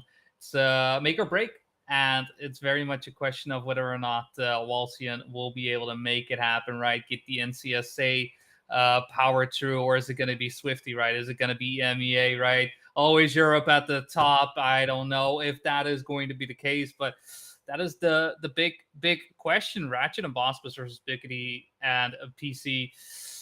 I'm very curious to see. I mean, we need to get the servers and whatnot sorted and whatnot. Once those are done. But I do feel like this could be a star-studded cast, right? This one of those matches where round after round, I don't think you can expect what's going to necessarily happen. On the other side, the other match is still ongoing, and with that, the teams still looking to get their final spot into the day #2 into the bracket stage. Nemesis will be facing off against Wild, and Jetlag facing off against Lion Coast. I think in all those situations, right, those are 4 teams. Honestly, I think all 4 definitely are deserving of a spot in day 2. But at the end of the day, we don't have that many spots. Yeah, there's only 3 spots left up for grabs. And for those of you who are wondering who are the first 5 teams that have qualified in this particular day, there is Swift, who have qualified thanks to their win 3-2 versus Big, an absolutely thrilling match that we had the honor of witnessing and bringing to you live here on this very channel. The Puff Bros have also qualified courtesy of their win 3-0 versus Boca. And in round 4, we saw the qualification of Boca by winning 3-0 against Jetlag. Then Big, who won 3-1 versus Team Nemesis, and Tesca GG, who won against Lion Coast 3-0, but those score lines only tell half the story, maybe even only a third of the story, because you look at the actual breakdowns of the maps themselves, and Lion Coast really put up a good fight. But now facing against Jetlag for Lion Coast, this is a tough one. This is going to be a very, very tough one. There's going to be some people that are going to be feeling hard done by this, but there's not really that much of a choice but to push on and try to actually defeat the odds. And of course, we do wish the best to all the teams who are going to be trying to survive this final gauntlet of matches and make it through to day 2. As we do have, we have all those players on the server, but we do have plenty of downtime. Well, downtime. We do have plenty of run-up time, build-up time in a sense. 3 minutes and 30 seconds. The match is set to start at 5:15 the hours. That's 5:15 Central European time. Make sure to convert that to whatever time zone you're watching this from around the world. So good afternoon, good morning, or good evening, depending on where you're watching this. And if you're just tuning in, welcome along. And yeah, I guess we'll have to I do a prediction in terms of scores. I want to give the benefit of the doubt to Walsian and trying to give them, at the very least, up to game 4. So a 3-1 for Swifty, but yeah, I feel like Walsian will want to actually prove their points. Yeah, it's one of those things where it's we haven't seen either teams play right. Clearly, both teams having what they need, but like from onset, Ratchet Boss as a duo versus Wiggity PC Gamer as a duo. I would give advantage to Swifty, like thinking about their playstyle in the way for well, at least the context that I will be using is America's Masters. They can shine as bright as possible, but at the same time, when things go wrong, they really do go wrong. And so there's no real good in between, right? One of the things that differs a good player from a great player is dealing with the errors, dealing with the mistakes made along the way. Mime, I feel like, is one of those players where he is somebody when he does make a mistake, somehow still finds himself getting back into the fold, getting back into the fray. Today hasn't been that favorable for him. It's why he's finding himself alongside Pusta Tapaco in this 2-2 score line. But if you can only drive the good rounds good and in the bad rounds cannot recover from it, it's just going to be a hard one every single time. You can't expect every round to go good. So that, I think, is going to be the big hill to climb for Walsian. And I think Ratchet and Bozbez, that will probably be there in their favor, right? Knowing that will be happening. I think on the side of Ratchet and Bozbez, more of a maybe emotional part. Ratchet usually a bit more cool. Bozbez can be a bit of a hothead, right? If things go wrong. But I think he's going into this one confident, right? Because that is key when it comes to Swifty. Confidence, I think, is quite high. Yeah, confidence is definitely going to be a key factor, no matter the team, be it for Swifty or for Team Walston. Walston having been bolstered, of course, by their win 3-0 a little bit earlier on in the day versus Dawn, and they're going to be looking to try and capitalize on that sort of mental momentum that they got going for them to try and get and defy the odds for longer than some people would expect them to actually defy them. As we are getting started with the pick phase in about 45 seconds time, just as a quick reminder of the 5 maps that you've already seen plenty of times throughout this opening day: Reunion, Ascension, Limbo, Ellipse, and Sunburn in the proper campaign order this time. And yeah, I think first seed should be Team Swifty, if I'm not mistaken. I have to kind of like tabulate that in my head. Yeah, Swifty are on the blue side of the server, which means that they are the top seed. Remember, blue side, top seed. If you want a little bit of a top tip in terms of determining who gets their first pick or who gets the first ban being the lower seed in terms of the pick and bans. But of course, that doesn't really matter here. It's all about who gets to pick the opening map, and that gets to be Swifty. Now, whether it's Ratchet or Bozbez in charge of the pick, we'll get to see now, because the pick and ban starts, or picks phase starts, and it's Bozbez in charge of picking the opening map, and he will instantly lock in Sunburn, throwing us right into the deep end right away. That is definitely one of the picks. So far, none of the teams picking into Sunburn first, either being a second pick or being a decider, but no such thing for Swifty. They want to get their feet wet right away. They're ready to splash their way around, and with that Sunburn, very confident pick, right? If there is ever confidence, I feel like that is one of those picks to do. At the same time, the wall inspectors alongside Halcyon Gaming will be going into the reunion and following things up with Ellipse. And so with that, we have 2 maps remaining. It's either Ascension or it's Limbo. Let's see which of the 2 Swifty picks. It's going to be Limbo for map number 4, and with that, Ascension will be our decider. We'll see if the pick and bans will play out in the favor of each of these teams. So far today, when it comes to picks and bans, we've seen quite a lot of these picks not really going the way of the teams that have picked them.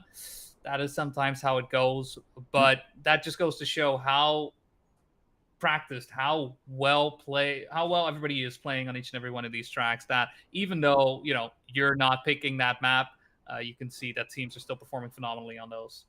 Yeah, indeed, as we are getting started in less than a minute now here on this final match of the day for the stream. Of course, the action will be picking back up tomorrow as usual, starting at 1 p.m. CEST, exact same time as today. Or if you're looking off Trackmania rerun time for COTM, that will be COTM +2. So a couple of the morning +2, couple of the mornings at 11 a.m. CEST, and then you add 2 hours to that. that, and then you get the start time for tomorrow's broadcast. Of course, before we get into tomorrow, we still have to deal with the final match of the day, which is about to start in less than 30 seconds. Swifty, Ratchet and Boss Bez versus Wiggity and Bad PC Gamer on the red side for Walsian. The winner gets through to day 2 of Global Playoffs number 1.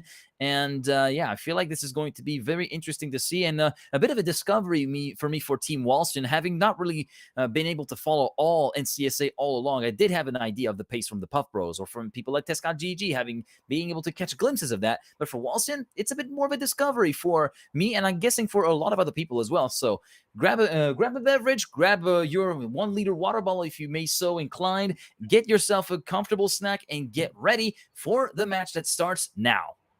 Off we are. It's going to be first pick by Swifty. Here we are on Whiskey's Sunburn. We already got our players making their feet wet, and we have our first mistake of the round as well. Watsian suffering a 2-second loss on the side of Bad PC Gamer, and so it's going to be up to Wiggity Washio to try and stop something from happening. But another porous start. It does mean that Swifty is going to have the advantage going into checkpoint number 5. Boss and Ratchet pretty much side by side, and this pick already proving to be very much an advantage for Swifty. Not too surprised picking into this one as well, just considering their times. Both having a 106.0. I mean, considering the world record from Limbo with a 105.5, that is with the inside line on the triangle checkpoint. That is, on a map such as this, I think still impressive, right, to be within 0.5 of a second of a track that has been hunted quite well. But as we make our way towards the finish line, no real impact being made on the lineup of Ratchet and Boss Bez. They will make their way across the finish line in ace formation, opening things up 3-0. 3-0 in a pretty sedate stride in terms of the times, as you can see, with a 107.020 and a .135, courtesy of Ratchet and Boss Biz, respectively. As we start round number 2, Bad PC Gamer was the one who filed foul of the first sector after the exit of that footbath here, having lost the grip quite consequently. And here it's the time for Ratchet to actually fall foul of that little regrip issue on that start, even though he didn't lose as much time as Bad PC Gamer did during the previous round. So we start to see a rift between the top 2 and the bottom 2, and both of them are kind of close up to each other, so it's still going to be all to play for now, as we are barely starting sector number 2, although we did see Ratchet clipping at the top of the barrier. Ooh. And Boss completely messing up the angle on the bumper on the way to checkpoint 5, promoting Wiggity and Bad PC Gamer up to 1st and 2nd respectively. And as we do see from the perspective of Bad PC Gamer, it is going to be Peter Griffin actually leading Team Walsian to greater heights as we move on to the 3rd and final sector with the spin. We go a little bit too low on Bad PC Gamer, just a little nibble of the pole, allowing Ratchet to move up into 2nd place, but Wiggity still able to hold the lead with a quite sizable gap of around half a second compared to Ratchet, but he clips very heavily on the inside before the risky fin. Bad PC Gamer does get the trigger for the finish line, but only just, and thus the draw will be enforced. It could have been so much more for Team Walsian. They do get a point on the board, but still, there could have been so much gap. Well, so much. 1 point of a gap, but still would be a better start than what we've seen here. Yeah, even at one point being an ace formation as well. Just unfortunate, unable to keep that consistency in their favor. And this round, consistency is the name of the game. It seems we have a small mistake on the side of Bad PC Gamer, but an even bigger crash on the side of Ratchet. So with that, it is turning into a 2v1 in terms of numbers in favor of Walsian, but in terms of position, Bosbez is leading by about a half second, gets the turnaround on to the bounce pad, and will be making his way into the water. No players jumping out just yet. Everybody keeping their head cool as they drive through the kiddie pool. Bosbez keeping the lead forward. Wiggity Wash and Bad PC Gamer will keep the outside line on the triangle checkpoint, but still though, Bosbez is starting to get more and more out of sight as we go up the wall. Ratchet does come in with the respawn, so we're pretty much guaranteed to see at least a draw, at least a favorable spot for Swifty. So Bosbez just needs to make his way across the finish line. Does make it into the risky fin with a 106.7. Not the fastest time per se, but will do just fine to keep the draw, and with that, a 3-point gap between Swifty and Walsian. So for now, Swifty doing what they need to do on their map pick, despite some awkward rounds. Despite an awkward round, although that awkward one was a little bit balanced out by the fact that Ratchet decided, well, you know what, might as well just pull a little bit of a Tony Hawk there and pulled a nice 360 before he could even stuck the landing because timer ran out by the time that he tried to make it through to the final checkpoint. And Ratchet, again, suffering issues in the very first part of the map, having bumped into the wall once the car was partially submerged in the footbath once again on the way to checkpoint number 2. And Ratchet will be dropping 2.3 seconds already due to that, and that gap might be set to grow a little bit more, 2.4 seconds now, compared to his teammate BossBez, who will anchor the fort once again for Team Swifty at the moment. Through the bump we go with that 90-degree rotation, 31.732. This is an all-right split, all things considered, even though he does not look for ultimate pace. He will get bounced and rejected by the outside wall at the exit of the footbath from turn set from CP7, but will still be able to hold a pretty healthy margin compared to BatPC Gamer, who's around a quarter of a second back. That gap that he had built up a little bit earlier on in the round has done well for him. What is not serving him well is that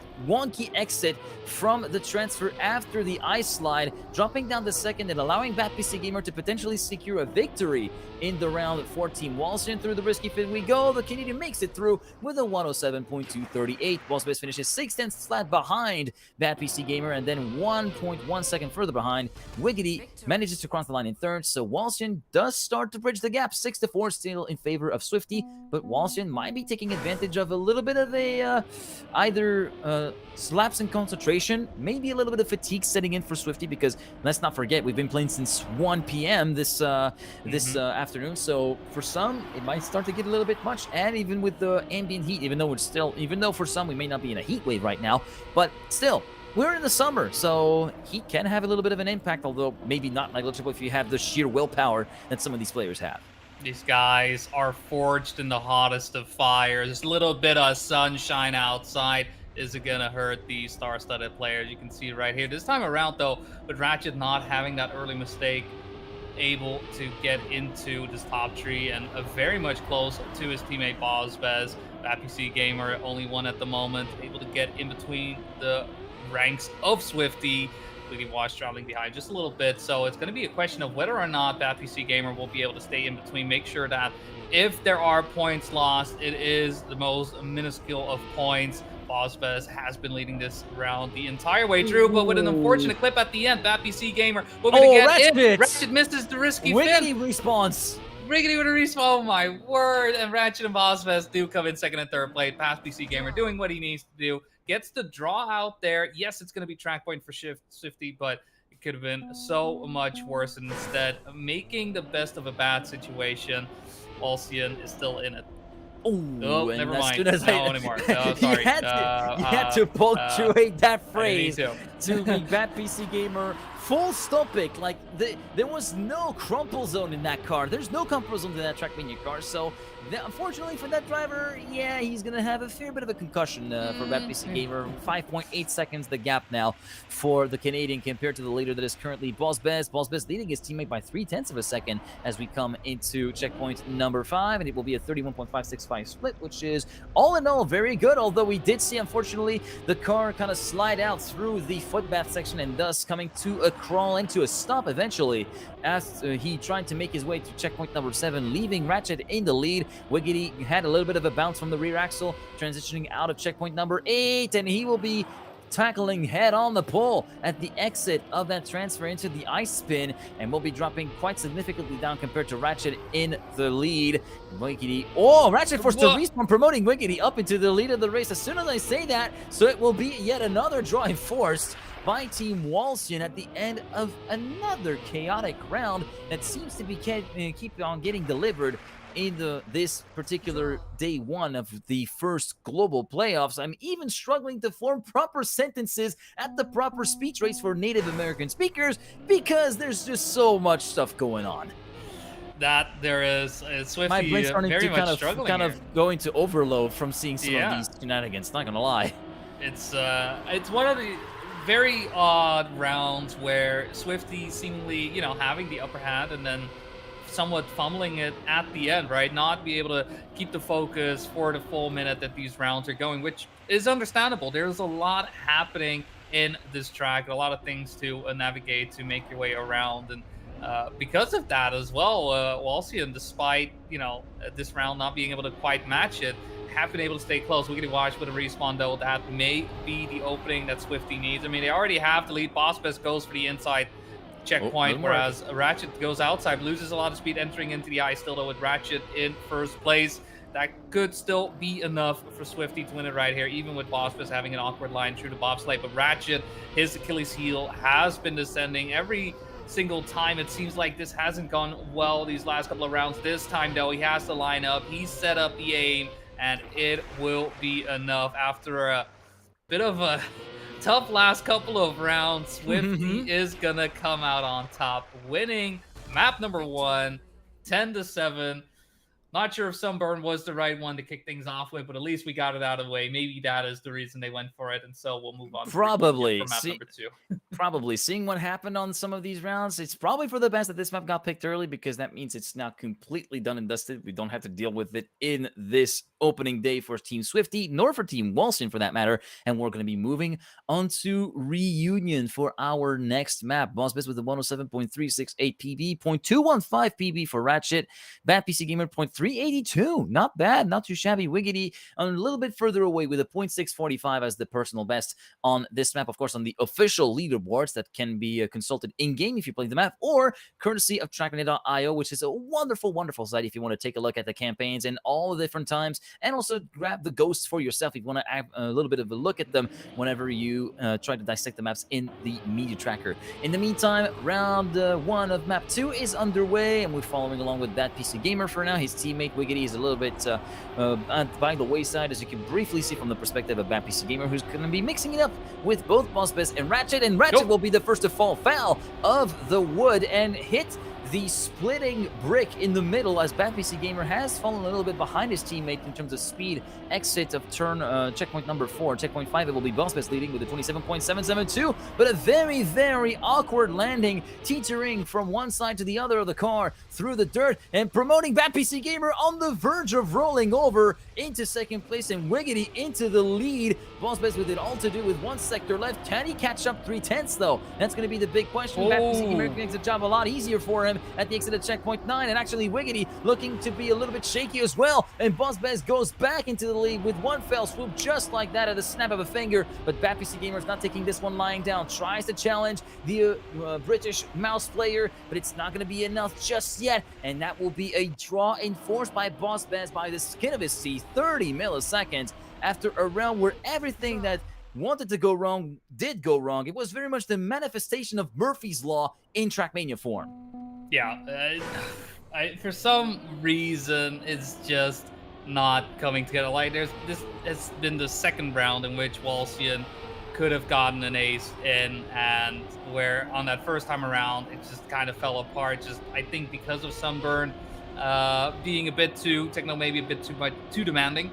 This time around, it was a bit, just a slim slowdown, just a simple slowdown. Bospez just having a bit more speed coming out of that on that same sector, and unable to get the lead in their favor. So yeah, a draw is the best thing to do right here for Walsian. That's what they were able to get out of it. And once again, Ratchet having some issues with the track. Bospez is here to cover the ranks, and this time around, he's not playing from behind. He actually finds himself in first place. Bad PC Gamer, Wiggity following right behind, and this time around, again, we see Boss with so much speed heading into the bobsleigh, gets the transition into the grass beautifully there as well, keeps the inside line, and PC and Wiggity, it's not finding any room. Bospez is not leaving anything on the table to allow any of these Walsian players to get by. Gets barely past that pillar in the road, but Bospez holds firm, holds fast, and brings a draw in favor of Swifty. And so it's still even Stevens, 2-2 on round number 2.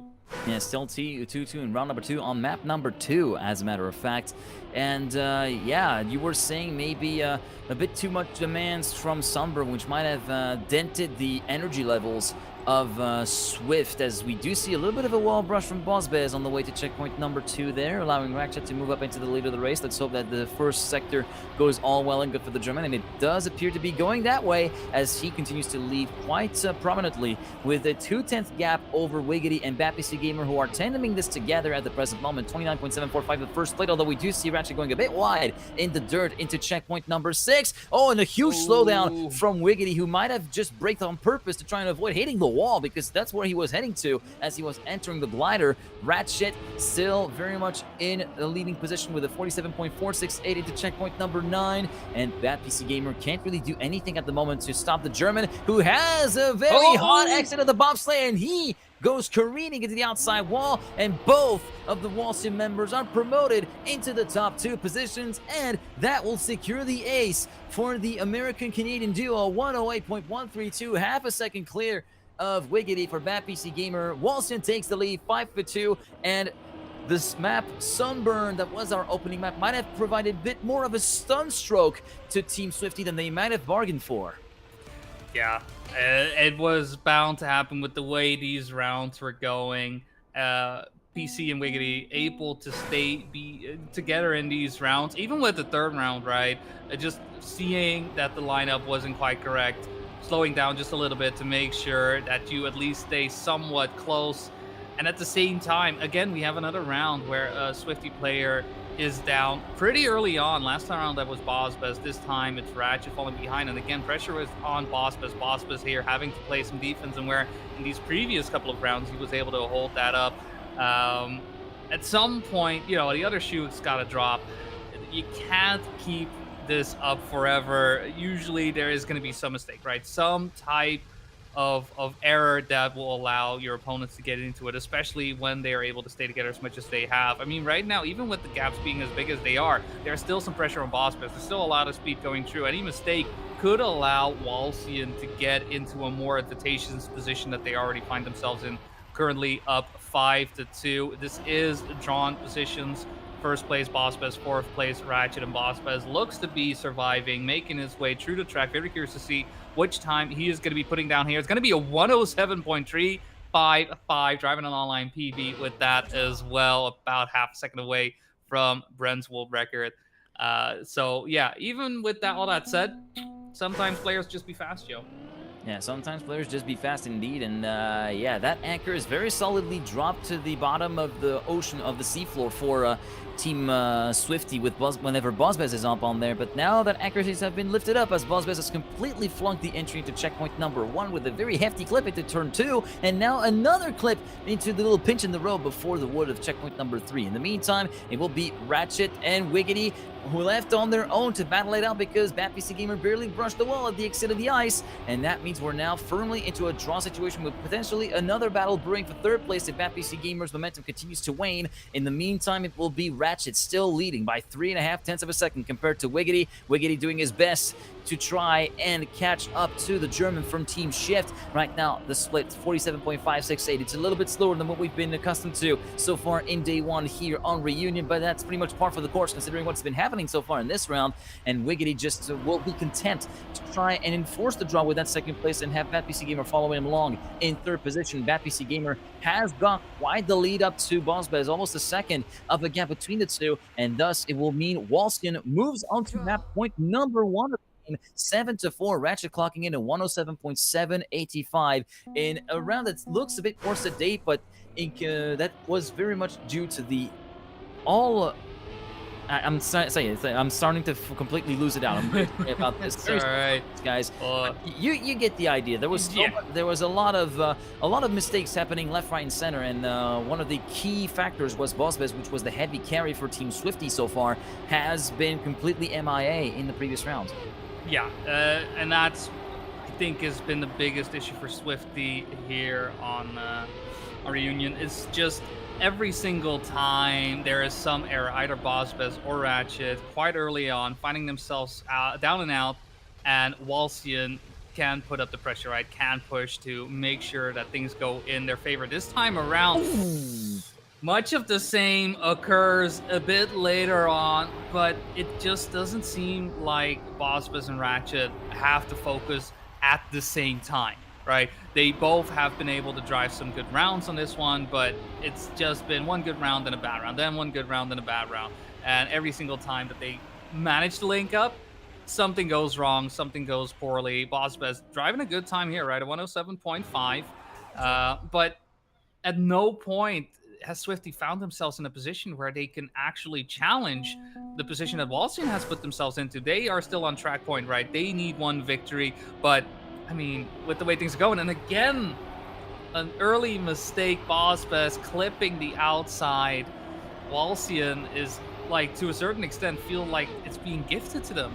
Yeah, it feels like the performance from Swifty in the last few rounds has very much been seesawing between the two players, although we do see Ratchet also dropping the ball pretty hard with that little hop from the car at the exit of the wood from checkpoint number 3, allowing Wiggity to move up into the lead of the race. Goes a bit wide, though, having to lift a little bit before checkpoint 5, 30.122, the split for Wiggity, but the American now finds himself to be within the clutches of Ratchet right now. Ratchet, who goes over the avoid. Yeah, Nope. there you go. That dead. was an accident waiting to happen. He was waiting to roll. The car was waiting to roll over. Manages to keep the car on the road, but then completely diverted off course on the way to checkpoint number 8, and that is going to be sealing the deal for Walston as Bad PC Gamer gets promoted up into second place, and that slowdown is not really going to matter at all in the grand scheme of things. He's going to be letting the glory go to Wiggity in this round as Bossbez is forced to respawn once again. Wiggity will win the round individually with a 107.925, and with Bad PC Gamer finishing 7/10 down, Walston scored the ace that will seal the map on a score of 11-5.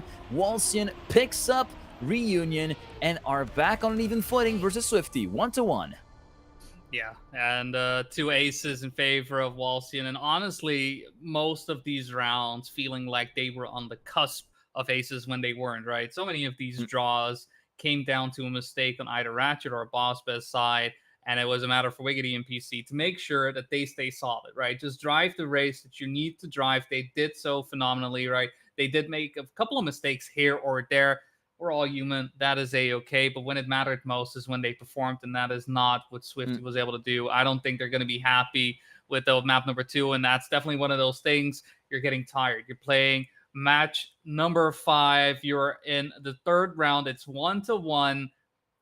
Are you able to keep your composure? Are you able to stay solid despite losing a map just now after, well, a poor map for that matter?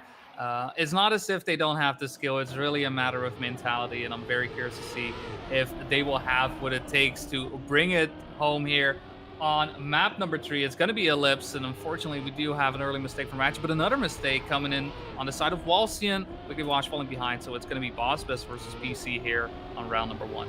Yeah, Bossbez versus PC, and currently it's Bossbez leading with 4/10 advantage at the end of Sector 1, 23.776 the split at the end of that.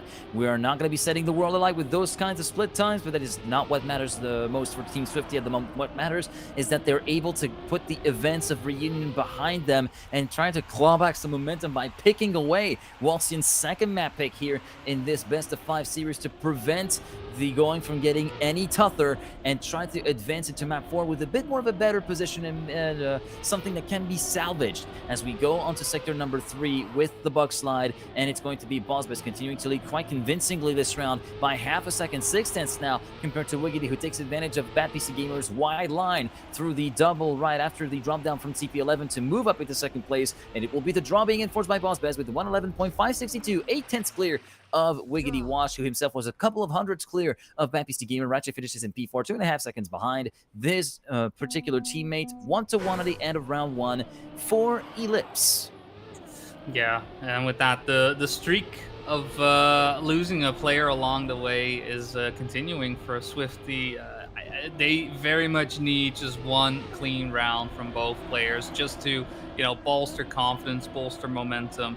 As right now, again, right, it's despite it being a draw, looking like Walston has that upper hand. They're not letting up through any end of these turns and just doing a phenomenal job along the way.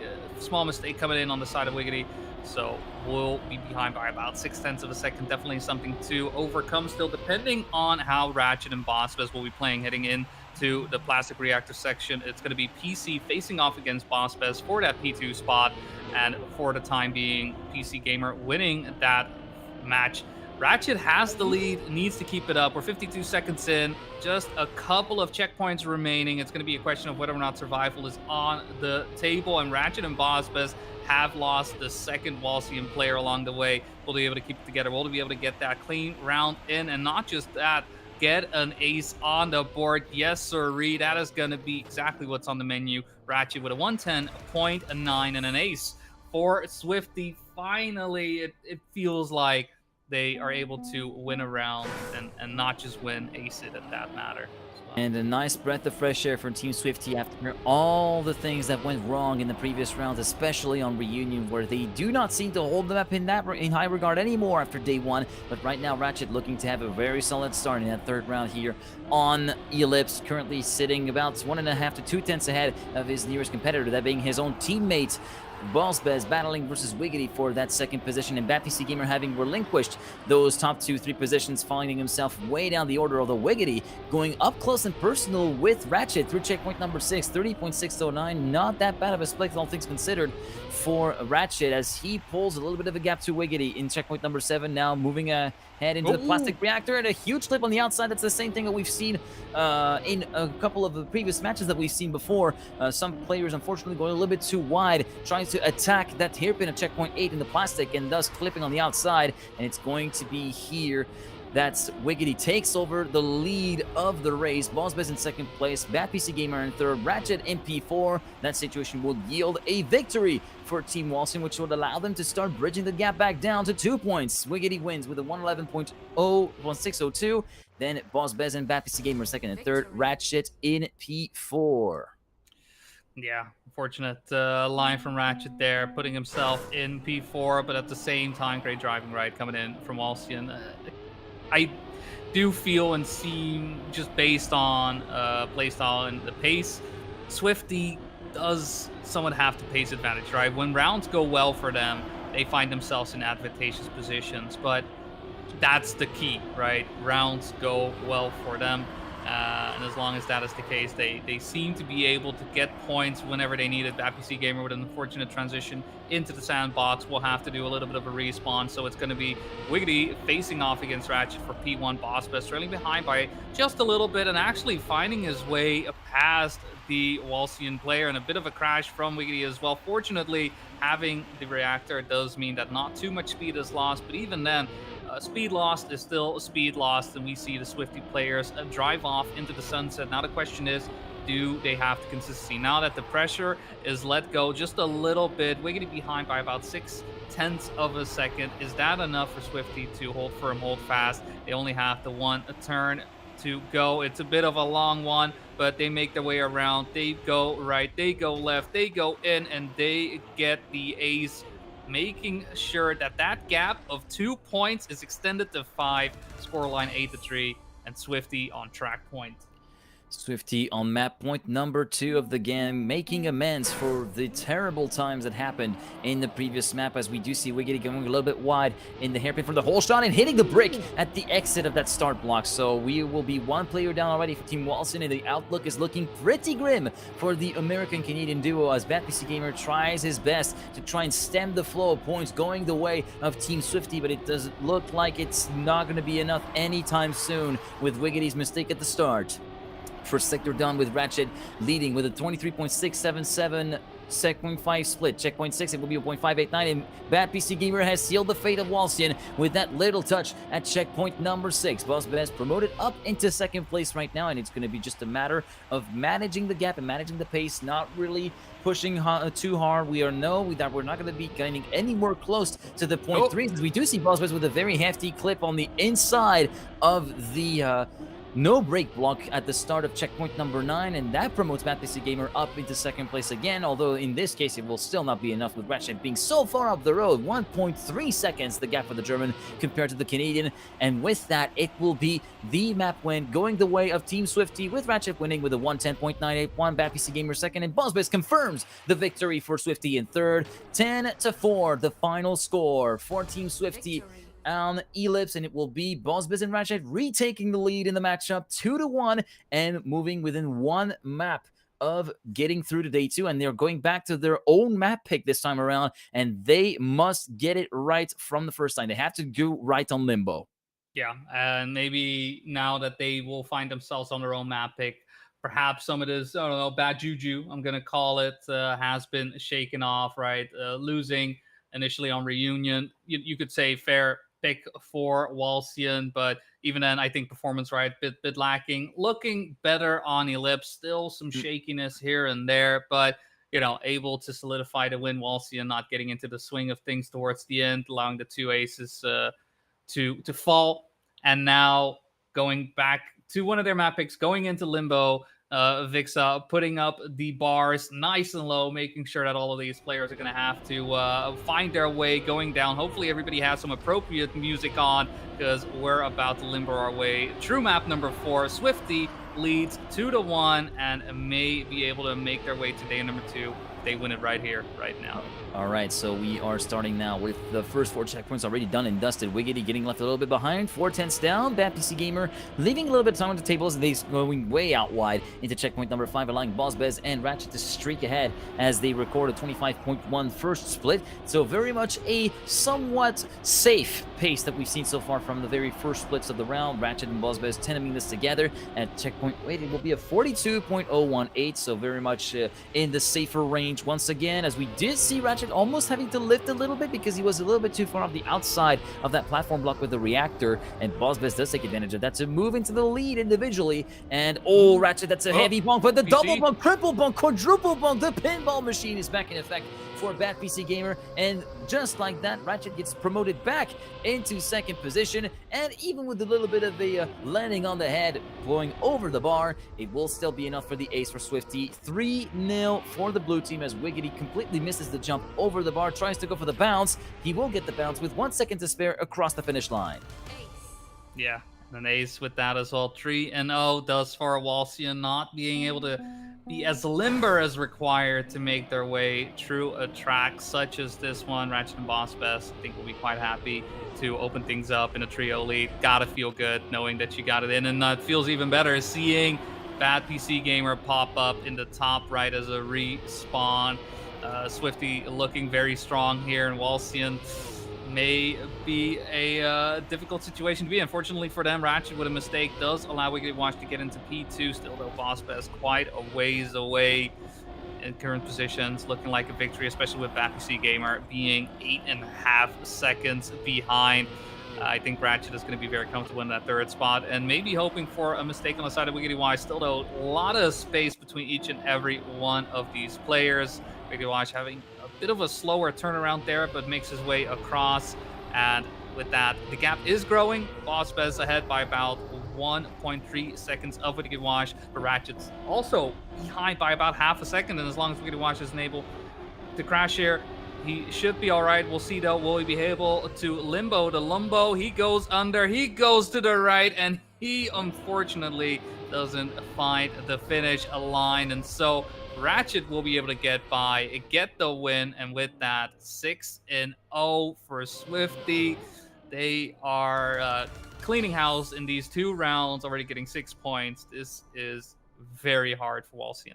Yeah, this is getting very hard for Walsian, who are very much starting to drop off quite badly in this sense. And Swifty also partly deciding, all right, we've had our fun, we've let you have your fun, now it's time for you to pack up and go home and just watch that from the sidelines tomorrow. All right, so we are now on to round number 3. Ratchet and BossBez having already retaken the lead quite convincingly in that start sector, and Bad PC Gamer having encountered issues with the very first bounce already, finding himself 10.6 seconds down. So Wiggity is definitely washed according to his nickname, because right now he's looking very, very racy. I'm sorry, that was not, of course, that was just a joke based on the nickname. I'm sorry if you did take offense to it, then I do apologize, but of course you guys would know that this is a joke at this point. Anyway, Ratchet, BossBez 1 and 2, 41.857, not too shabby of a split, less than half a second away from U Prime's record splits, and we do have Ratchet pulling away from his teammate, who has a very heavy set landing, allowing Wiggity to move back up into second position at the moment.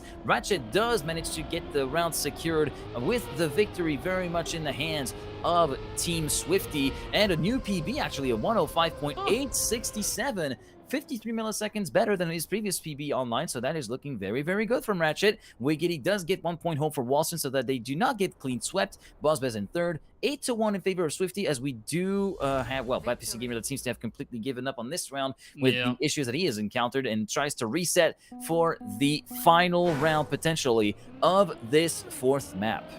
Yeah, it's all or nothing for Walsian. 7-point gap.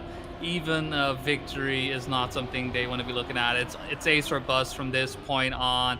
And unfortunately, this start is not that inspiring. Bozbez and Ratchet do find themselves in the lead. Ratchet with a bit of a slowdown onto that transition, but at the same time, Wiggity Wash with a respawn. It does mean that PC Gamer finds themselves in no man's land.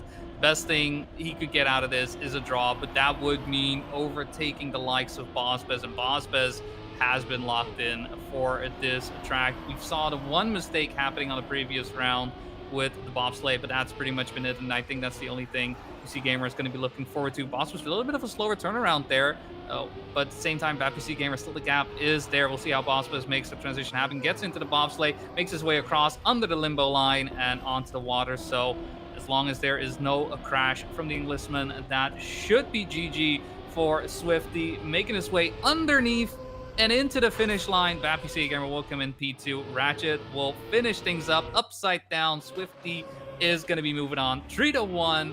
And with that, find one of the remaining spots in day number 2. Unfortunately, as Walsian fought hard, fought fast, we will not be seeing Peter Griffin from Fortnite in day number 2.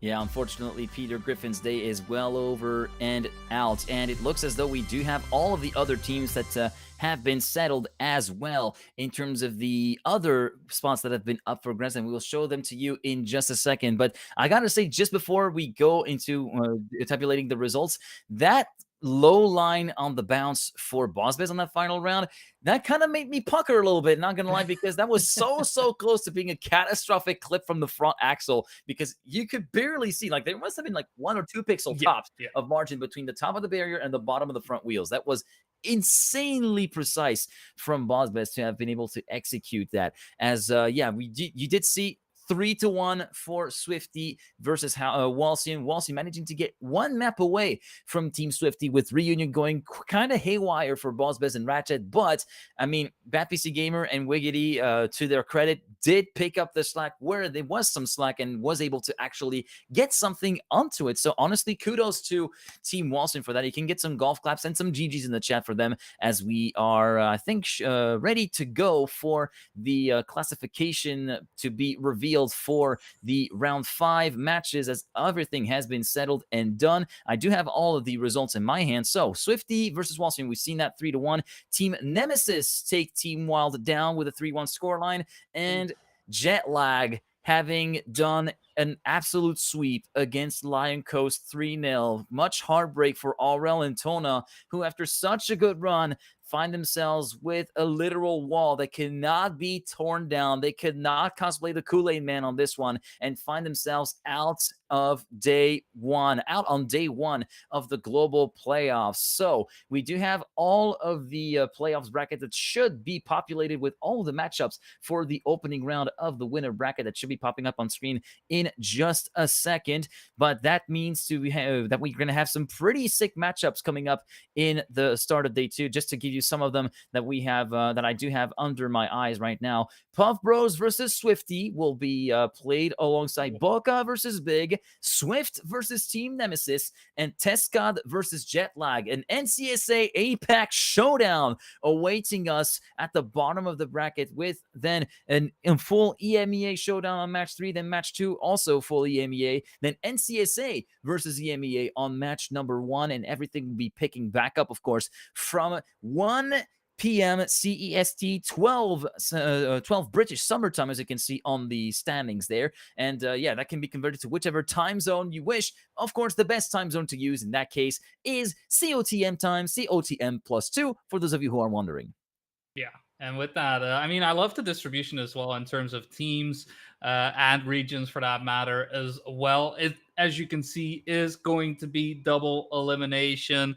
So in that sense, each and every one of these teams will have the chance to prove themselves tomorrow. as for now, we'll be able to take a little bit of a rest, right? Take a bit of a break, maybe look into what has happened during the Swiss. I'm sure each and every one of these teams will be taking that into consideration and looking forward to what they will be able to do tomorrow, as we will be able to crown our champion of the Trackmania World Tour Global Playoffs, number one. Tomorrow, most likely around, let's say, cup of the daytime. Cup of the daytime is what I'm gonna say. So you Yeah, don't want to miss it. we'll see. Going to be here. It's going to be on Twitch. It's going to be on YouTube. Whatever it is, wherever you may be watching, make sure to come in, join in for day number 2. As GGeek says, a +2, a COTM is when we'll be starting. Yes, COTM +2 indeed, as we're going to be taking it off the air for today. But of course, make sure to tune in 1 p.m. CEST, COTM +2, as we said, every time on Twitch or YouTube, depending on whichever platform you want to actually follow us on. But I will be there, and Boney will be there to call you through all the action for the upcoming 6 hours of competition. It's going to be pretty exciting. 6 hours of nothing but best of 5 with potential game 5s overtime. That's actually super sweet. The racing is always very much spectacular to watch, and it gets even more spectacular, of course, when we get top teams involved. But that's going to be very much on the menu tomorrow. With that said, thank you very much for watching day 1 of Global Playoffs number 1 in the Trackmania World Tour. I've been Thomas Mangos, aka GGeek. This has been Boney C. Much love, be kind, stay safe, and see you tomorrow for the brackets. Godspeed, people. Drift through the fire, break the fire, chasing something true, caught in a bind. Maybe undo, maybe undo. 'Cause when every chord felt off and the silence could be better, every motion falling flat, had to leave you, had to leave you. Now your time's pulling me back, like a fool that put you to work. With the pain you left still fresh, I can heal you, I can heal you.